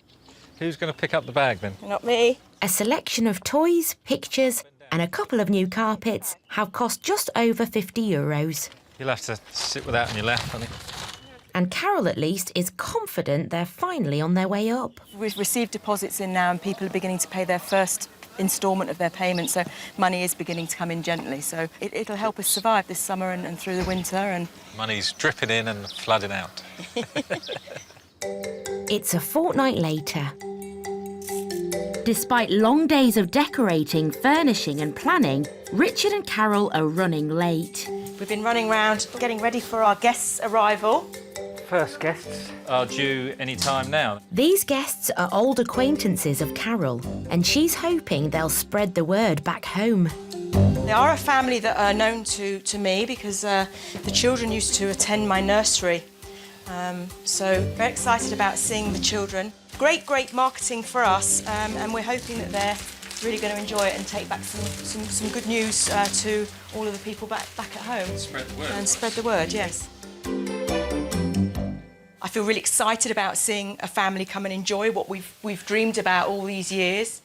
After working around the clock, this 3-bed accommodation is on the brink of opening. Every car that comes around the corner, I think, oh my God, it's them. Oh, I think that is them. No, I know that car. You sure? Yeah, they live in San Roman. Finally, the rooms are finished, and they even have time to sneak in a celebratory drink. Cheers. Here's to our guests. We just sit and drink wine and wait. Nice to sit. It's very nice to sit. It'd be nice to know it wasn't about to finish in the next 2 or 3 minutes. Well, it seems Richard may get his wish. We have a message. Hi Carol, we have no signal or internet, but we are 90 miles away. Say, sat-nav says 2 hours, see you soon. But that's good anyway. We can drink more wine.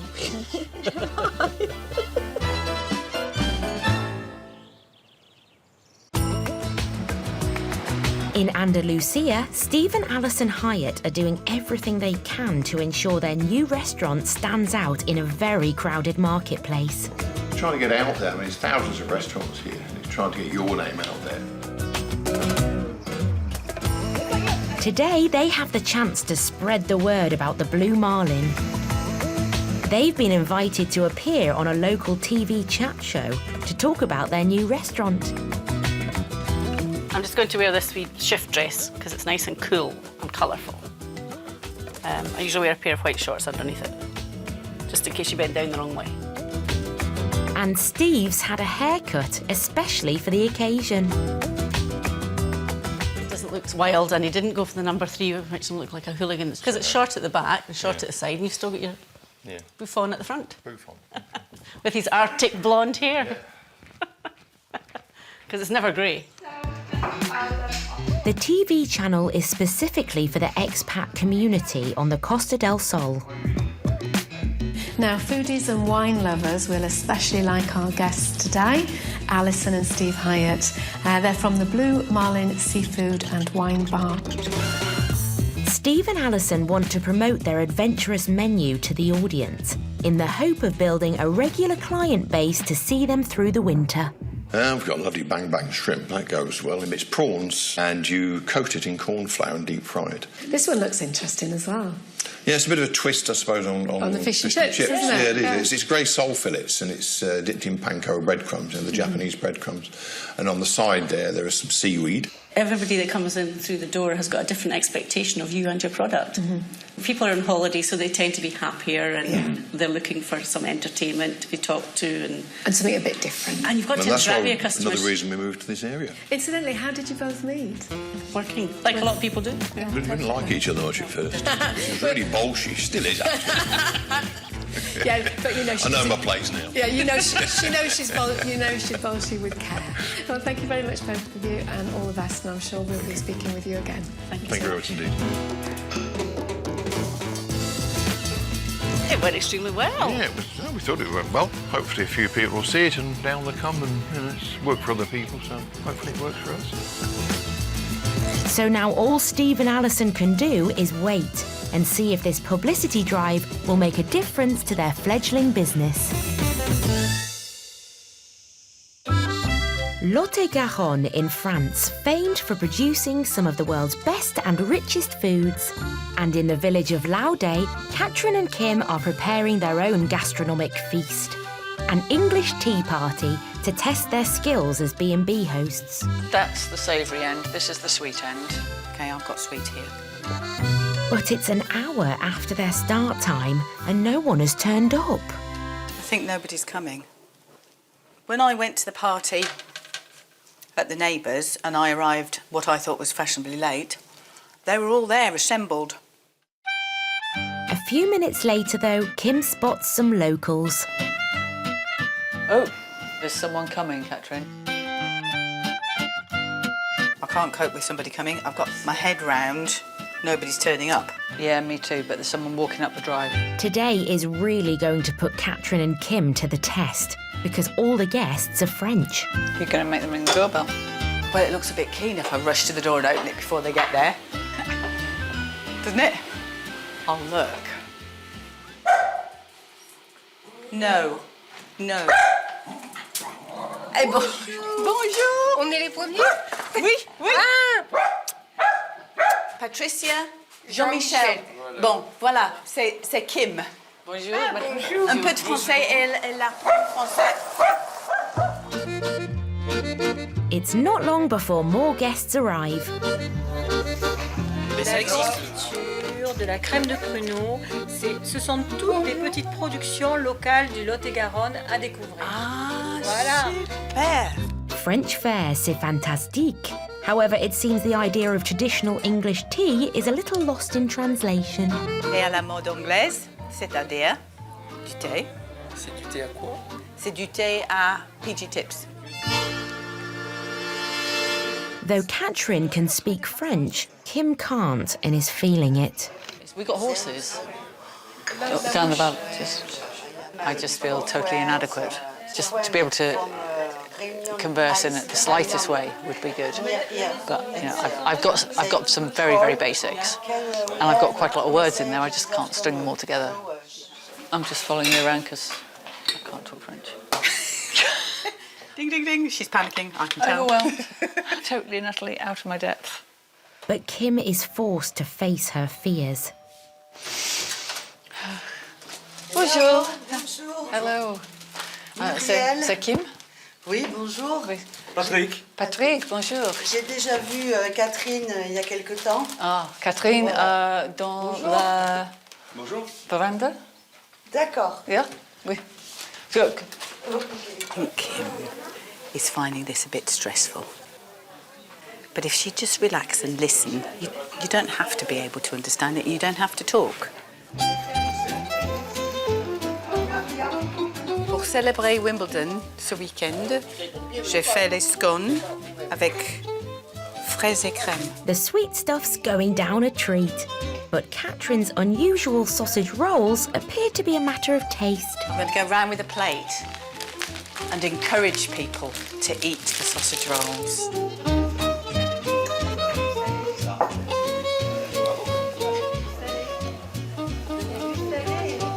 What's the matter? On va pas manger? We've worked out what the mystery ingredient is yet. That's like porridge. It's not. Oh well, works. Sort of. I think I prefer the English version.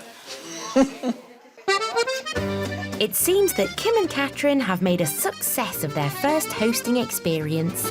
It's very nice to meet the neighbours. It's ice-breaking, isn't it? And that's hard. It's ice-breaking and in another language. Bye-bye! When I went to the party at the neighbours', I thought I was late and committed some kind of social faux pas. Maybe they saw you turn up late and thought it was in England, it was fashionable to turn up late, so they've come late to yours. Started a trend. The test run may be over, but now there's a new concern.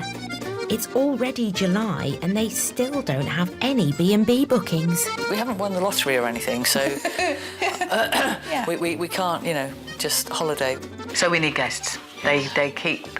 Guests pay for me to have the privilege of living here. That's what they're for.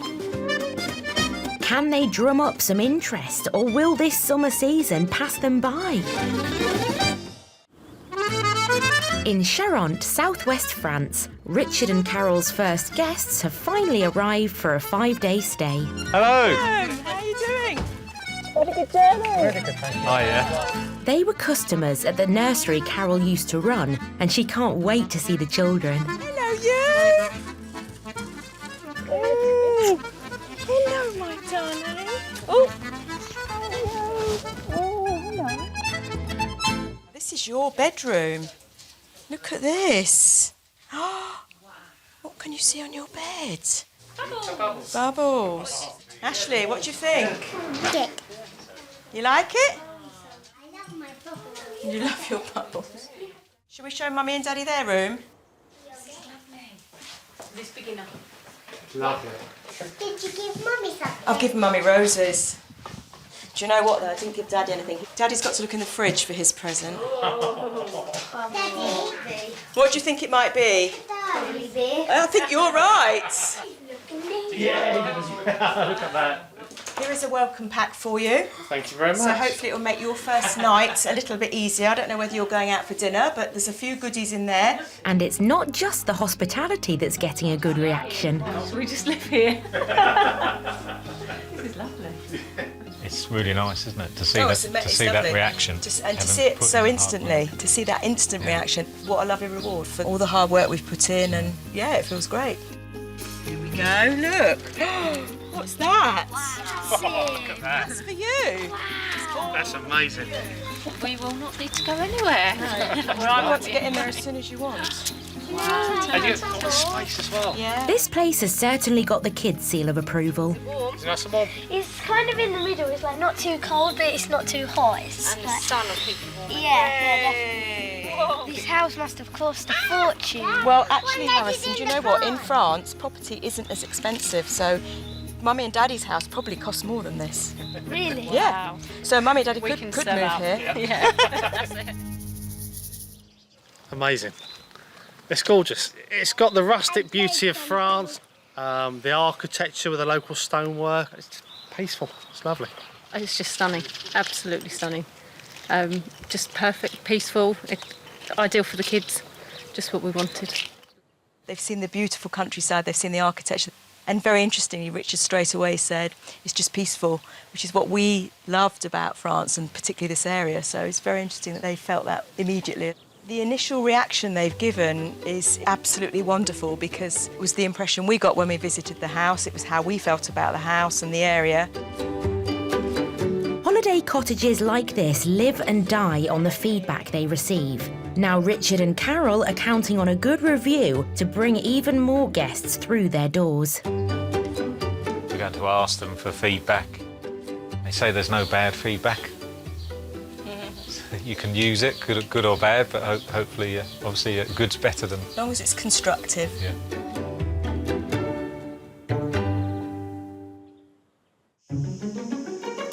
In Mijas Costa, Steve and Alison are prepping for evening service, and following their TV appearance, the bookings have been flying in.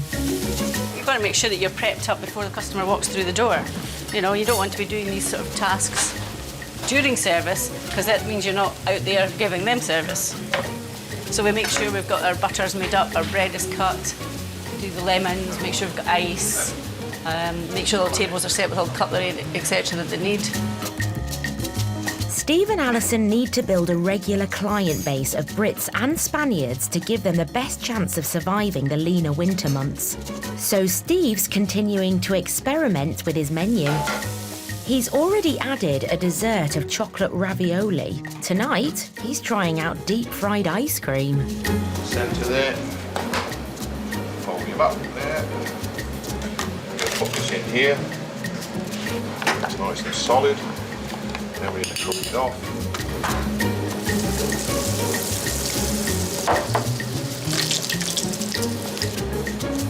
Go up there like that. Deep-fried ice cream. It's now 7 o'clock and service is about to get underway. Are we all set? Yes?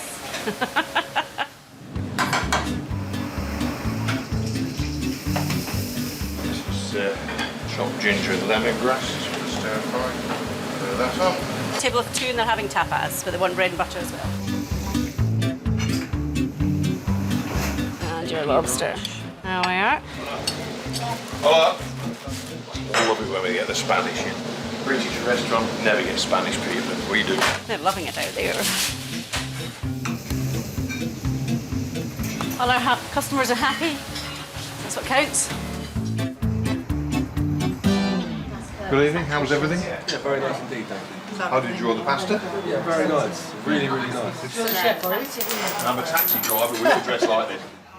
But tonight, it seems not everyone is satisfied. Sweetheart, saying that this steak was tough. He's an old man, and he asked for a steak knife as well. I know. That's not tough.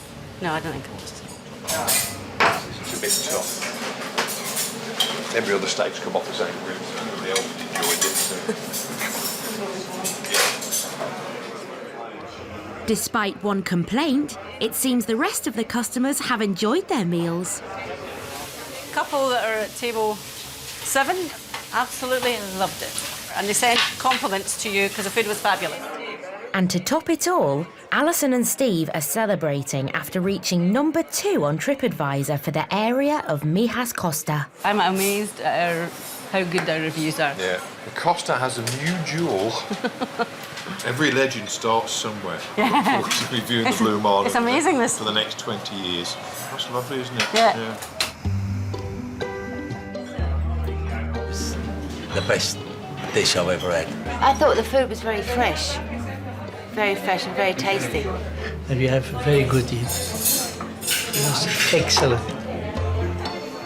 We got there quicker than we thought we were going to. We didn't think we'd get as far this quickly, quite frankly. It's really nice getting comments that we have on TripAdvisor because it means that what we're doing people like here, you know, and if people don't like what you do, they're not going to come. But despite such a great start, Steve and Alison still have a long way to go. They need to keep up the good work if they're to make enough money to survive the winter. Next time, the Blue Marlin hits a major problem. Nightmare, absolute nightmare. Will things ever be the same again? And this is what's killing us at the moment, and it really is, things like this. Pulling out all the stops for their biggest ever booking. He hoovers everything. He's hoovered the bath today. But will things go to plan for Richard and Carol? When the doorbell rings, it's not normally The good doorbell news. of gloom. And it's the end of the summer for these publicans. We've come out here for a better way of life, and what can get more better than this? But have they done enough to stay? Let's just carry on and celebrate life.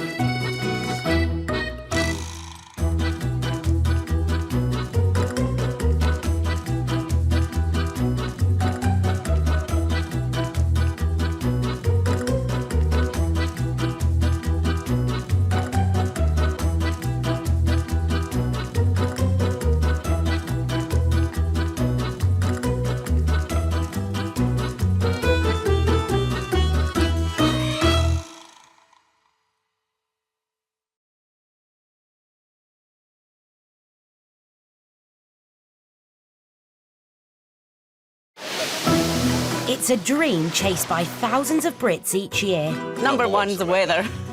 Heading to Europe to set up new lives and businesses in the sun. Are you ready? They're seduced by gorgeous scenery. It's just about the space out here. There's so much space. Year-round sun and a better, cheaper way of life. Our living room in London, you'd fit in 4 times. But how easy is it to turn the dream into a reality? Money's dripping in and flooding out. In this series, we follow those expats as they say goodbye, Blighty. I think I'm full. And begin their new lives, setting up bars and restaurants in Spain. That's what we're talking about, girlfriend. Gîtes and B&Bs in France. Totally and utterly out of my depth. When nothing is ever as simple as it sounds. It's probably not good for my blood pressure, yes. It can fail, but it won't fail. Not if I've got anything to do with it. On today's show, after some minor setbacks in Spain, the owners of a high-end restaurant hit a major problem. Nightmare, absolute nightmare. Will things ever be the same again? And this is what's killing us at the moment, and it really is, things like this. Pulling out the stops for their biggest ever booking. He hoovers everything. He's hoovered the bath today. But will things go to plan for these great escapers? When the doorbell rings, it's not normally The good doorbell of news. gloom. And it's the end of the summer for these publicans. We've come out here for a better way of life, and what can get more better than this? But have they done enough to stay? Let's just carry on and celebrate life.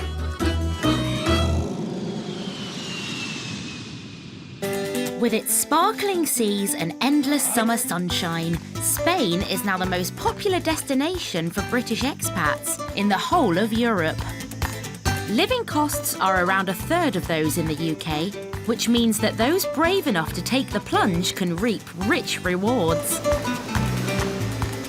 Among the jewels of the Andalusia coast is the village of Mijas Costa, now home to Steve and Alison Hyatt, who moved here from Dundee to set up a high-class fish restaurant. Things about living here is obviously the cost of living here is so much cheaper than the UK. Well, the outdoor life, I think, is the main thing. You can actually go out and you're not having to dress for every weather eventuality there might be. No. You know, you can wear the right clothes here.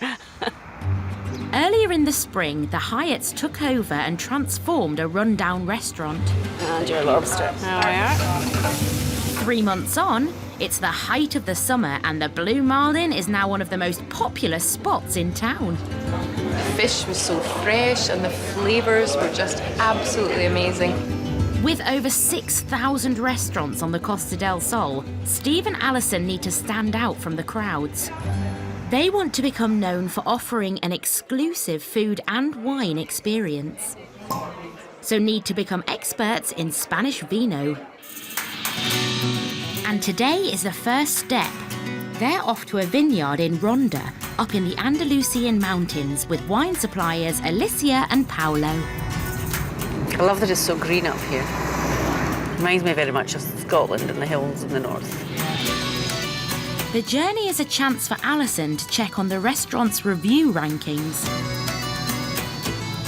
I'm still on #1. Yep. Are you #1 today in the TripAdvisor? We've been #1 for quite a few days on TripAdvisor now, yeah. Such a short space of time as well. Wow. After a short journey and with only minor delays... Oh, don't break the car, please. They arrive at the 6-hectare vineyard. I mean, it's like a painting when you look up here. It's just so beautiful, it really is. Now see where some of our wine's made. So, brilliant.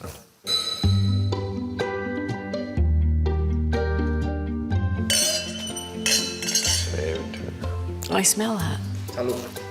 Cheers. Cheers. Zanzibar. It's beautiful. It's lovely, isn't it? No, it's lovely, that. I think it's a fantastic setup. And I think it's great that we can sell wine that you know the history of, because our customers are mainly Northern European and they're very much into traceability, food miles and all this sort of thing. So the more information that we have about what we're selling, the easier it is to sell. And now a chance to learn about something very special. And then we have a surprise. A wine that could be perfect for the Blue Marlin. The blue wine. Yeah! The blue wine for the Blue Marlin. Blue wine was invented in northern Spain and is made with a blend of grapes and a special ingredient. It's a secret that we make it, as he make it. So it's a blue wine which comes from a white wine, but then it's been treated to come with the blue. So it's a surprise. So this is the Viognier Sauvignon Blanc. This is a Sauvignon, yeah. Oh, look at the colour, darling. Chin chin. Well done, Alicia. That's absolutely amazing. Lovely. Beautiful. Despite not knowing the mystery ingredient, Steve and Alison are so impressed they decide to put in an order. They source things that nobody else has.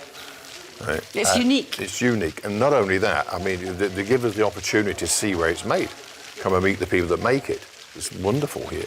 And you're getting it direct near enough, you know. And because it's such a limited production, you cannot find it on a shop shelf anywhere. And with their newfound wine knowledge, they feel ready to make a real go of the busy summer season. But just a couple of days later, there's a major setback for the Hyatts, and one that could threaten their entire future. A blocked drain has caused a flood in their restaurant. The worst has been mopped up, but the bar and whole dining area is still unusable. We're making great headway, certainly with customers and things, but we keep getting these setbacks, and they're all financially quite hard. This couldn't have come at a worse time. Spain is now packed with tourists, and the Blue Marlin will have to close.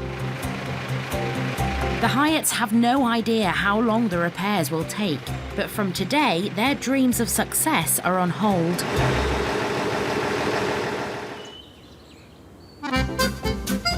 Off the beaten track, but bursting with rural charm, the pretty village of Aubetière-sur-Dronne in Charente, southwest France.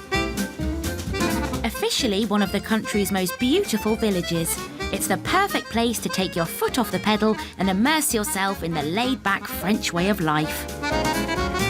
One couple doing just that is Carol Hedditch Gray and her husband Richard, who's an ex-driving instructor. What a lovely view. Ask for better. Look at that.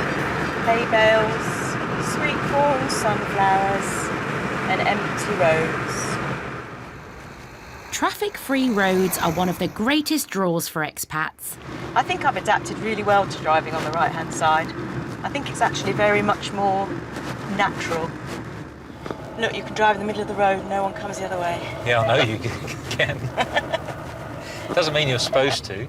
Richard and Carol have just bought this group of houses with a pool for just €307,000. That's around £220,000. And they're turning them into a self-catering complex because they're convinced that Aubetière is a perfect place for holidaymakers. One of the top 10 villages in the country.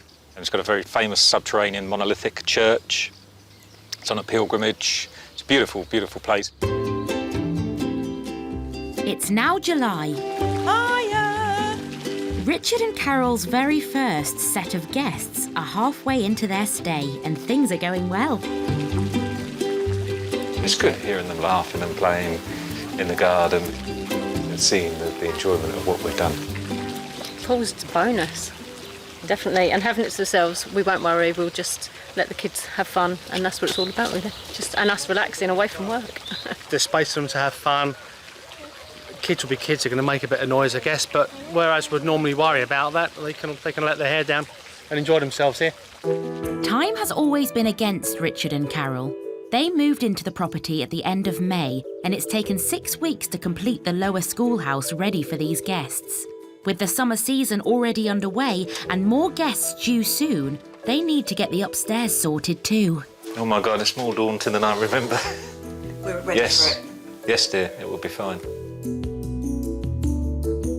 This is the biggest one, so there's a lot of area to sort out. This property became something of a dumping ground while Richard and Carol finished the lower house. Now it needs a deep clean and declutter. So there's a hell of a lot to do in a week and a bit. We're going to have some very long days. Being realistic, I think we're going to struggle. Work's managing to be done from a chair, I see over there. That looks nice and comfortable. It is, thank you. It's much better than sitting on a floor. What, kneeling on the floor round the toilet, you mean? You chose that job, I didn't give it to you. I chose this job? I think not. The 3-bedroomed upper schoolhouse will eventually cater for 8 and will cost €1,000 a week in peak season. This is going to be our more luxurious sheet, so the finishing touches will have to be very spot on. But high quality costs, and already their credit card is stretched to the max. Carol does lots of planning on how it should look, but with no concern really about cost. I do have a concern about cost because I don't buy the most expensive stuff, and we've already had the most enormous compliment from our first customers who actually said the attention to detail was very, very special and they were really impressed. It's great that they're really happy. I just hope we're going to be able to eat and drink in the winter. How to survive the quieter winter months is a worry for any new business in the sun. Money has to be made when it's busy in the summer because come October, hardly any tourists visit this part of France. Richard and Carol need to cash in while they can. Yeah, it does worry me. I don't like having thousands on a credit card and not knowing when it's possible to pay it off. It doesn't really worry me actually because I know we'll be successful. we're getting towards the end now, and we've already finished one sheet, and we've got this sheet to do. And you can't. Towards the end of spending, are you saying? No, not towards the end of spending. I got excited then. You can't cut corners when you get to this stage. Yes, it's going to take time, but it's not so much money that I don't sleep at night. I'm confident that in a couple of seasons we'll be able to pay it back. So. Richard and Carol are now just about at the finishing line. All their properties are almost ready to welcome guests, and they're about to find out if this new business can solve all their money worries. The Costa del Sol, a part of Spain famed for its dramatic mountain backdrop and shimmering blue seas. Its stunning shoreline is lined with buzzing bars. And in the popular tourist resort of Fuengirola, a pair of ex-British publicans have made a name for themselves with their bar, serving up food Lovely, doesn't it? and entertainment. Welcome to the mariners on the marina! Steve and Jill Lewis moved here from Barrow upon Humber in February to open Mariners on the Marina. It's now coming to the end of summer, and after a successful first season, they hope they're here to stay. It's just a pleasure coming to work and seeing this every morning. Back home it was a supermarket blank wall. It's a pleasure to come to work, and when the sun's shining, it's great. Tonight, Steve and Jill have a big night ahead of them. When they first arrived here, they discovered Steve's brother Dave had cancer. But now Dave has been given the all clear. Tonight is going to be a fantastic night for my baby brother here, and you know, it's just going to be the icing on the cake for us, and let's just carry on and celebrate life. Well, it's Steve's brother, so although he's been my brother-in-law for a lot of years and we are all very close, it's obviously affects him, you know, probably more than it does me. You know, it was always at the back of your mind, whatever you're doing, you know, you're back thinking, well, you know, what's going to happen? Is he going to survive? Is everything going to be all right? And you just want it to be all right, you know, and you just pray that it's going to be all right. Oh. And that's what tonight's about. And you're playing dirty. My attitude throughout the whole thing is to hell with it, live life, laugh, enjoy yourself. Doctors will do their bit. You just get on with carry on living. You just got to have the positive attitude and just tell yourself and tell everybody else you're going to beat it. Time to party, brother. Yeah, let's do it, kiddo. Yeah, well, you too, kiddo. Tonight, Steve is planning a special tribute for his brother. Here we are, Dave. I'm going to read a speech. You want to come in? And it's time for him to take the stage. Come in and have a listen. He actually got the all clear from his cancer. As soon as we knew he was able to fly, we decided to fly him and Mandy over here to celebrate it with us. We love each other to bits. We're always there for each other, whether on this side of the water or the other. So thank you all for coming and celebrating this celebration of life. Let's have a party. Let's sing and dance. You know, we're here for good. Thanks, bud. And with the speeches over, it seems tonight is also a good night for the Mariners in more ways than one. That was a result. That lady on Table 7 said, oh, it's the best meal we've had all holiday. And I went, oh, I said, I will pass that on to the chef. And then I went to him, now you're going to tell me we're going home tomorrow, right? You should know. Result, yeah. This bar is fabulous, wonderful, provides great food, great entertainment, lovely staff. The owners are all right as well. We've left the bad weather behind, you know, pain of being in England, the joy of being in Spain. Well worth it. Worth the hard work. But now, as the season is coming to an end, there's a big decision to make. Has the Mariners on the Marina been successful enough to keep Steve and Jill's dream of a life here alive. It was a big risk because we've used our pensions, haven't we? Yeah, we've put a lot of money on the line to do it, to make it work, to make it happen. Why not?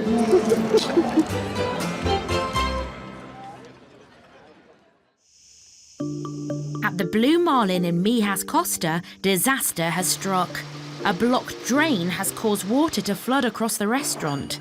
Steve and Alison's usually pristine dining area is in chaos, and now they've had to close their doors at what should be their busiest time of the year. With no idea how long it will take to fix, their whole future is hanging in the balance. The water looked clean, but just smelt a bit, and then it started to get worse. It got worse and worse. It got greyer and dirtier, so we had a problem. Then the sinks were draining very slowly. Basically, building's not fit for purpose. No. The plumbers are struggling to find the source of the blockage. Steve and Alison have no idea how much this could cost. Laughing now. Yeah, you got to laugh. Because if not, you're just crying. Lovely restaurant demolished. Not exactly demolished, but the cleaning job's got to be something else. Obviously, you've got to sterilise it. Get somebody to refit the toilets. Yeah. It's obviously been concreted in, so they had to rip it up. It's full of rubble, hand wipes, grease. That's a smell you never get used to. And now you can hear it going down the pipe, all the rubble. Though they've now found the source, the extent of the blockage is more serious than first feared. I don't even know how much it's going to cost. It's going to be a horrendous price, this. It's not going to be a couple of £100, that's for sure. And that's the biggest problem that we have. Because we don't want to go into the winter, because we don't know what the winter months are like here, but we don't go into the winter without any sort of backup financially. And this is what's killing us at the moment, and it really is, things like this.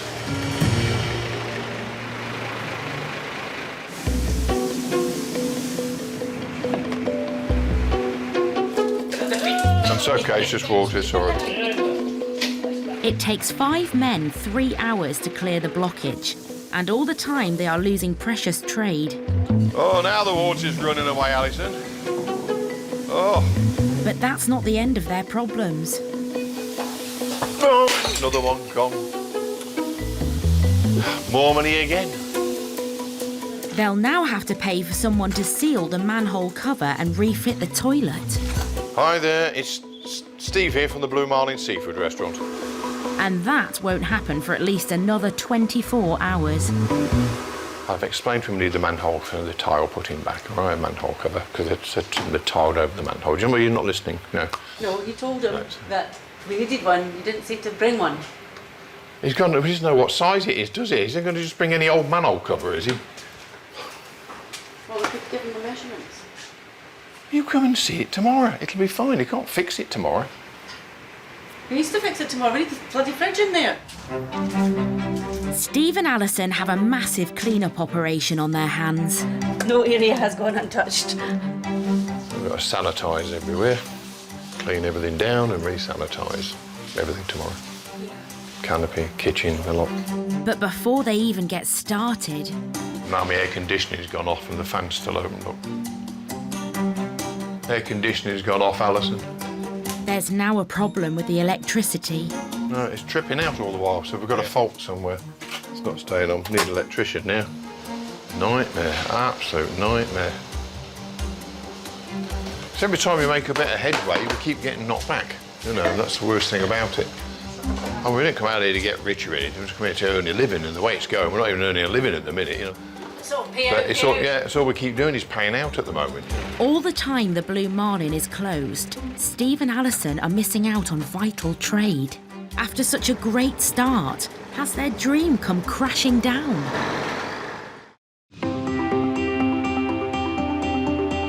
For the past 2 months, Richard and Carol Hedditch-Gray have been working round the clock on their new self-catering complex. The 2 levels of the schoolhouse are now complete. There are a total of 4 bedrooms boasting traditional French features, 4 bathrooms, 2 large living areas and French doors lead out to the stunning pool area. Richard and Carol can now concentrate on the finer details. take your shoes off? No, just walk carefully. You didn't wipe them. Oh. Talking about taking them off, at least give them a wipe. There we go. That's not wiping, that's doing a little dance. Just looking just to check that we've covered everything in our clean and it looks inviting and, oh dear, he's missed something with his hoovering. Richard and Carol want to give their guests a 5-star service, so we'll offer welcome packs to help them settle in. We give a baguette, a pack of jams, bottle of wine, a few beers, a few tea bags, coffee, milk, because that's the other thing when you wake up in the morning and you find that you haven't got anything to eat for breakfast and can't have a cup of tea or coffee. So it's just really to give them a snack for the evening and to be able to have a cup of tea and something for breakfast in the morning before they then find their way to the supermarket. With this property now completely ready, Richard and Carol are awaiting their biggest booking, which will see the whole house booked by one group. In preparation, they've decided to try and make the guests' experience even better. It's nice to do stuff like this. Yeah. This is what it was all about, really. They want to recommend attractions for their guests, but they're determined to make sure they're only suggesting the best. Very pretty. This isn't too far from home at all for the guests. No. Very, very nice. About an hour. Bonjour. Friends of yours? No. It's just being friendly. Today, Carol and Richard have come to Brantôme. This charming town features some of the most stunning architecture in the whole of the Dordogne. It sits on the River Dronne and attracts thousands of tourists each year. Carol and Richard want to check out for themselves what's on offer. 8 kilometres, 12 kilometres, 16 kilometres, 20 kilometres. Fancy 20 kilometres? No. We are going to take out a canoe because we want to sort of experience it for our guests so we can give them full-on feedback. Un canoe pour deux personnes. Deux personnes. Oui. Pour une heure. Oui. Just le tour. It costs €12 to rent a canoe out for an hour. I'm hoping Richard's in a very sensible mood and he's not going to be silly because sometimes he's silly and I really don't want to go in the water, but I'm really looking forward to it. Bye-bye. Bye. Au revoir. Au revoir. Au revoir. Quick, quick, quick. You did that on purpose. We're going into the edge now because you're not steering. Row, row, row your boat gently down the stream. Merrily, merrily, The River Dronne is famous for its canoes, but they're not the only boats to use the river. Oh, I'm going to have a crash. Paddle! We have to get out of the way over to the left. But even a close call doesn't take the shine off their day. How's it going at the front? I'm just taking in the scenery and... Well, I'm thinking, Brantôme's just amazing. I'd be coming home from work now, I guess. It would be probably raining and cold. And this is my job here, which is just amazing. Beautiful. So canoeing on the Dronne will be added to Richard and Carol's activity list, ready for when their next guests arrive. But when the big day arrives for the biggest booking yet, there's an unexpected problem. It's basically been raining since about 3 o'clock this morning. Not what we're used to, which is a bit sad for our guests. We have 2 families coming, so it should be a lot of fun. It's the first time we've actually let the whole property. The rain hasn't stopped all day and it's causing Carol problems with the bedding. Can't believe we've had rain on the one day I didn't need rain. Normally when I do the washing and ironing, I can wash in the morning, I can put it out on the line to dry. It'll be dry in about 30 minutes. My plan hasn't worked. God, it's really damp out here now.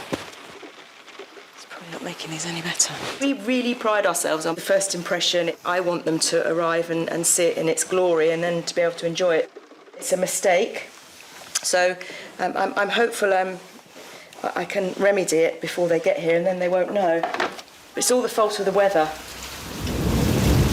As well as the last-minute drying, Carol's flat out in the kitchen. The guests have booked her special welcome meal at €10 per person.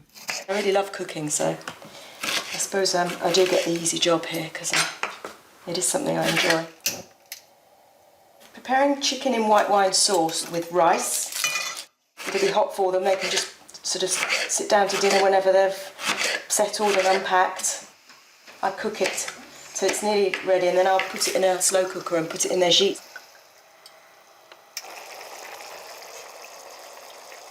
Oh, that's nice. The guests are due any minute, and Richard is still giving the gîte a final once-over. He hoovers everything. He's hoovered the bath today. He finishes just in the nick of time. And now Richard and Carol need to face their guests. Hello, hello. Hi, I'm Carol. With 10 people staying 2 weeks, do Richard and Carol have what it takes to handle such a big party? How's your journey been? The Costa del Sol and Steve and Jill Lewis are at the end of their first season as Spanish pub owners. In this area, bars close every day, and this was a huge risk for the couple. So now it's time to take stock and decide if the gamble has paid off. We knew it was going to be hard work. We knew we was going to sit here on days where we were hardly going to have any customers in. This bar as well notoriously had a bad reputation for never being used. So we knew we'd got that to start with. That, you know, that was, we knew that was that, but we have totally changed it. And we've had repeat customers already. So, you know, repeat customers that are coming back to the Mariners in our first year, that's an achievement in itself.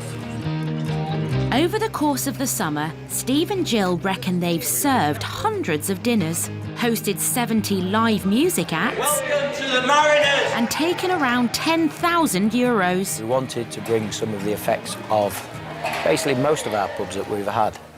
We've had a music venue, we've had a city centre pub, we've had a little country pub. We combine all of them, I think, into the Mariners, don't you? Yeah, there's a little bit. a little bit from There's everything. a little bit of everything. So yeah, and it's working so far, isn't it? And they're confident things are only going to get better for them and their new business.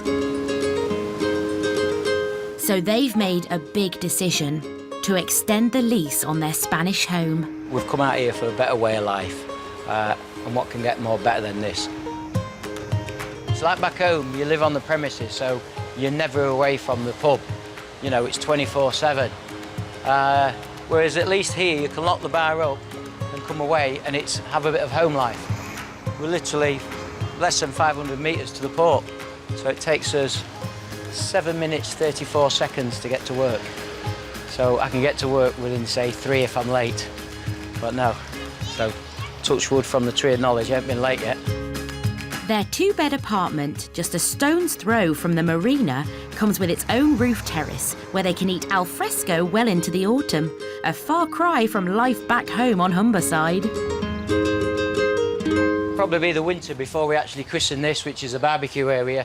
You know, come October, November, it's going to be nice, the cooler nights, and enjoying a barbecue and invite a few friends and actual customers now back from the pub and have a barbecue up here. It's a great area to relax and chill out. So after a year in the sun, running a British bar and giving the tourists a taste of home, Steve and Jill have made it. And now it's Fuengirola Marina that they're calling home. Well, it's just been the making of us, hasn't it? Yeah. For Ed to come here, we wouldn't have had a life together, would we? So now it's great. We love it. You have the feel-good factor every day. And you just get up in the morning and you feel good, don't you? Yep, sun shining, happy people. Yeah. As we said when we come, we're here for a good time and we're here for a long time. Ain't no plans on going back.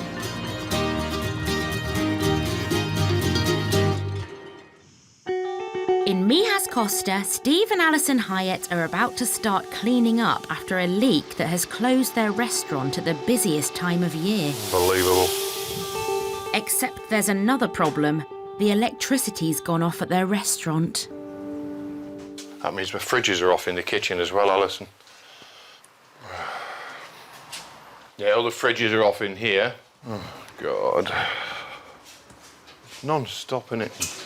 With the fridges and freezers full, a delay in restoring power could force them to throw out €500 of lost food. This has gone off too, look. That's the best way to go around and check which is working and which isn't, because then you'll see if it lights up. Darling, I know what's not working. I've still got to get the fridges working. That's the problem. And the freezers. Also losing hundreds of euros. Mrs. Electrician, she knows everything. It's another potentially costly call-out to a local handyman. Hi there. I now have another problem. Electrical. The main breaker keeps going off.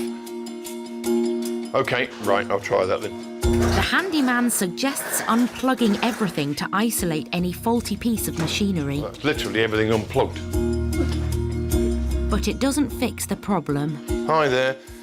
We've unplugged literally everything that's possibly unpluggable, and it's still tripping. All my fridges are off, and I've got hundreds of euros of stuff in the fridges and freezers. The handyman can't come until tomorrow, but Steve thinks he may have a temporary solution. Run all the fridges and freezers off the one electrical socket that's still working. I think Alison will put this extension over this wall, and then I can plug this one into this extension, and that'll reach this fridge here.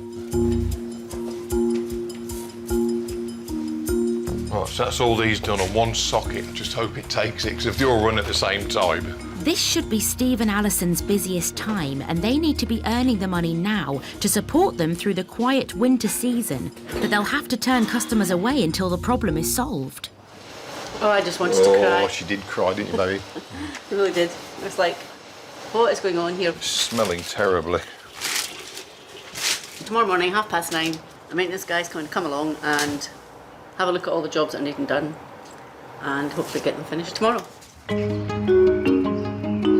The next day, Alison can't even face the extent of the damage at the restaurant. Alison, she's still in bed. Handyman Shane has arrived to repair the drain's manhole cover and hopefully work out what's wrong with the electrics. Just put this back down for just Yeah, stop the smell. See, it's rather pongy. It's not as bad as it was yesterday.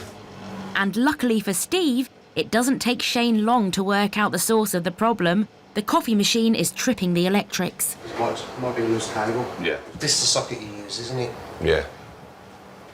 It is possible. We think it's that one that's off, Shane. I can see your problem. Yeah. But the cause of the tripping is something neither of them expected. Right. Oh, yeah. What is it? Cockroach. Shorted out between the 2 hours. They get everywhere, don't they? The cockroach just sitting there, look. Basically, it's just caused a circuit between the live and the neutral, which has fried the cockroach completely. And it just caused it to keep tripping out. Here she is. Hiya. Found the problem with the electrics. It was a cockroach in the plug for the coffee machine. It's not going to be an expensive one, so we're quite happy with that one. Yeah. He says he hasn't seen his bill yet. The simple fix is a massive relief for Steve. Yeah, it's working. Another job done. Yes.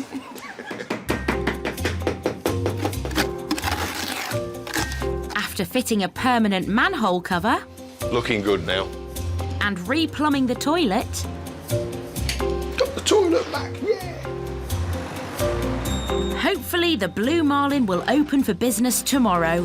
He's got that coffee machine going now. Once that's done there, we can then get everything back behind the bar and get all beers cooled and everything else, and that's the biggest thing we have at the moment. And once reopen, they'll do all they can to make a success of what's left of the season.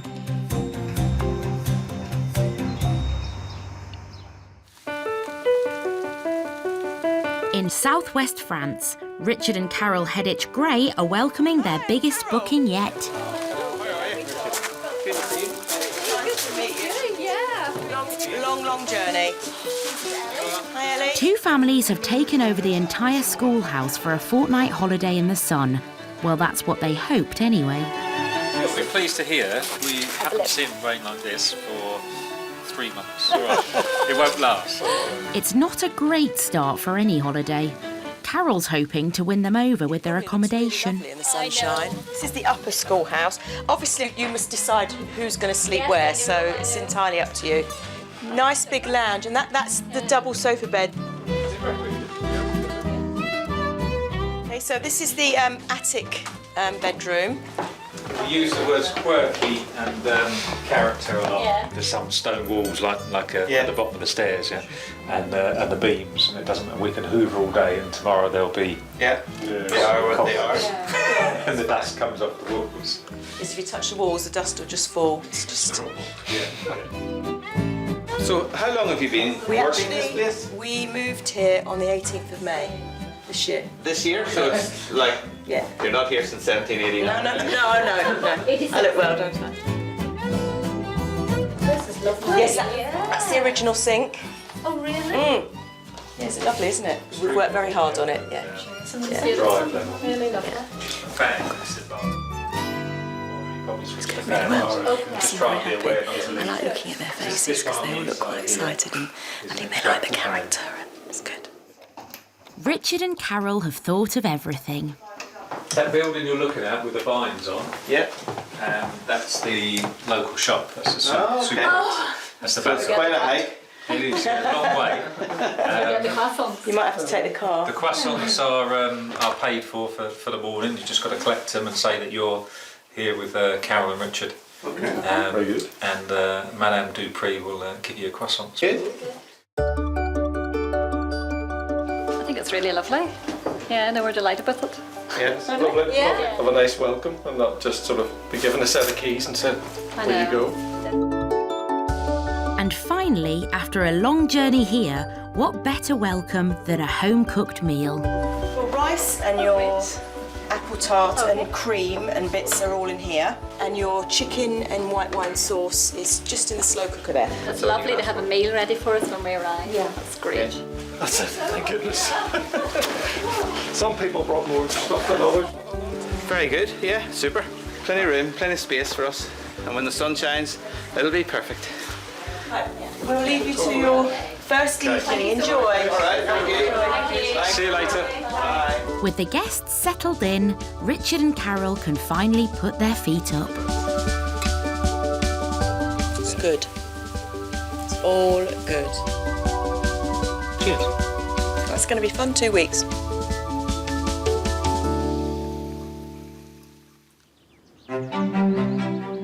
It's 6 days later, and there's a problem. Okay, so where are we going to put it? Over here, I reckon. We've had some inclement weather, to say the least.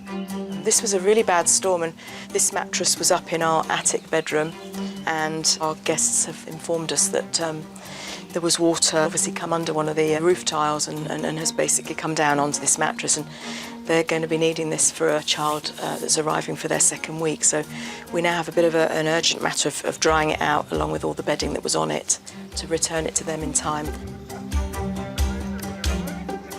Unfortunately, it hasn't been a smooth week because we've had electrical problems from the first evening they arrived. There's been various issues with sleep. One of them wasn't happy with the firmness of the mattress. It's been an unfortunate catalogue of errors and events that have just culminated into, a nightly doorbell. We have, unfortunately, this week kind of come to dread the doorbell, haven't we? When the doorbell rings, it's not normally the good doorbell news. of gloom. The gloom and doom, the dreaded doorbell of doom. Obviously, with it being our first season, we are keen to get good reviews because it's essential to our business. Being new, we haven't got any reputation, we haven't got any repeat business at the moment. if they're the good, if they're good competition's quality. huge, isn't it? It's huge. Loads of competition, so- we've always said we'd pride ourselves on our customer services. Customer reviews can make or break self-catering businesses.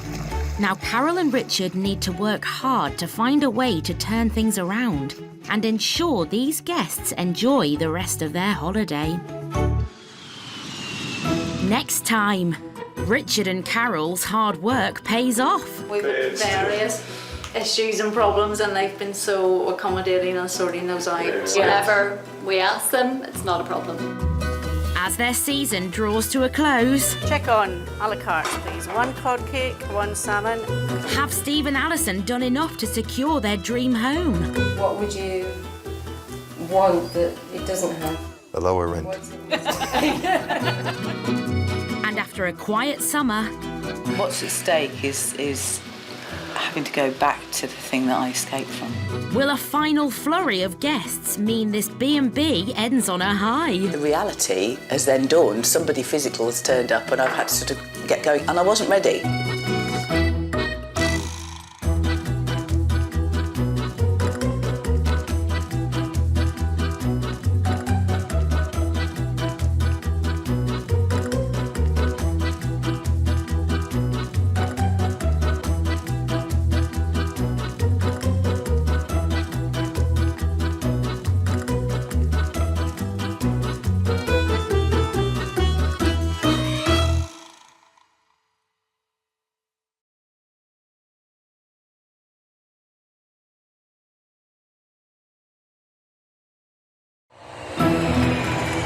Every year, thousands of Brits head to Europe for a dream new life.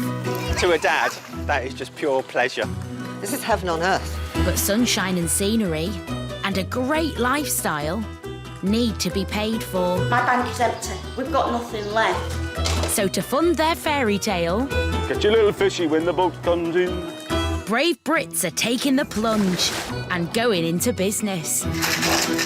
On this series, we follow those expats. Dave, you got any euros? Setting up anything from bars and boat charters in Spain to vineyards and B&Bs in France. Not happy. Not happy. But will they flourish? We're going to do it, we must do it properly. Or will they fail? Money doesn't grow on trees. It is life or death. And can they really make a life in the sun pay? Fans broke down. You are joking. It went bang. On today's show, as the summer season draws to a close for all these great escapers, Okay, so where are we going to put it? will 2 expats solve their customer complaints? It's disheartening because it's your home and you've put a lot of love and effort into it. Have these restaurateurs Check on a la carte, please. 1 cod cake, 1 salmon. done enough to secure their dream home? What would you want that it doesn't have? A lower rent. And after a quiet summer season, What's at stake is having to go back to the thing that I escaped from. will a final flurry of guests make or break this French B&B? The reality has then dawned. Somebody physical has turned up and I've had to sort of get going, and I wasn't ready.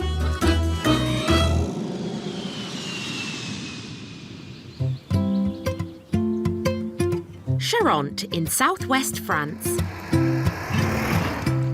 Sitting in the heart of the country with Bordeaux to the south and Paris to the north, it's rustic France at its very best. The scenery is spectacular, with stunning sunflowers, the emblem of southwest France as far as the eye can see. And its traditional villages have become a huge draw for expats, like Carol and Richard Hedditch Gray, who've just started running a complex of self-catering properties. Yeah, we are extremely happy, aren't we? I already feel that it has had a positive effect on mental well-being and then, as a result, physical health. However successful you are and however hard you work for it, it's actually going into your pocket, so you're doing it for yourself. So it's really, really rewarding. Carol and Richard ploughed all their life savings into this former schoolhouse and have worked round the clock to turn it into a self-catering complex, including the schoolhouse, another building and a pool. But after a successful start in July... Look at that. That's for you. Wow. That's amazing. It's now August and Richard and Carol are hosting a house full of guests, but they've had a few problems. OK, so where are we going to put it? So we've currently got 2 families taking the whole house. Unfortunately, it hasn't been a smooth week because we've had electrical problems. There have also been complaints about uncomfortable mattresses and thin curtains. It's been an unfortunate catalogue of errors and events that have just culminated into, a nightly doorbell. So they're now drying out the soggy mattress and turning their attention to the uncomfortable one. Came up with a solution. We have offered some spare duvets to put on top of the mattress to soften it, and that seems to have done the trick. Fortunately, the curtains have been able to be changed. Curtains we have in there are typically French. We don't have light pollution here, so we don't ever draw curtains in France, but it's a valid point that maybe we do need to consider offering either a second curtain or a blackout or something. Richard and Carol are hoping their efforts will make all the difference. We don't want people to say they've had a lovely holiday when they haven't, because, we have to get it right. And they're the people staying there. We haven't slept there. I haven't slept in that room with the light curtains. Maybe I wouldn't like it. So it's really important to listen to our customers and get the product right. We've had various issues and problems, and they've been so accommodating and sorting those out. Yeah. They have a really professional attitude. Whatever we ask them, it's not a problem. I think they've got a lot right. There's large communal spaces, which is superb. The veranda's fabulous. But we certainly are glad that we're one group in this big house. Just, it might be a little bit noisy if you were sharing with somebody else. Beds could be better, definitely could be better. But I think they're nearly there, yeah.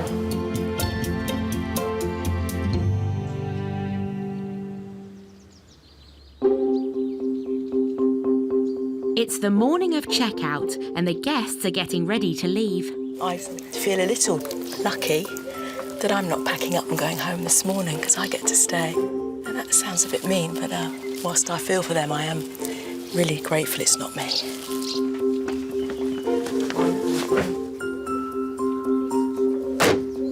Carol, can I leave it? You can, thank you. Excellent. All right, Richard, thanks for all your... All that's left now is to check out the feedback forms. Take care, safe journey. And see if their changes have made a difference. I'm not reading anything that I'm surprised by. What I'm reading is exactly what I expected. What this is saying is that as noise travels, so maybe we could use rugs to help the noise pollution. So what else? Unfortunately, the pillow quality apparently is poor. The curtains are mentioned, which we knew would be, and the mattresses, so all the things that we've discussed during the stay, so that's fine. So after a few teething problems, Richard and Carol should be able to get things back on track.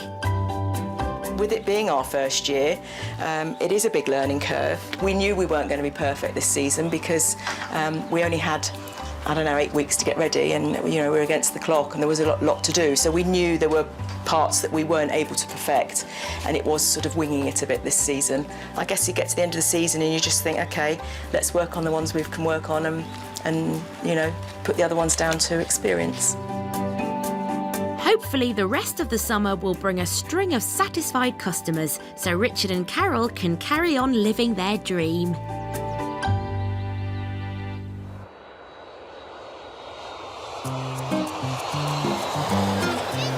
Each year, tens of thousands of British expats flock to Spain in search of a sunnier way of life. But glorious sunshine and sandy beaches are not the only draw. Food and motoring costs are around a third of that in the UK.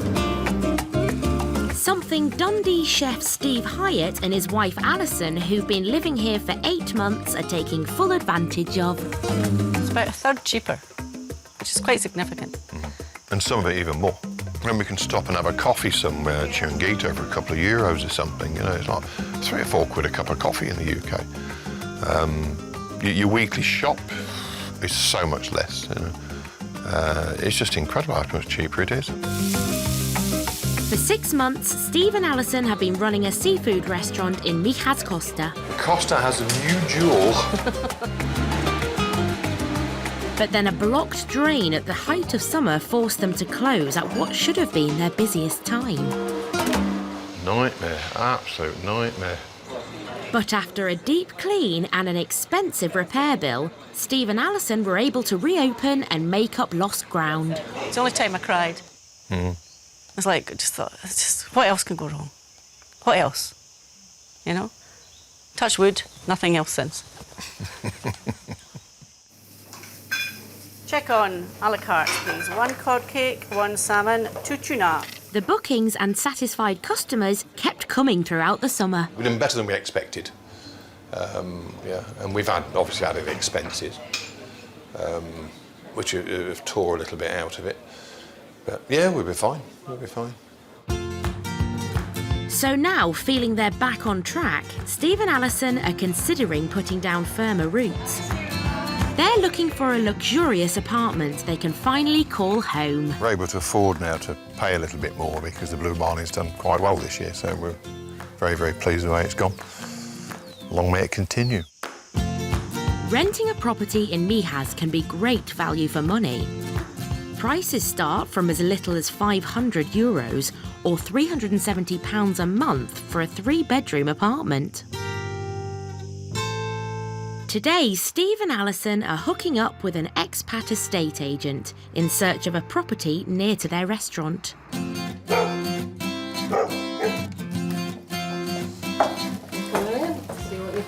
Ah, this is a nice size. It's in good condition, this one, Alison. Yeah, very good condition.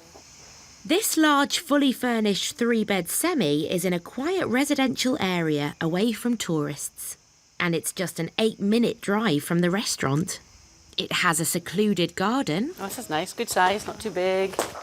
Relatively private. A bedroom balcony. Should have bought your bikini, Alison, so you could test it. And they've thought of everything here. Laundry chute. Think of everything, don't they? Alison, here it is. The Hyatts currently pay €750 a month rent, but this home could be a big step up in price. Can you remind me what the price is in this? Yeah, the price on this one is €1,200 a month. I mean, this is the sort of thing we had in mind. Yeah. It's just slightly above our budget. That's the problem. What would you want that it doesn't have? A lower rent. What's it missing? Besides that. So time to move on to house number 2.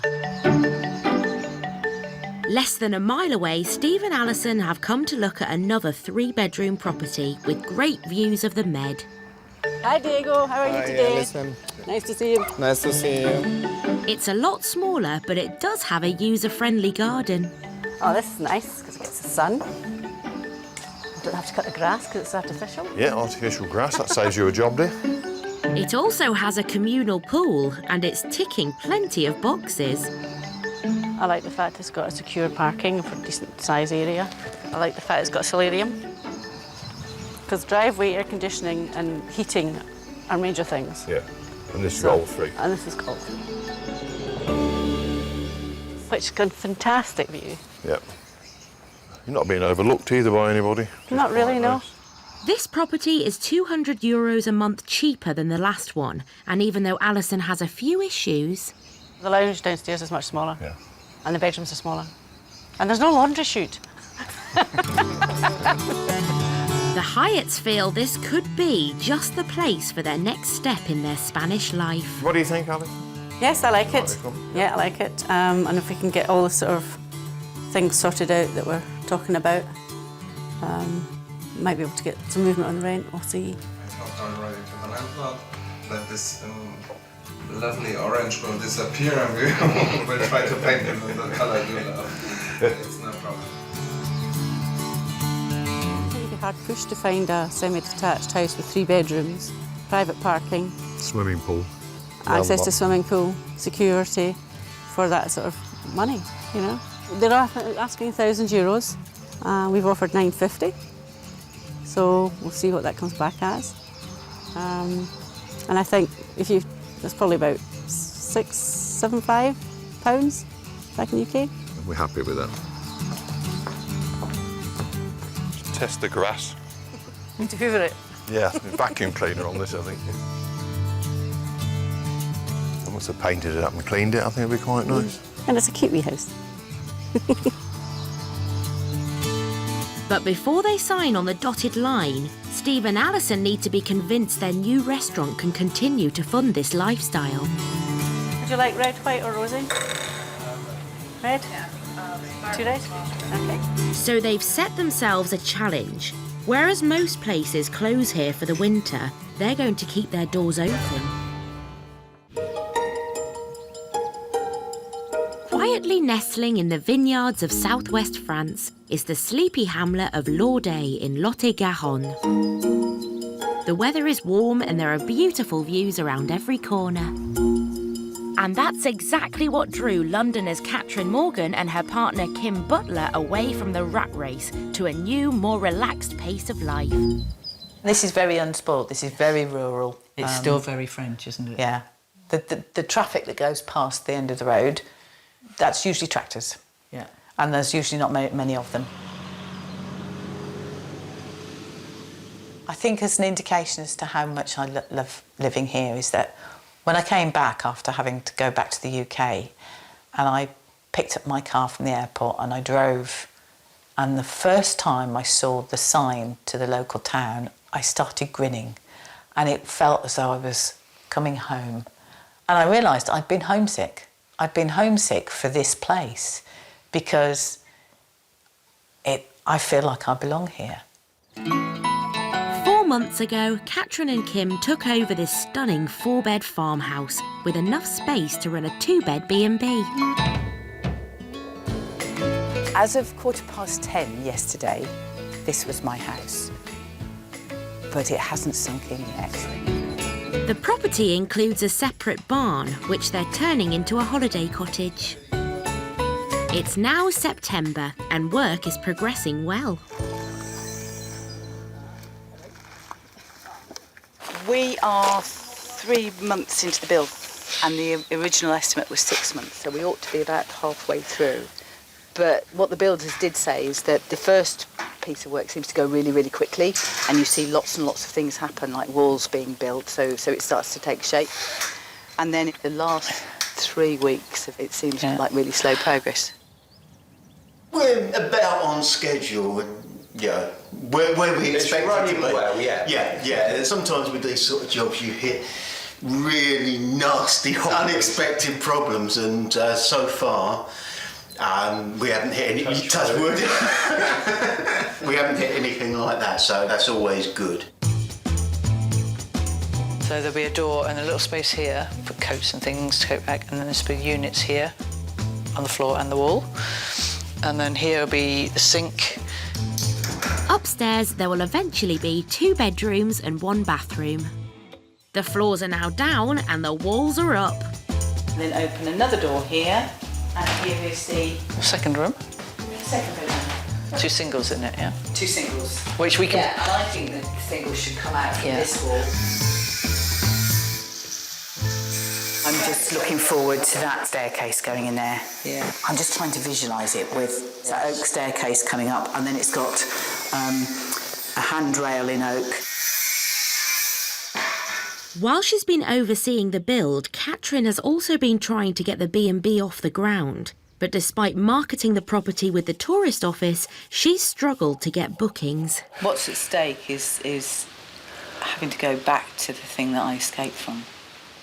Would be having to go back to living in the UK. I don't think I could do it. I don't want to do it. But now things are finally on the up. Today, Catherine is hosting her first ever guest. He's a Dutch labourer and staying at the B&B while working on a nearby farm. And at the end of a very quiet summer, it seems Catherine is on a roll. I've just had a notification on my phone that I've got a new booking tomorrow. So just as Gilbert, my first guest, goes, there's another one coming in. And that means her social life is going to have to take a back seat. I've got a whole heap of stuff to do tomorrow because we'll have to do the room changeover quickly, and we've got that meal, we've got lunchtime, we're ladies who lunch tomorrow. It's okay. You've got clean bedding, you've got the clean towels, all we have to do is clean the room.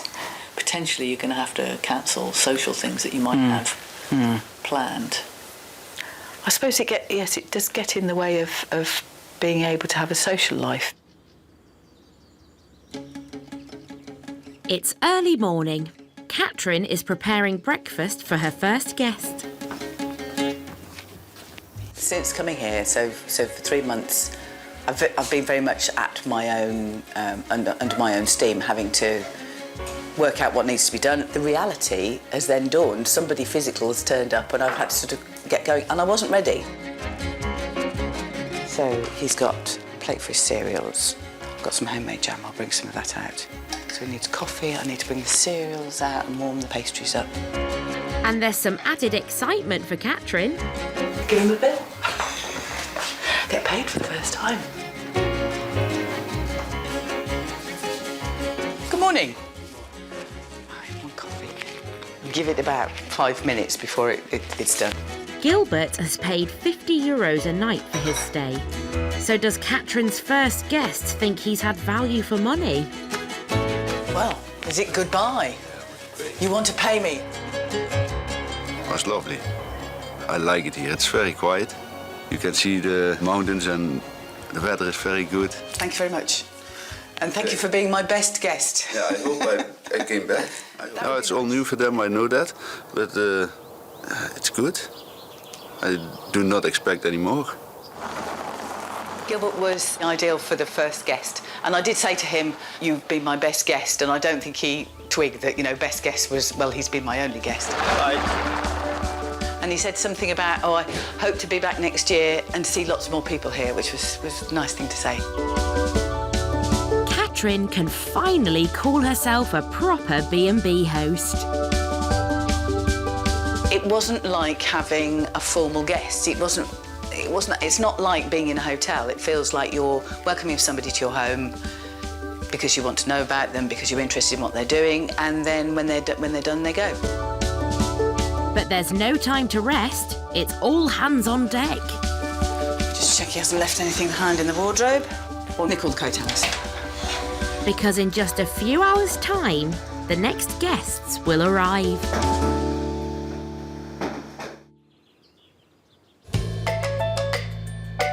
In Charente, Richard and Carol are coming to the end of their first season running a self-catering complex.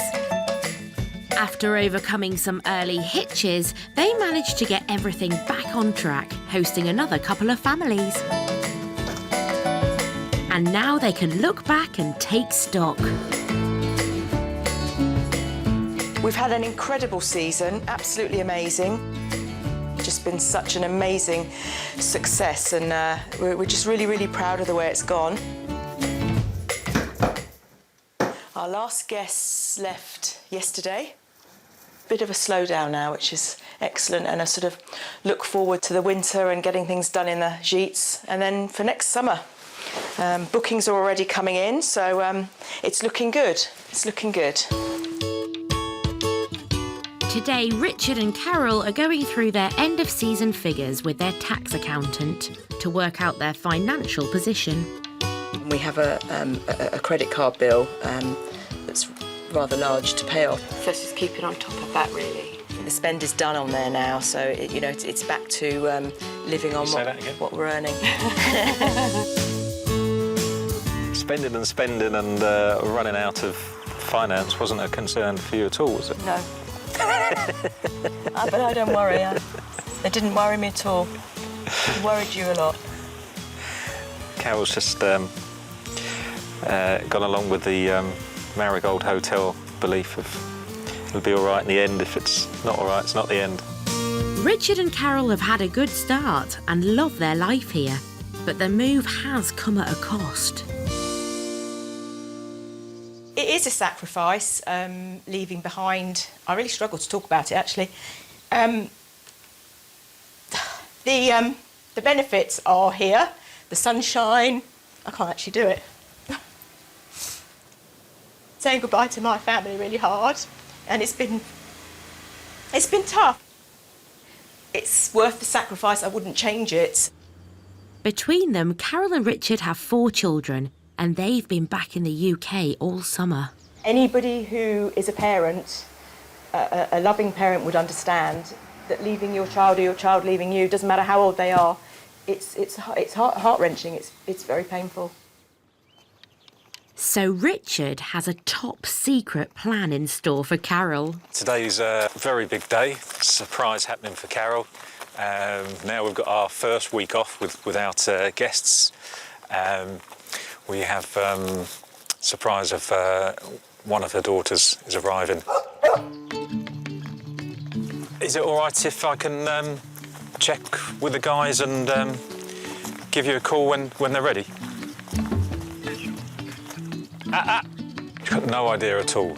I felt pretty awful sneaking off to make phone calls and receive texts for the last week or 2. But hopefully it'll all be okay after this morning when she realises why. Richard's, I don't think I'd use the word romantic. He's incredibly thoughtful. Incredibly thoughtful. Carol's going to be extremely shocked, and I think she's going to be absolutely blown away. Yeah, just come straight in. All right, thanks ever so much. Thanks, bye. Okay, the call is made. She's on her way.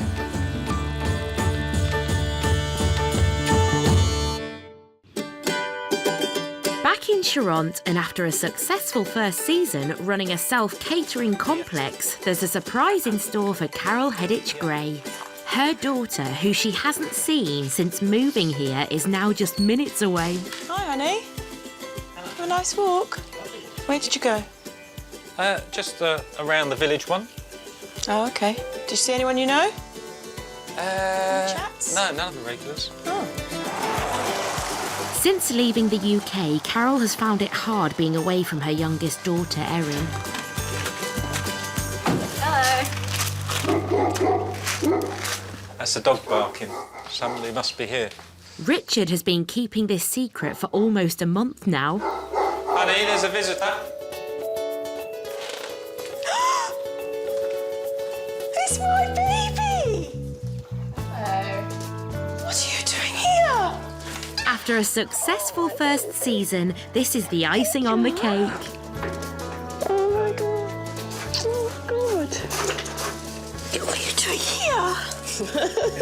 Surprise! Oh. Oh, you shouldn't do this to me. Is that hard to keep secret? Very hard. Very hard.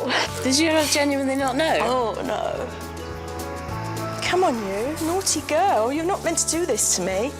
It's exactly the reaction Richard was hoping for.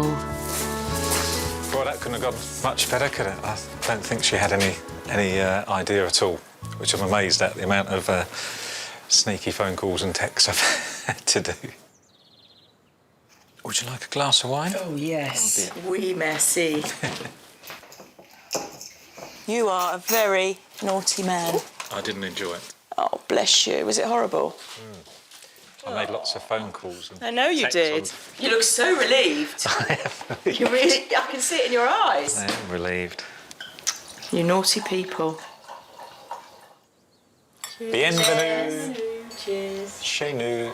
I'm incredibly happy that Erin's here. I'm blown away. But to be honest, now she's here, she's wrecked my plans because I was going to do nothing though. This is the first time Erin has seen her mum's new business. It's amazing, really, that you've not had a reputation. It wasn't a business, and you've had a full season. And I do think a lot of it's probably to do with the fact it is about the customer services, and it's about, you know, really pushing the boat out. I mean, some of the comments we've had in our visitors' books, warm welcome, being around for the guests, and sometimes that's hard because you don't necessarily always like them. Richard and Carol put everything on the line to follow their dream of a life in France. And now, 3 months after opening for business, they're already taking a flood of bookings for next season. If this carries on, they could be full for the whole summer. With that security, they're now confident they're here to stay. It's a very enlightening feeling to have had the vision, to have the guts, to realise it and to have seen it successful. It really does make you realise that if you want something that badly, you can have it. Can't you?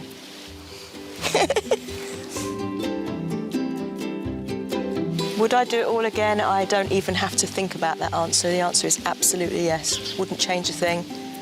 Don't even have to think about the answer. Yes, I would do it again, over and over and over again. Yep, don't have any doubts about that. It's fulfilled every dream we had and more.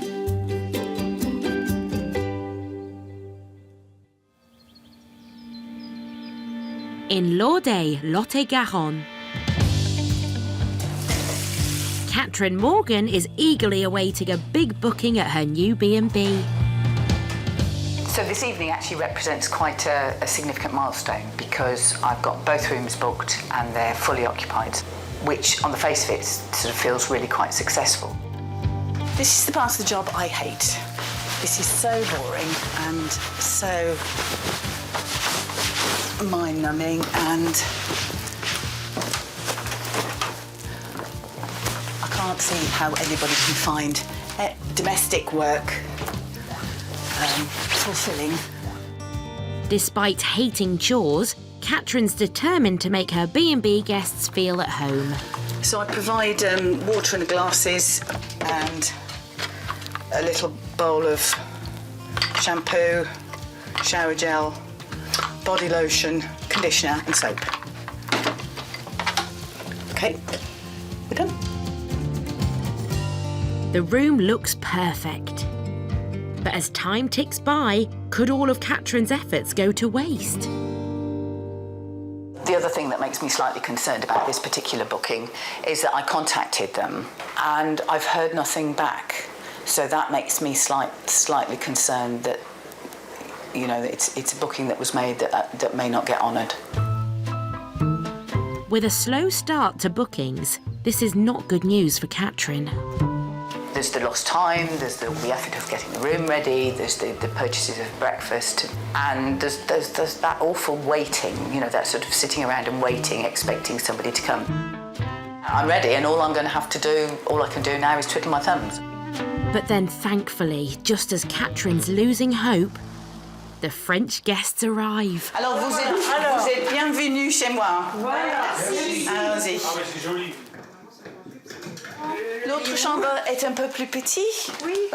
Pour la fenêtre, vous avez besoin de ça.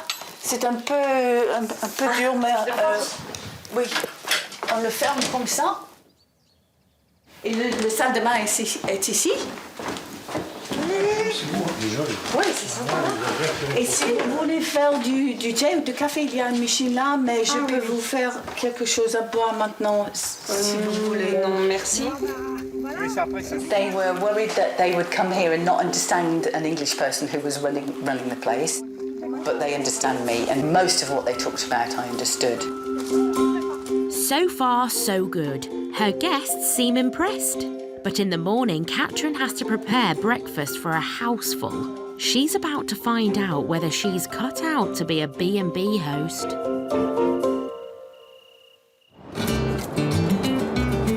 It's been 7 months since Steve and Alison Hyatt opened their seafood restaurant, the Blue Marlin in Mijas Costa, Spain. Yes, I suppose we're living our dream.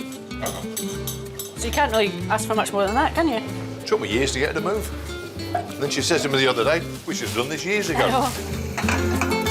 It's now October. The holidaymakers have gone home and many bars and restaurants have shut up shop. But the Blue Marlin is open for business.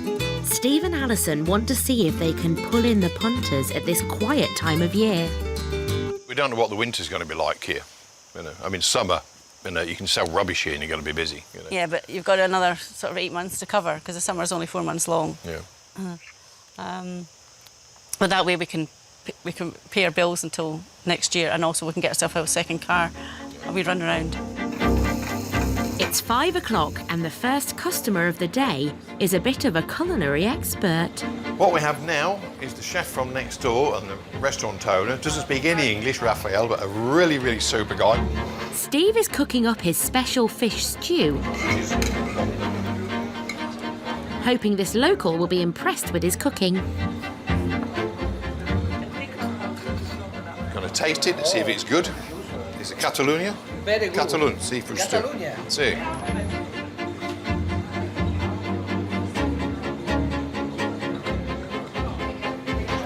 How's that? Muy bueno. Muy bueno. That means it's very good. It's very good. Because if it was rubbish, you'd tell me. And following Raphael, things are looking good with a steady flow of customers. Good evening. How are you both?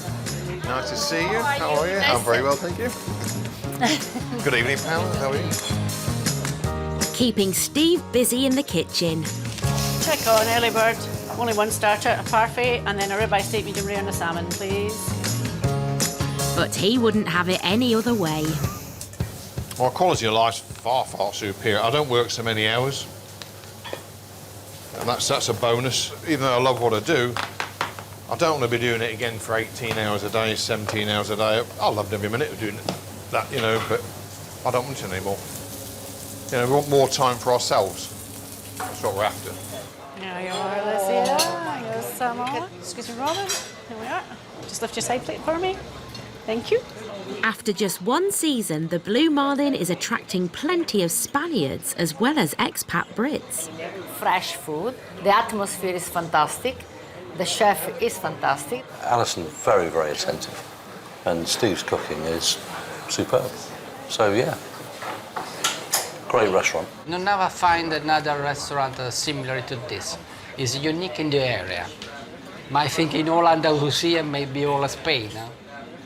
And tonight tells Steve and Alison that they did the right thing staying open beyond the end of the summer season. It's done very well, better than we expected, actually. We thought first year you're going to struggle a bit, which you normally do. But we actually haven't. This time of the year is more the hardest bit, I think. But we opened the doors and we were just quite surprised how many people we got in. So we're actually very pleased with that. Very, very pleased. Let's ring the bell.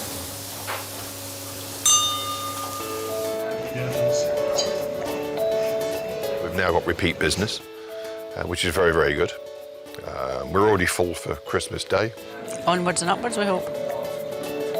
And with this number of bookings in the diary, Steve and Alison know that the Blue Marlin is a real hit and they can continue serving up their dishes all year long. It's difficult to put into words, quite frankly. It really is. We're certainly much happier here without a shadow of a doubt, you know. It really, really is good. I'm not worried about the future. I don't see me being anywhere else now, apart from in Spain. So I've got to make an effort to learn the language. To live your lifestyle in this sort of environment's great. Yeah. You've only got one life, and if you don't live it, it's awful, yeah. I mean, it's just... there's so much to see and do, and it's great, yeah. I mean... Thankfully, not everybody has the same, otherwise we've been awfully crowded around here. Yeah, it would be, yeah. Yeah, it's not that good here, is it?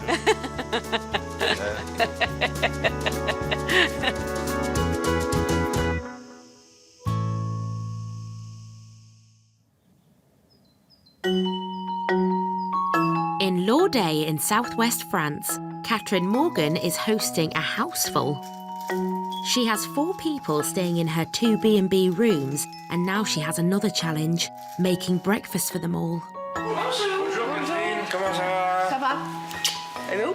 Bonjour. Bonjour. Bonjour. Bonjour tous. The little breads will be 5 minutes maximum. And in the meantime, we're going to make English tea. They're going to have English tea with milk. We talked about having English tea last night, and I just thought it was a joke, but they've decided that they're going to have English tea. So, Du café, si vous n'aimez pas le thé. Le thé ici, ça c'est la confiture de la maison, en figue, de figue. Et ici, il y a les petits pains. Formidable. C'est une vraie mère. En fait, la table est trop petite. chez nous, on fait nous-mêmes. On n'a personne pour nous servir. Ah, c'est ça le problème. C'est là toute la différence. Ouais. Nous goûtons le service. Allons-y alors. Allez, Bon appétit. Merci. So it looks like Catherine's new B&B is a big hit with her guests. Très agréable, très confortable. Une belle décoration aussi. Hein. C'est Bon, très tout est... Hop là, très calme. On met 10 sur 10. Surtout.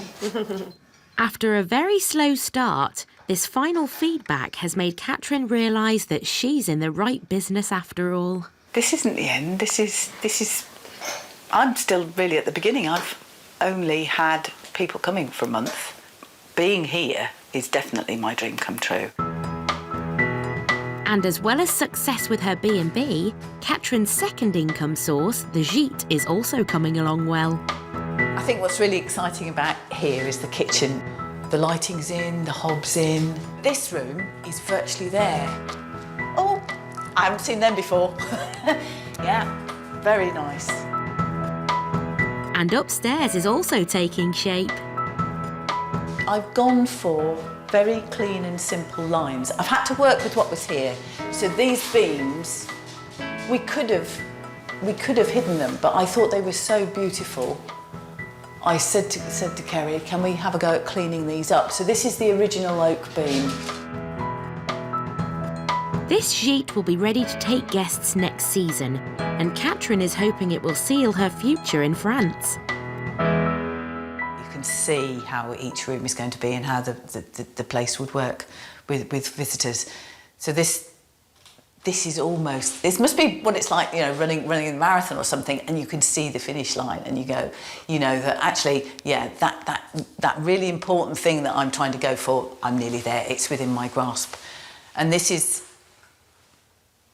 the whole key to me being able to live here. So all in all, it's been a good first year for Catherine, and she's able to look forward to a future in France. Hopefully next season, with the gîte going and both the B&Bs up and running, it should... might be full to busting capacity. Yeah, and wait for Christmas to have a rest. Well, who knows? You might even have people at Christmas. Yeah, keep your fingers crossed. And if the bookings keep on coming, Kim should finally be able to give up her job and make the move too. This is very much Catherine's dream. Having said that, I love it here. I knew this was our house as soon as we saw it, and I really, really liked it here. What I didn't expect is in that 2 weeks that we spent moving in, that I would grow to love it quite so quickly as I did. The travel's a bit of a slog, but you know, when we get here and we're coming back up the drive, it's, yeah.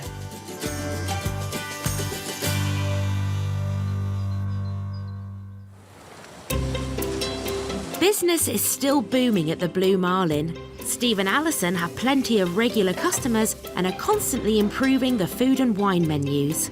They decided against the property they viewed, but have now signed for a different 3-bed apartment with a pool.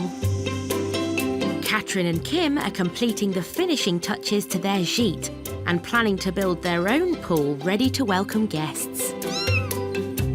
With 2 new additions to the family, Kim is also seriously considering making France her forever home. And as they enter their second year in France, Richard and Carol have bookings from the start of the season and right throughout the summer holidays. They're now concentrating on paying off that credit card bill. Next time, another set of great escapers hoping to make a living in the sun. A whole family swaps London for rural France.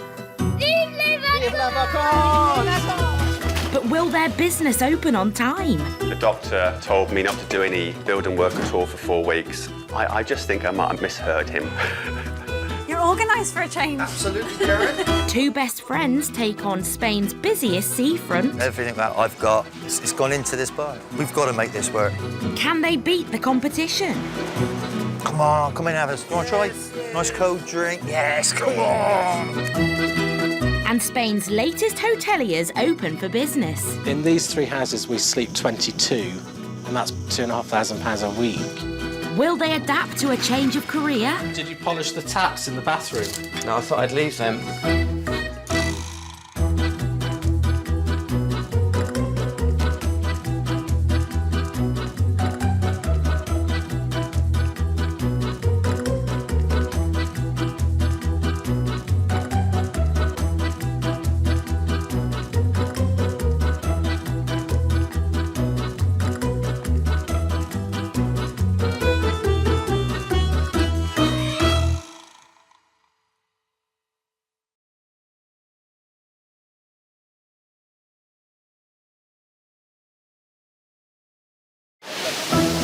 It's a dream chased by thousands of Brits each year. Number one's the weather. Heading to Europe to set up new lives and businesses in the sun. Are you ready? They're seduced by gorgeous scenery. It's just about the space out here. There's so much space. Year-round sun and a better, cheaper way of life. Our living room in London, you'd fit in 4 times. But how easy is it to turn the dream into a reality? Money's dripping in and flooding out. In this series, we follow the expats as they say goodbye, Blighty. I think I'm full. And begin their new lives. Setting up bars and restaurants in Spain. That's what we're talking about, girlfriend. Gîtes and B&Bs in France. Totally and utterly out of my depth. When nothing is ever as simple as it sounds. It's probably not good for my blood pressure, yes. It can fail, but it won't fail. Not if I've got anything to do with it. On today's show, a whole family swaps London for rural France. But will their business open on time? The doctor told me not to do any building work at all for 4 weeks. I just think I might have misheard him. You're organised for a change. Absolutely, Karen. 2 best friends take on Spain's busiest seafront. Everything that I've got, it's gone into this bar. We've got to make this work. Are we doing all right? Can they beat the competition? Come on, come in, have us. You want to try? Nice cold drink. Yes, come on. And Spain's latest hoteliers open for business. In these 3 houses, we sleep 22, and that's £2,500 a week. Will they adapt to a change of career? Did you polish the taps in the bathroom? No, I thought I'd leave them.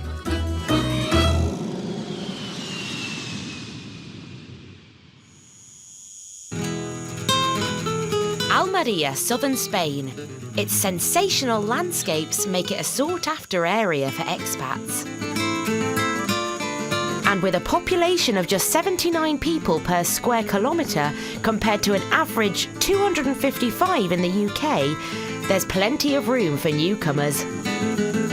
A new-build 2-bedroom villa with swimming pool can cost as little as £80,000 here, and even less if you're prepared to do some renovations. Yeah, we're not too fast. We're not going so fast. Partners Peter Thompson and Lee Bradford have recently fallen in love with the area. We've always liked Spain. You wake up in the morning and this is what you see out of your bedroom window. It's peaceful, it's quiet, there's no noise. We can sit on the terrace and watch the eagle fly over. Thanks to an inheritance, Peter and Lee have given up their jobs in marketing and catering. That cleanses the palate. And moved from Watford to the tiny desert village of El Puertecico. We were looking because your mum died. Yeah, true. And you hated your job. So it was either do something and change your life completely or buy like a 3-bed semi in Watford. And this one, hands down. And this is what they swapped their 2-bedroom flat back home for. A massive complex made of 4 self-catering houses with 2 swimming pools, which they bought for just under £175,000. In Hertfordshire, this would have cost them well over £1 million. The oldest part's about 300 years old. Structurally, most of it was there, but inside, nothing had been done. There was no bathrooms, toilets. So this is the bedroom. We've kept this because this was the original olive press. We thought, well, we could use that as like a coffee table or something. Peter and Lee renovated the complex over the last 18 months at a cost of just under £40,000. We worked out the other week, we've done 167 beams altogether, which if I'd known that to start off with. With the whole inheritance spent on the project, Peter and Lee now need to make money, so they plan to open their complex to the public. In these 3 houses, we sleep 22, and the money you can make for a group is, what, 1,800 to 2,000, £2,500 a week, and that's pounds. And at the moment, the exchange rate is amazing. The economics might be sound, but there's one snag. They've never run a holiday complex before. Okay, I was going to do mine when I put the bedding on. I've done it, because it'll be dusty again. It's all done. Do you want to do the living room? No. God, you're not at work now, Lee. Hate to disappoint you. In his last job, Caterer Lee used to run a team of nearly 200. So guess who's in charge? That's what he's done for all his jobs all his life. So he's been in charge of people, telling them what to do, so you have to get your head around that bit. Did you polish the taps in the bathroom? No, I thought I'd leave them. We worked together at the university, but in different departments. So working together has been, what, you're going to say, horrendous? Yeah. Just for you. Do you want to go look? What? Come look. Come on. Oh, you brought a cloth with you. See? Look on top of the shower head. Careful you don't drown. So that's all right then? Yes. Blimey. It was a yes. If they found it difficult to work together to restore the house, things might be about to get interesting. They've just received their first booking. We have a wedding party and they've got family coming over, so they're renting the 4-bed, the 1-bed and the 2-bed. In a month's time, all the bedrooms in the house will be taken up by this big booking. Will these 2 inexperienced hoteliers be able to cope?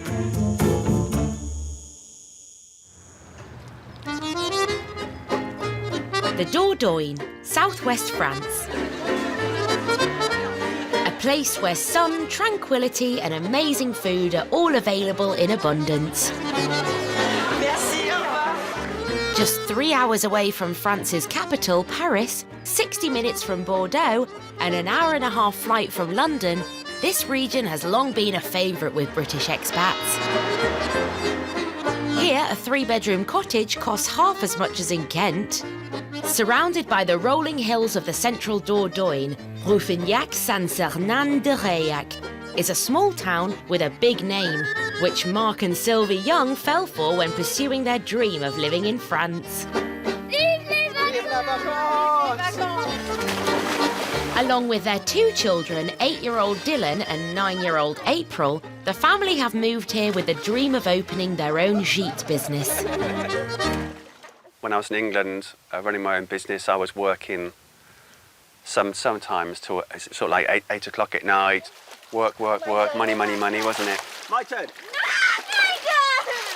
But we've come here, is a lot more slowed down. Life is good. We've never spoken so much. Yeah. Mark's a long way from home, but Sylvie hasn't strayed far. Obviously, I'm French. It's easy to understand with my accent. But after 10 years together in England, Mark has shut down his building renovation business in Kent to move here. Hello. You all right? But he's not downing tools just yet. So what are you doing today? Just half of it? Half today, half tomorrow. He's transforming this dilapidated 19th century farmhouse into a glamorous holiday gîte. That's the bathroom here. The bathroom's going to come to here, like across there, up to the chimney breast, a lounge, and then diner kitchen. Double French doors with the patio there, so the people who come here have their own barbecue area.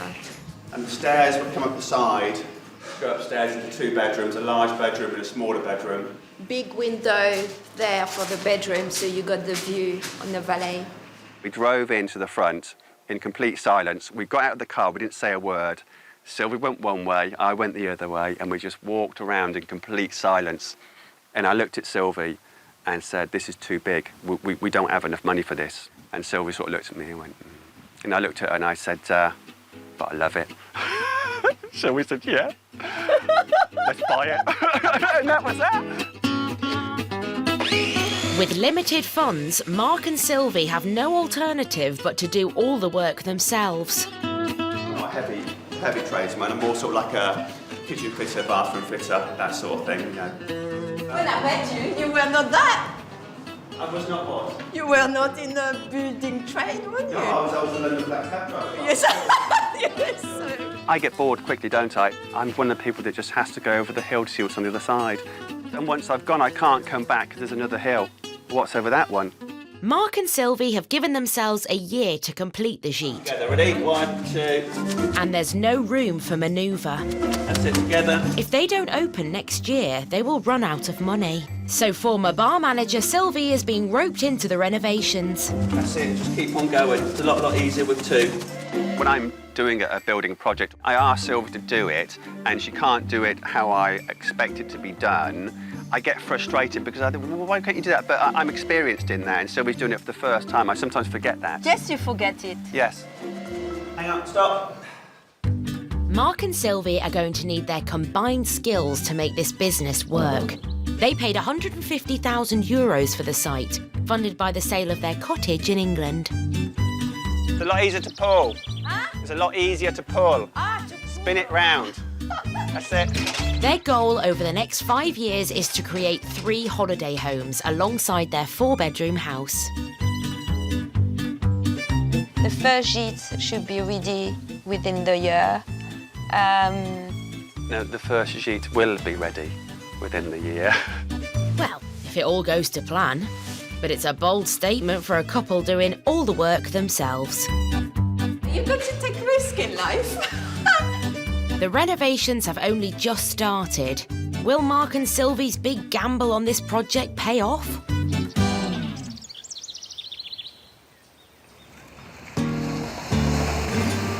The Costa del Sol, southern Spain. With over 100 miles of beautiful sandy beaches, it's no surprise the summer months see holidaymakers flock to the area. It has the mildest winter in Europe. And this is the place Gary Adamson chose when he decided to open a bar on the seafront resort of Fuengirola, naming it Sam's after his son. It's on my bucket list. My dream, my aim, my goal, if you like, was to always get a bar in Spain. I've holidayed in Spain many, many years, and that was always my dream. No, there's a lot worse places to live. Los Boliches in Fuengirola is a prime spot where about 1 million holidaymakers come every year. Good afternoon. How are we doing, all right? Good, good, good. West Country boy Gary left his job at an energy company in Lowestoft and bought a lease for Sam's Bar for €25,000. Small or large? Small. 1 small beer and 1 white wine small. But he's not come here alone. He's brought his best friend with him. Morning, Karen. At last, the winter on wonders arrived. 39-year-old Karen Hiles, whom he first met working for Pontins. Get back on that bar. Come on, off you go. You're late. She's just arrived from England to realise her own dream of a life in the sun. It was something that I've always wanted to do from an early age, but not been brave enough to do it on my own. Lots to do. Where are we up to? Having Gary over here, having a friend at hand, I felt more safer coming over. Karen's invested €12,500 of her own money in Sam's Bar. And on top of that, the 2 friends have maxed out their credit cards for £5,000 to fund the renovations. Thank you very much. I'll take that away from you. All right. Yeah, everything rides on this. What's that saying when you like, you roll red and it comes up and we toss a coin? We've put everything into everything and some, isn't it now? Gary and Karen are about to test their friendship to the limit. Tonight, they've planned an opening party to promote their bar amongst the tourists and the locals. 8 o'clock, we've got our official opening night tonight. 8 o'clock, mind? Yeah, 8 o'clock. And they're already up against it. Karen won't be much use behind the bar. One-armed barmaid. I slipped over coming out of the bathroom, so I've broken my shoulder in 2 places. Just had an operation, up and down, unfortunately, but these things come to try us. For tonight to be a success, Gary and Karen need to attract as many tourists as they can. How are we doing, all right? Good, good, good. There's a free buffet, champagne when you first come in. Yeah, please come along, you're more than welcome. There's a lot of people on holiday at the moment, so people on their holidays. There's a lot of people who live here as well, so they've been invited tonight. No drinks? Any drinks? Maybe later? 8 o'clock. Hello, ladies, all right? Time for former Pontin's bluecoat Gary to turn on the charm. Is it also today? No, because that says Sunday and today's Saturday, which means it's tomorrow. Yeah. It's very, very lively. Nice cold drink. Yes, come on. Lots and lots of energy, which is absolutely fantastic. You come in here. I said, do you want to be? You want to? There we go. It's not sunset yet, but guests are already trickling in. It's very, very nice here. Very pleasant, beautiful outlook. You couldn't do any better, could you? Friendly staff. That's what you want. With the bar filling up, Gary's confident enough to go and fetch some extra tables and chairs. He keeps them stashed at the villa where he lives with Karen and 2 lodgers, just 3 minutes away from the seafront. Just come back to get them, take it back down, because we're going to eat tonight for, hopefully for the extra people we got and the food and everything. Do you want us over the top? Gary's certainly optimistic, but his new bar is just one of more than 100 others in Fuengirola. Will he and Karen make a go of it? There we go. Realistically, if it didn't work, we could be in trouble. Could be. We could be in trouble. There's too much at stake. The Dordogne, southwest France. 2 months ago, Mark and Sylvie Young fell in love with a small group of houses just outside the French town of Rouffignac. Coming to France is Sylvie's dream. I love being challenged. I love new things. We were very comfortable in England, financially and work-wise. Life was very secure, but just to throw everything up and roll the dice and come here, I love it. Just love that way of life. But I've always lived my life like It was complacent, but it was boring. Sylvie's going to check.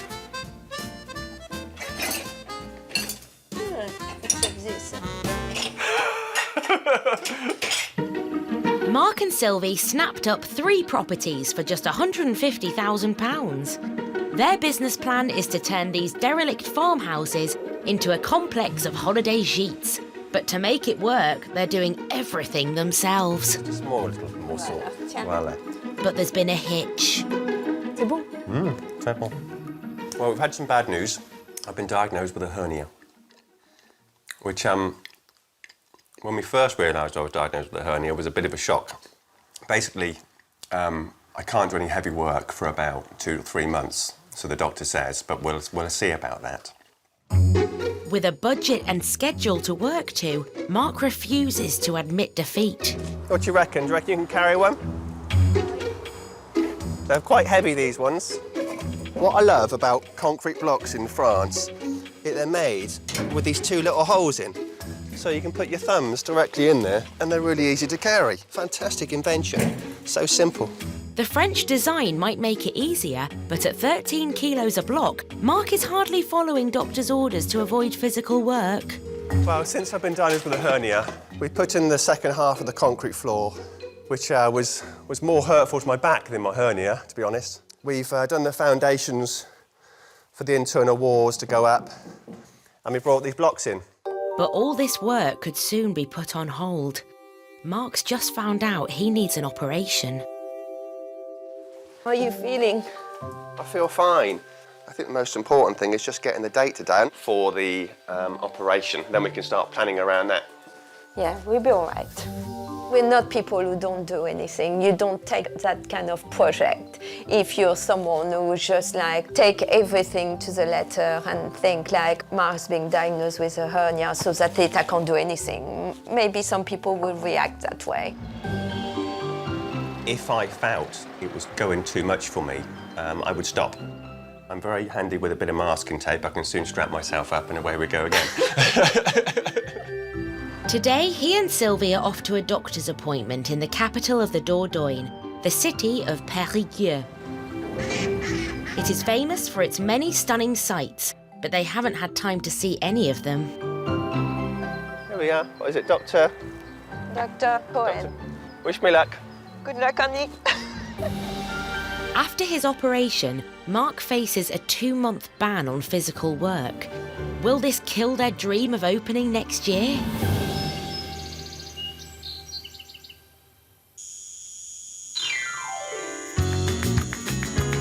In the Spanish region of Almeria, Peter Thompson and partner Lee Bradford are preparing for their first booking. If we do separate rooms, then there's no arguing. When 12 people descend on their house in 3 weeks' time, every bedroom in the house will be full. I'm just moving it around the room, really. Peter and Lee stand to make a big profit from this booking, but they know they have to get everything right.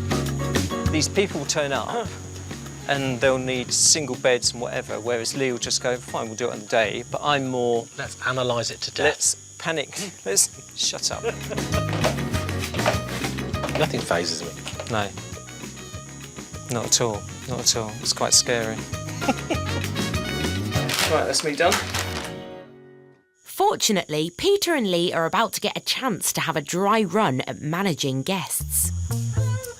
Today, Lee's aunt Sharon has come for a visit from drizzly England with her husband and son for a fortnight. Wow, this is really nice.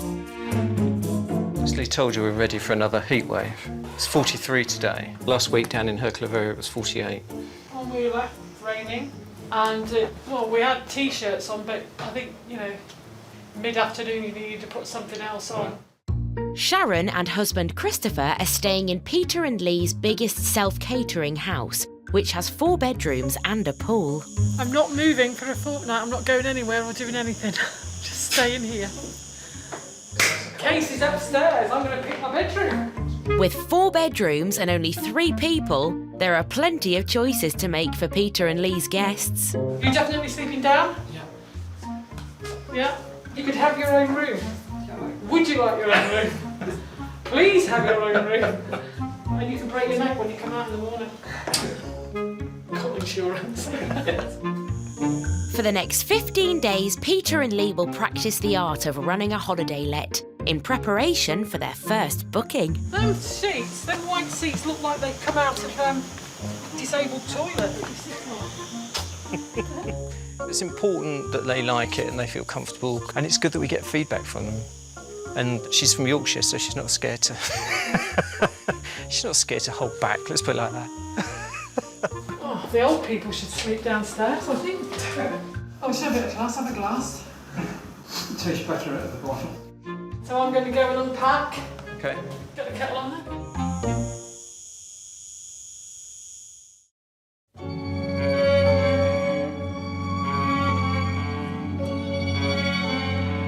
2 weeks later, it's nearly checkout time for Peter's aunt. It has been perfect for us. Idyllic, really. It's been very, very relaxing and more than what I expected. But Sharon is family after all, and before she goes, she has a few things she'd like Peter and Lee to know. We've been keeping a list. It's just, you know, little things like, oh, that mirror shouldn't be there, it should be here. Things that they've not necessarily missed, but not thought of because they're men. Are you ready for the list? Do you want the list? I've heard a lot. You've said a lot of it already. I have, but I found out some more. Coasters. Yes. Because I don't want your furniture marked. Melamine crockery for children. On the floor, they're just going to smash, you know. I'm just frightened of people hurting it. Health and safety gone mad here. We don't have health and safety in Spain. Socket the left-hand side of the cooker. It's the wrong nozzle. That's as low as it goes. Laundry basket. If it's a big family house, they need a laundry basket. Ironing board, the foot's missing off the ironing board, Lee. Serving spoons, oven gloves, hand towels in the kitchen, bag clips, salad servers. But apart from that, everything's absolutely fine. I hope that's what you want and I haven't been too critical. No, not at all. What? You haven't been critical at all. There's nothing, there's not Fixable, fixable and changeable very easily. So. Yeah. I'm from Yorkshire. I can't say any more. Speak my mind. Upset a lot of people a lot of the time. That's why we don't talk to half the family. I'm looking forward to coming back. I haven't gone yet, but I'm looking forward to coming back. Peter and Lee's first real guests are due soon. Will these novice hoteliers put everything right on time? Los Boliches in Fuengirola, smack bang in the middle of the Costa del Sol. In a prime spot on the seafront, today is the official opening night of Sam's Bar, run by best friends Gary and Karen. We're ready to rock and roll here. Like, you know. Gary and Karen have organised their opening night to let tourists and residents know that their new bar is open for business. If we had anywhere near 80 people, it would be an absolutely fantastic night for us. Karen's off to get herself ready now for the night. I know. So she's going to go and put some makeup on now, get herself ready for the evening. But I said to her, you've only got an hour and a half, now hurry up, because it takes a while, like, you know. Gary and Karen have ploughed their entire life savings into their new business. Everything is dependent on this venture. Everything that I've got, that Karen's got as well, it's gone into this bar. We've got to make this work. Hi, Daddy. You and Karen have a really good night. Make my bar the best in Los Boliches. Yeah. That's what gets you going, do you know what I mean? As the evening falls on Fuengirola, the opening of Gary and Karen's bar is the biggest event on the seafront tonight. Getting exciting now, people arriving, lots of people we don't actually know at the moment, so hopefully all our friends will come over as well. But with a broken shoulder, Karen won't be much use behind the bar. One armed, I'm doing very well. So she and Gary have hired 2 more staff.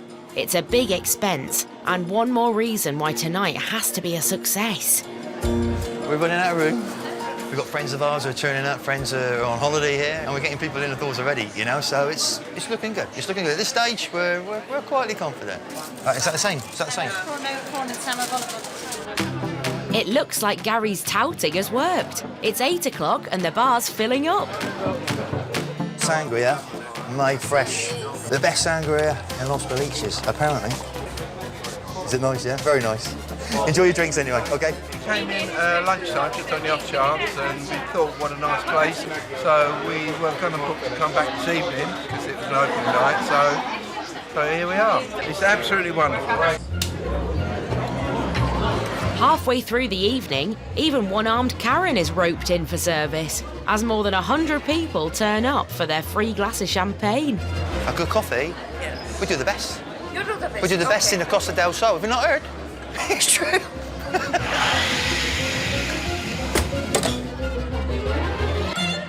We wanted to be busy in here tonight. We wanted to be busy. We're up against it a little bit, but tonight's proven that for us, it's both good. It both's good for the year ahead. Among tonight's guests is expat Paul, who designed the new sign for Sam's Bar. He's already seen 2 businesses close at this site. People do come to Spain and want the dream to run a bar. So you change all the signs to their names normally. Paul's Bar, John's Bar, Fred's Bar. Change the sign 3 times on one bar in a year. It's a stark reminder of how tricky business can be on the Costa del Sol. But for now, Gary and Karen are happy with their official debut. OK, guys, a very warm welcome to Sam's Bar. On behalf of myself and Gary, I'd like to thank you all for coming this evening. It's been a tough 5 months, but we finally got there, and now the bar is open. Thank you. Thank you very much.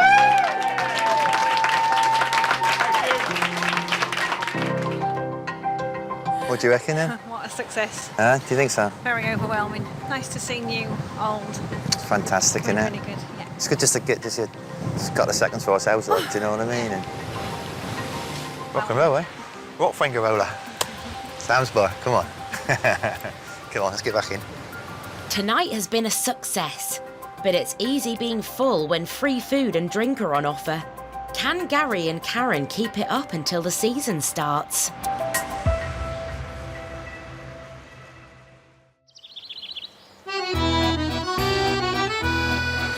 Cognac in the French Dordogne. A month ago, Mark Young took the difficult decision of downing tools on the Gîte renovation project to have an operation on a troublesome hernia.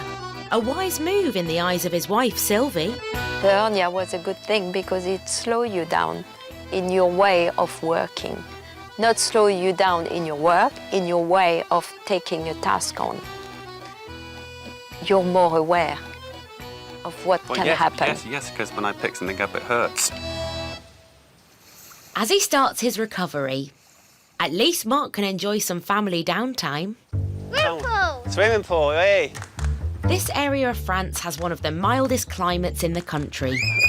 It's only May and it's already 25 degrees outside. That's it. It's time for goûter. To a dad, that is just pure pleasure, watching your kids come home and enjoy that. No. Okay, come on. Goûter. Goûter.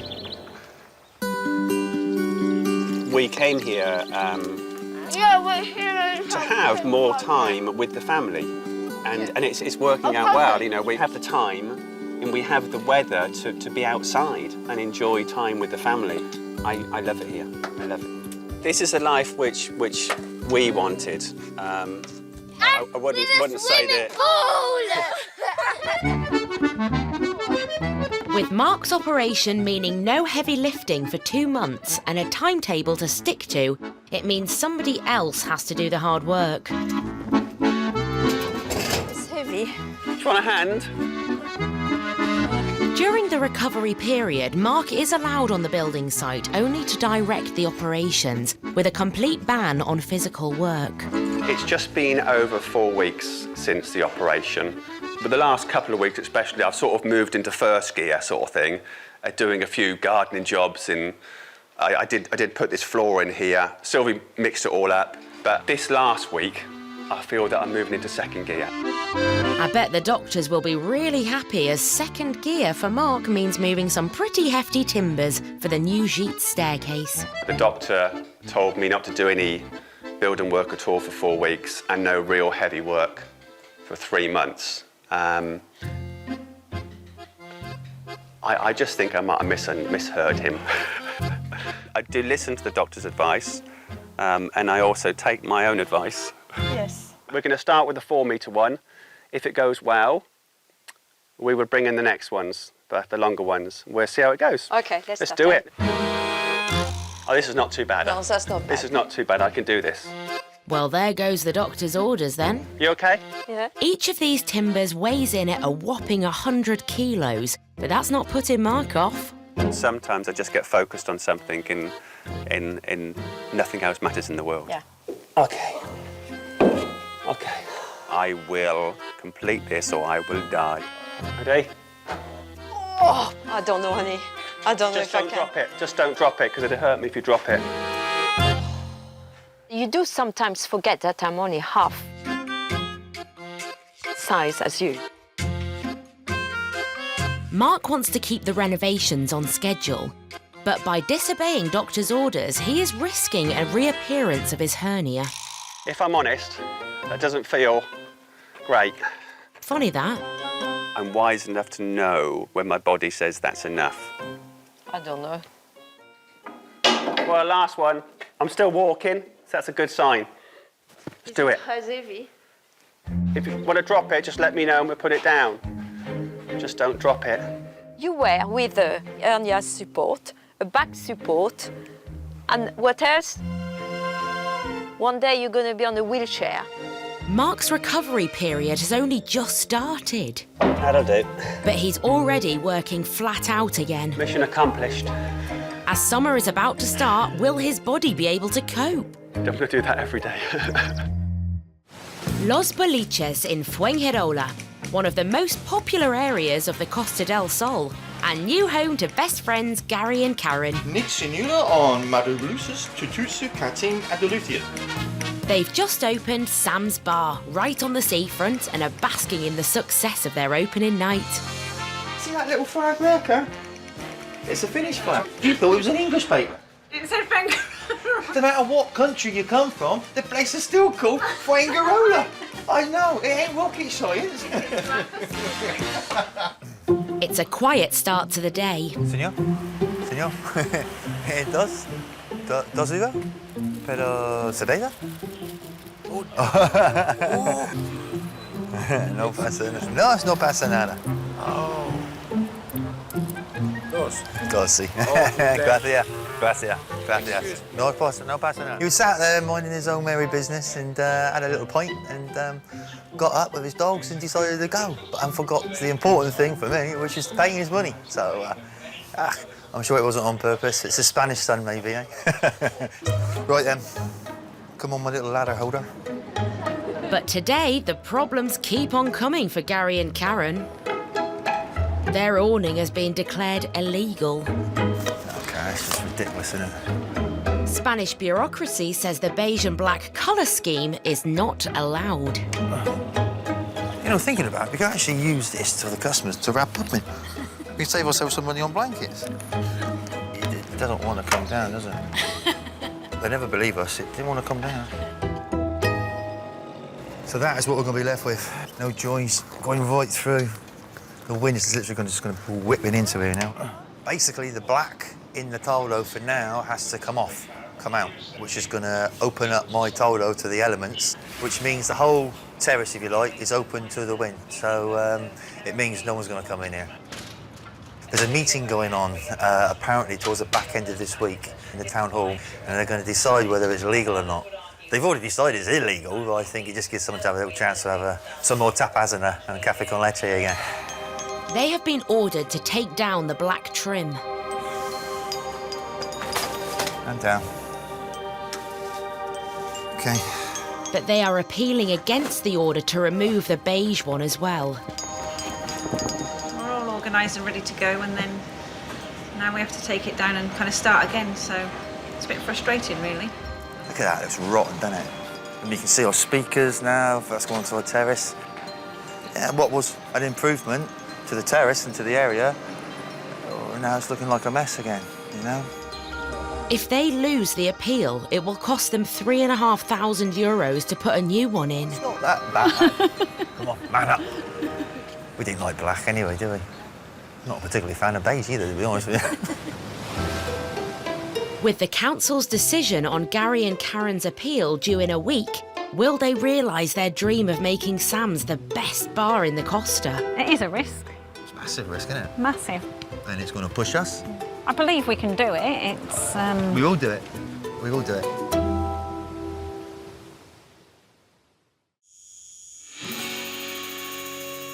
Almeria, southern Spain. The driest place in the whole of Europe. On average, it rains a total of just 25 days a year here, compared to 131 in the UK. The desert village of El Puertecico has recently become the new home of Lee Bradford and Peter Thompson. This is your private terrace. When we moved in, the pool had never had water in it. They have swapped their two-bedroom flat in Watford for this huge complex of 4 country houses, which they're turning into holiday lets. Everyone who's been to see it go, oh, I want to live here. We've got a 4-bed house there. Why do you want to live in a 1-bed? Oh, no, I really like it, don't they? And it's still bigger than most people's houses in London. I know. Peter and Lee have no previous experience at running a holiday business.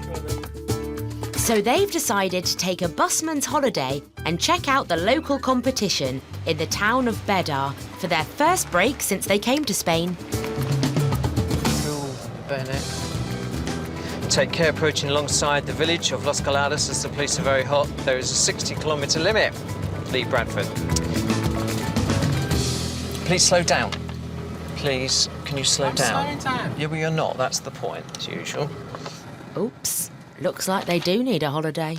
30 miles down the road lies the town of Bedar. It is only 15 miles from the southern Spanish coast, but it has some stunning countryside too. Today, Peter and Lee are staying at a B&B run by British expat Jane and Terry for the last 8 years. Hello. Hello, you're Hello. Jane. And Hello. you're somebody, either Lee or Peter. I'm Lee. Hello, Lee. Nice to meet you. Peter. Hello, How do you Peter. do? Welcome.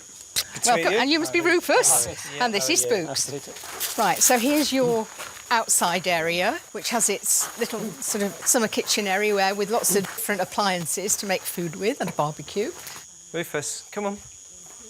Jane and Terry have successfully tapped into the dog lovers market, hosting couples from all over Europe. And then the 2 bedrooms are here. You can choose which one. This one has an ensuite with a bathroom. As somebody who stayed recently said, so if we fall out, we can have one each. As they have never run a holiday let, Peter and Lee need to observe and learn from this established business. The one up on us, they've got water. In Yorkshire.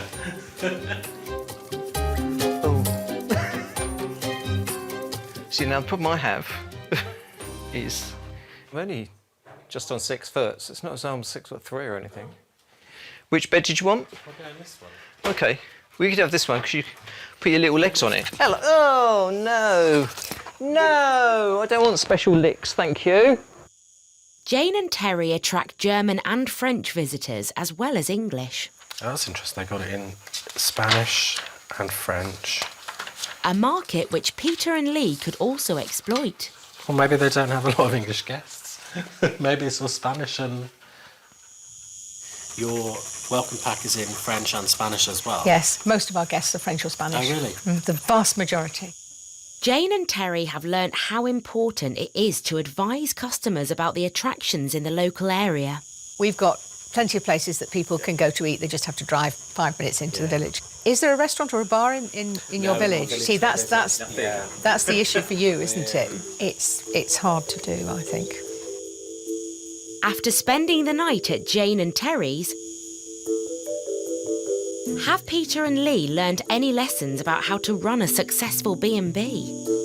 Ours is quite sort of minimalist in some ways, because like the bedrooms, we've just put like 2 pictures behind the bed or 2 pictures in the bedroom, and that's it. Have a bit more of a look round, see what we can find. But just seeing it's like you think, God, I wish ours could look like that, but we're at the very beginning, so everything looks so it's small and new. It doesn't look established like all this, so. I'm very jealous of the garden. Yeah. There's way much more vegetation here than we have. A lot of the stuff we can't grow. Peter and Lee are about to go home and launch into their first tourist season. Thank you very much. Yeah, it's been beautiful, Robbie. Well, it was really nice to have you. Thank you very much. Yes. You say bye-bye. Will these 2 inexperienced hoteliers become as successful as their hosts?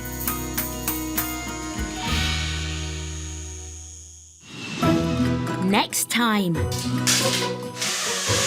Peter and Lee welcome their first guests. How you doing? Very well. But will their waterworks let them down? I'm worried it's got a leak. I'm just going to monitor that it's evaporation or a very expensive leak. All right. As work continues into the summer... Today is 37. You can't work at pace in that kind of heat. Mark and Sylvie face an uphill struggle. Here's to a good day. Yeah. Right? And Gary and Karen prepare to cash in on the start of the tourist season. 380 in 20s, 120 in 10s. But will a blackout cost them dearly? Obviously, it's affected business this evening because we've got to turn people away. Panic sets in a little bit because you don't know how long it's going to be off.